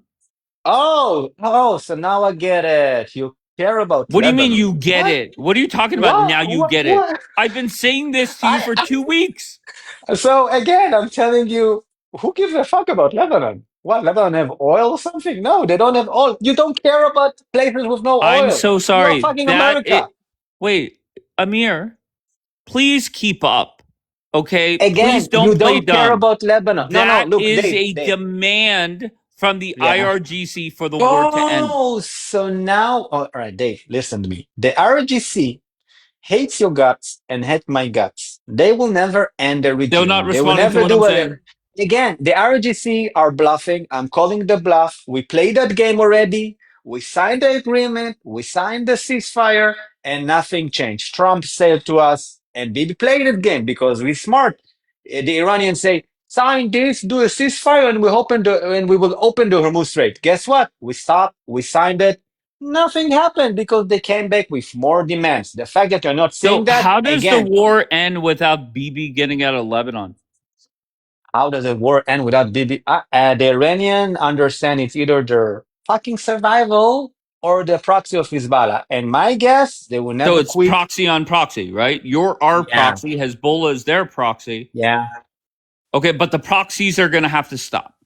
No. And just like Donald Trump put out for the first ceasefire, it's a double-sided ceasefire, whatever the fuck that means. No, look. But the proxies are going to have to stop as well. Look, we put you in the situation you wanted all along. You wanted to have right. This is what we wanted. You really think this is what America wanted? Yeah, America wanted to take off the competitors. This is exactly what America wanted. Exactly what you wanted all along. What a fucking joke. All along. This is what you wanted, and now we gave it to you. Now it costs you nothing to do this blockade. Really, costs us nothing. Costs you nothing. What you do? What you do? Do you need to fly jets? No, you need to have like a boat and a submarine. So, once a week, drop on a boat and like take it. What? So You don't fire whenever, missiles. sure. And what happens hypothetically if Trump puts out a tweet and says the war is over, Bibi's got to get out of Lebanon? He did it like he did it like 50 times and nothing has changed. Trump tweet. When did he say that? No, when said did that he like- say that the he war said- is over? He said Wait, the why war are is you lying? over. Why are you won. lying? Trump When saying did that he Donald won. Trump say the war is over? We're going Okay. to withdraw our manpower over the next 2 weeks or 30 Wait. days. Wait. If Trump says he won what? So What, you win and you're you keep not fighting? responding to what I'm saying for the millionth time. Yeah. Why? Why are you not responding to what I'm saying? All right. My claim is when Donald Trump tweet, "I won," That's so not that. it's the That's end of the war. okay. Once again, still not responding to what I'm saying. Just like the 12-day war ended, he put out a long tweet. I think he congratulated both sides, and he said it's over. Mhm. Whenever Trump does that this time and Yeah. says everybody is stopping, Mhm. our proxy Israel was going to stop, their Okay. proxies are going to stop, and Bibi's got to get out of Lebanon. Okay. What happens next? We're not going to get up. We're not leaving Lebanon. Okay, so how does the war end? So you just want U.S. troops, No. U.S. military equipment out there forever? Well, first of all, you have the equipment. What, you want to put them in New York and just float there? This is what the boats need to do. The boats are sailing, and they're sailing at sea, and they're doing a blockade. Look, what do you want to do with all these boats? You have like any other war you want to take part in? There's no war. Like, why you need all those ships? They are there. They're making money. Again, you're selling more oil. Good for America. Enjoy that. Take the W and stop worrying about this beaches, Lebanon. Who cares about this fucking hellhole? I Now you can't. want I cannot wait for Trump the to make the Hezbollah, announcement. And you, there's who no unalive way. Americans? The No, Hezbollah wait. who fucking Hold on. Stop. unalive Americans? You want to save their asses? Stop. You want to save their Here's asses? my prediction. This is not America Whenever first. Trump puts that tweet out, I never see you again. You will never step foot in here again. That's my prediction. All right, so Dave, let me tell you that you are not America first. You are now protecting Hezbollah because the RGC You're are still asking. not responding to what I'm saying. RGC are lying to their teeth. They can only lie. They never showed any interest. Trump is not letting go of them. You remember 2 weeks ago, there is an agreement. Now, no agreement. So Trump is fickle, but he's not dumb as you. You are so dumb. You are like, I'm sorry, I'm not saying that. And like, I know why you want to sucker punch yourself with the Iranian lies again. Why? Who gives a fuck about the Let me Lebanon answer. shit? Why? Because Trump wants to straight open and to get the fuck out. Do you But realize? they don't open it. Do you realize that Donald Trump is going to unfreeze like 20 billion in assets for them? Do you get that? Okay. Yeah. That's how bad Trump wants out. Okay. But did he or did he not? He's not he's not dumb. He understands that he can freeze the money. We can do the ceasefire in Lebanon. We get out of Lebanon. Even for you, they will never open that. He just said it yesterday. He said there is no way Iran and Oman will take money. This is an international waterways. It's your thing to control. Why you want to hand it over so lightly? You are very, very reckless American. Wait. Hold on one second. The 24 billion in assets is in exchange for the straight going back to normal. No, the Iranian are literally, listen, Dave, have some respect for the RGC. Listen to what they say and stop fantasizing Okay, so now what they're saying. Now we believe everything they said. So No, whenever I'm just saying, so sorry. listen to them. I'm so Listen sorry. to Whenever them. they say, in order for this war to end, Bibi's got to get the fuck out of Lebanon. Yeah. Why don't you believe that? Because we did it. We were not in Lebanon, but they forced us in there. What I'm do you so want? sorry. Did you withdraw from Lebanon? No. Dave, we withdrew from Lebanon in 2024 in November. We already had a ceasefire. I'm talking about now. I'm talking about now. Oh, so you want me to forget the previous 4 times that I conquered and left Lebanon, order to see that Hezbollah is back on firing at me. Iranians still hate my guts, and now they want to play the Hormuz card. Listen, and guess what? Guess what? Even if that's the crazy part. You're proving a point. Yeah. Even if you eliminate Hezbollah, with the 24 billion with a B that they're about to get, they'll just get a new proxy. Just like our proxy, we'll get another one. They're a dime a dozen. Where? Look, again, agree with you. They can hire them, but guess what? I'm going to own the land. And guess what? I'm not going to give back the land. Again, you cannot force me. So it is about land. Of course, look, okay, Dave, great. It's about land. It is about land. Okay, great.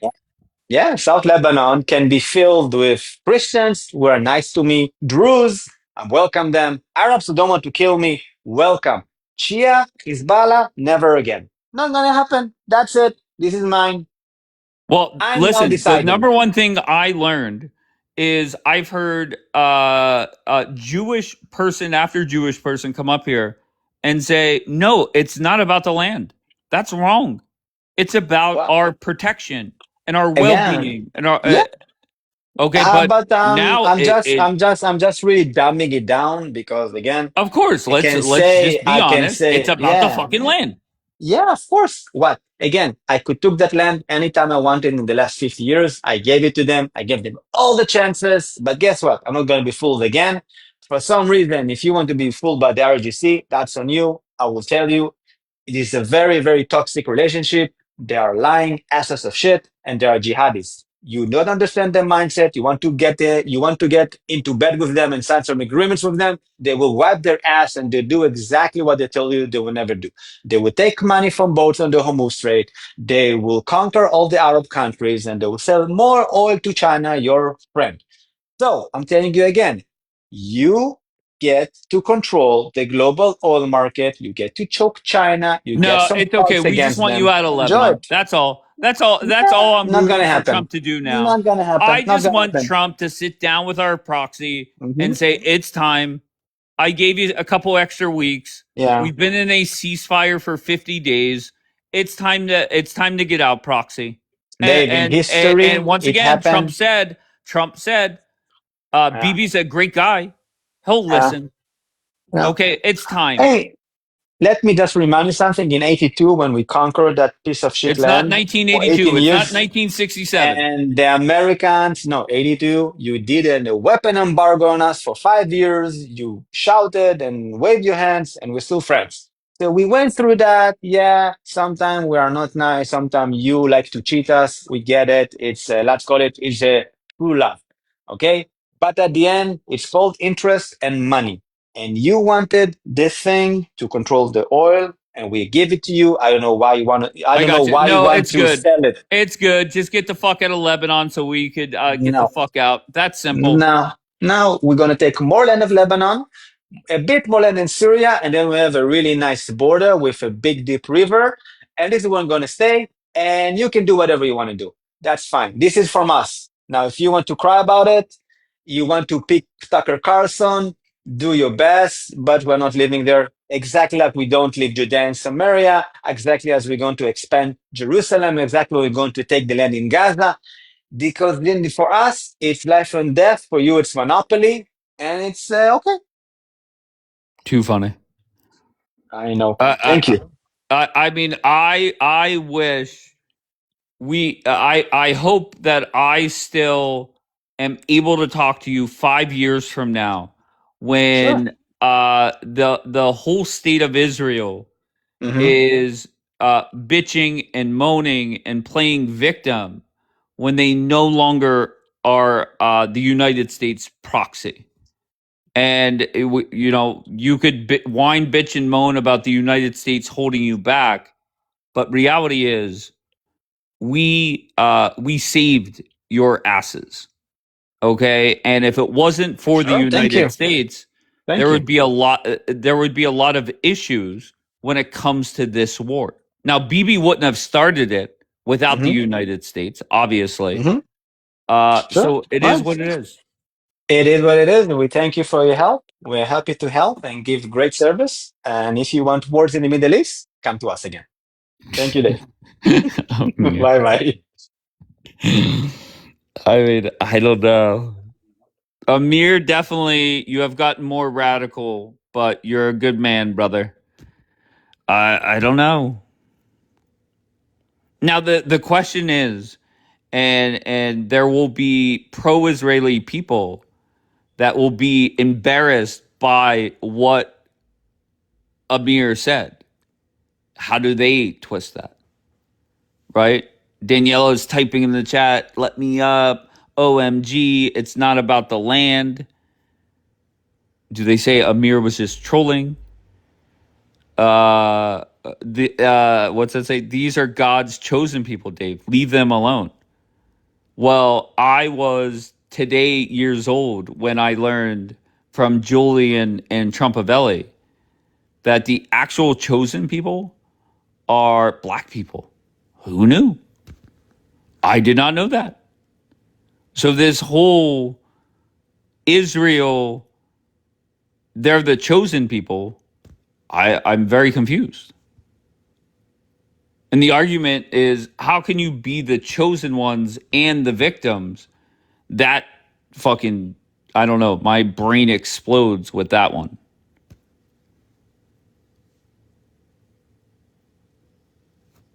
So I don't know. Is it about the land? I'm intrigued by if he actually connects.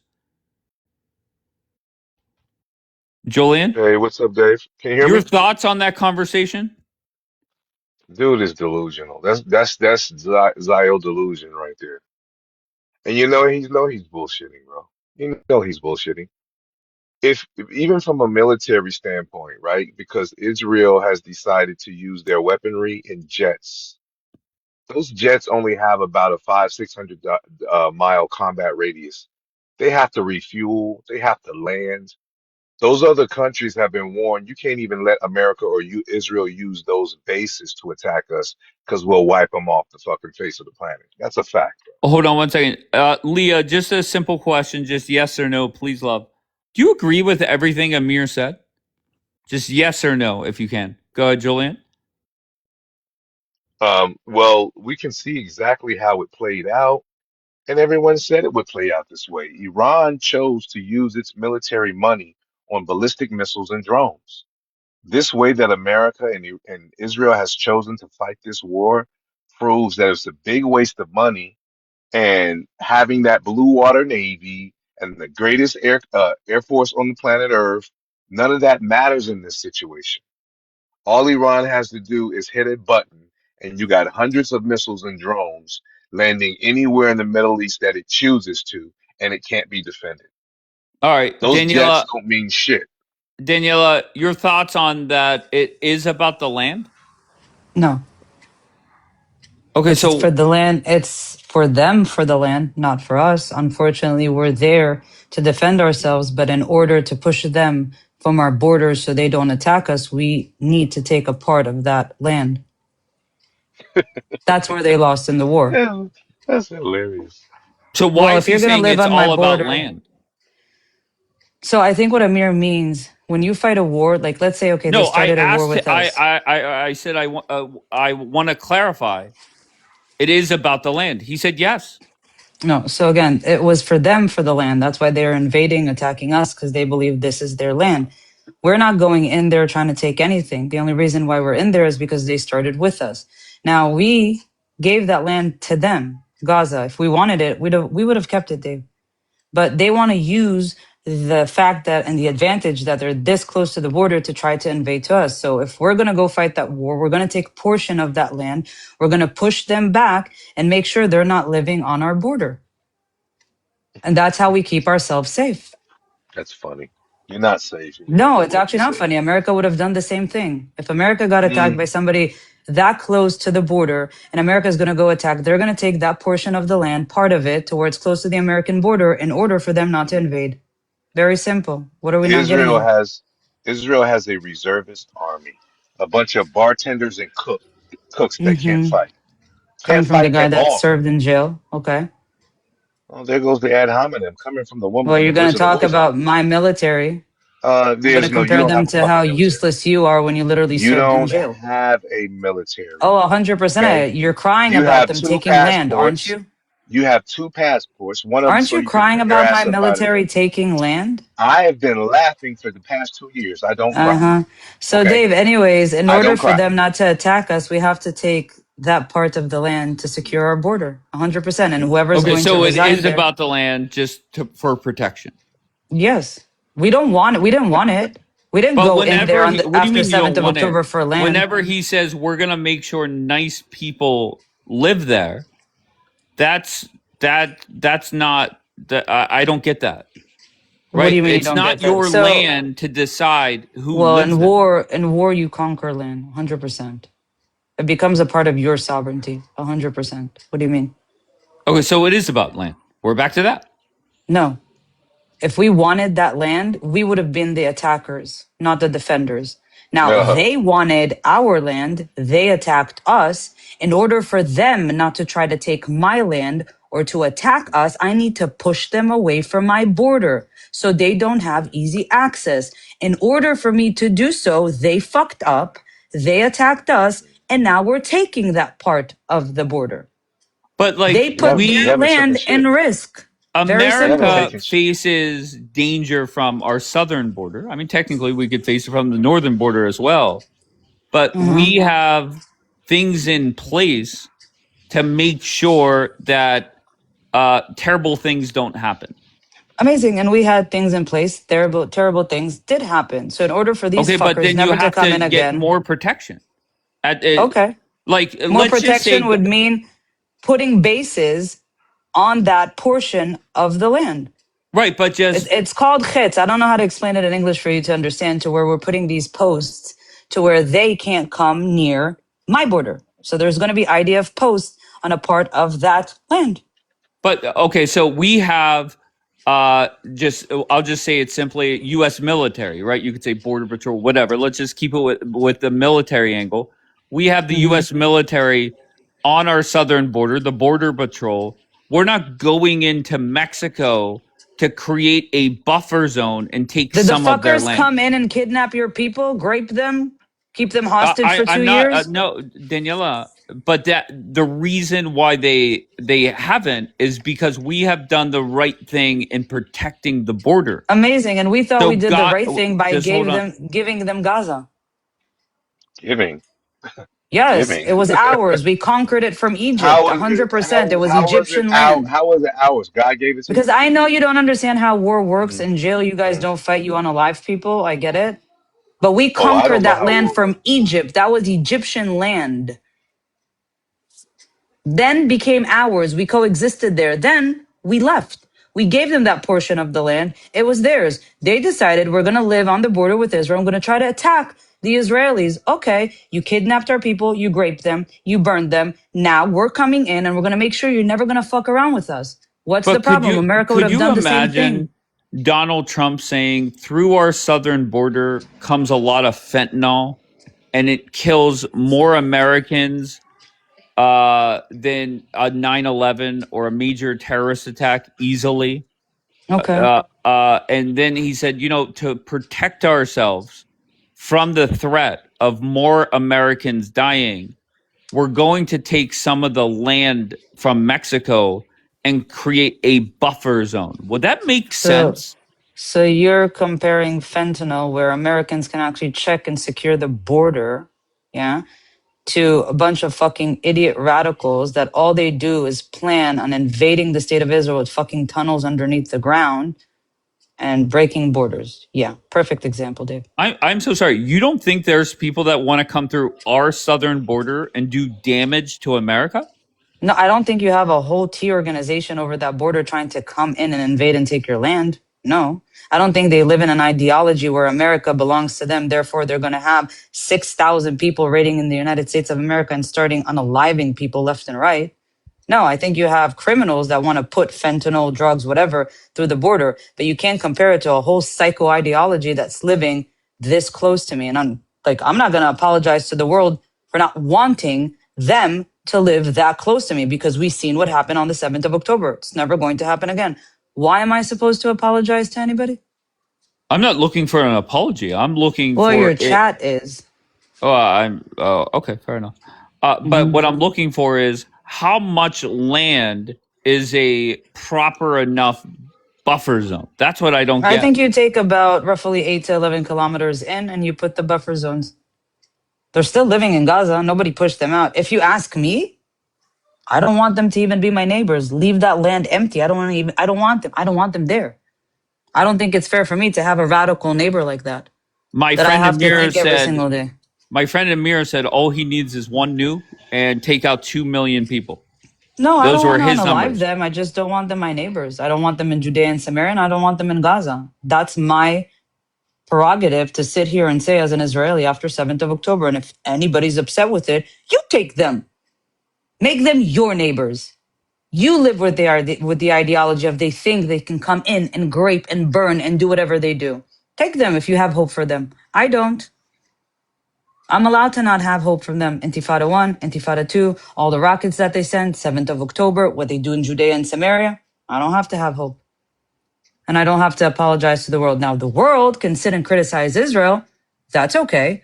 We're still going to do what's best for our safety. You haven't done that.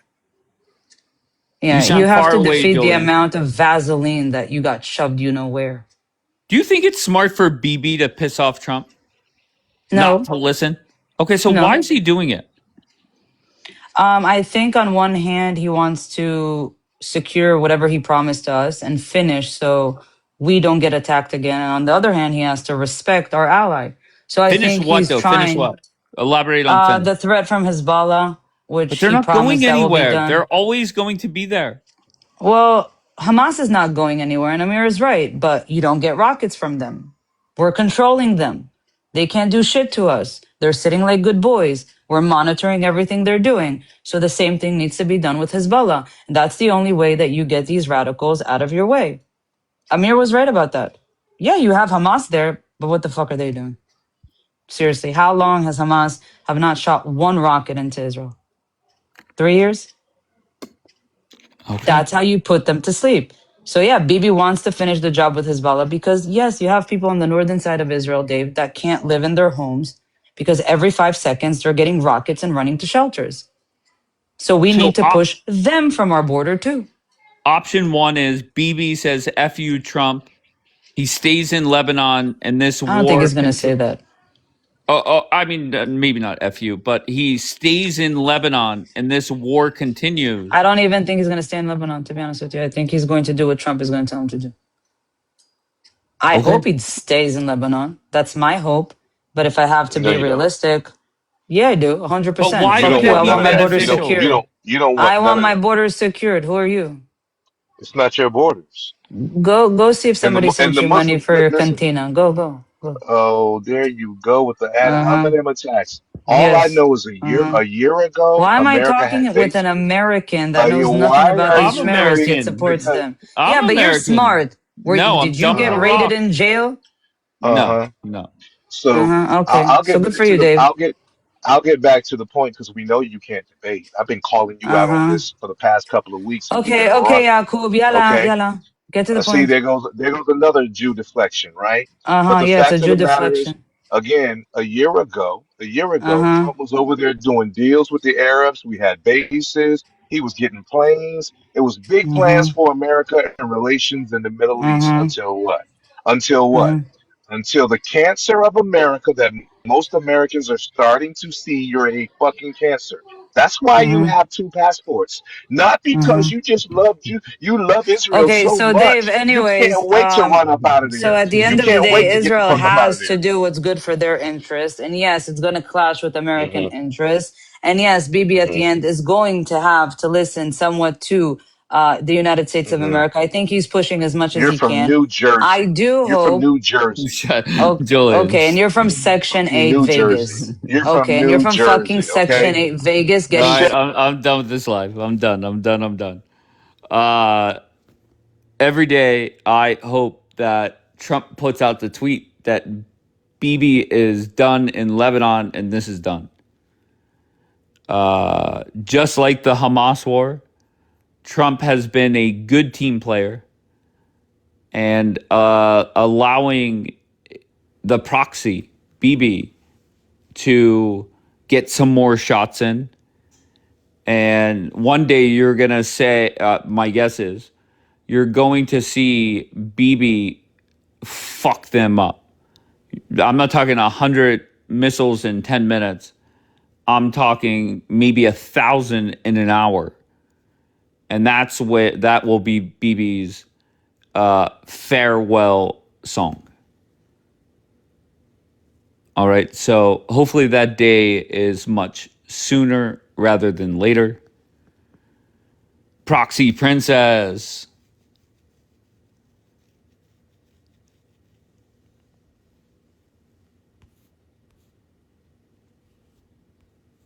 And I think, you heard from Daniela. Daniela is a lot closer in thought process when it comes to this war versus Amir. Amir is, I think, closer to actually Bibi's thought process. And it is what it is. So my thing over the last 48 hours, we've talked a lot about Tucker. And these type of conversations in this war where our proxy is not listening, where even we get closer and closer to Carlson being your next president. And it's very simple. You could say, well, Tucker doesn't like Israel. Okay. I haven't really heard much. All right. Maybe somebody could play it for me. Reality is, Republican policies are more popular in America. America First policies, even more popular.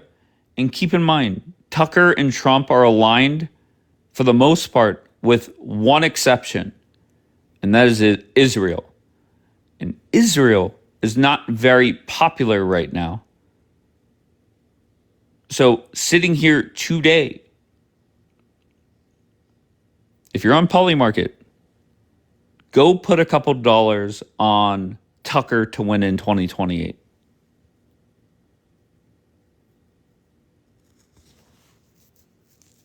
Okay? You could say he's paid by Qatar. No evidence. You could say he doesn't like Israel. Okay. I heard him compliment Israel a lot in the 20 minutes or whatever Bianca played. And once again, my goal is to be Tucker's press secretary January 20th, 2029. Okay? Compliment 10 people. I will be back at 11 p.m. tonight. I appreciate you all. I love you all. And I will see you at 11 p.m. tonight. Once again, compliment 10 people. I mean that sincerely. Say positive things. I love you all.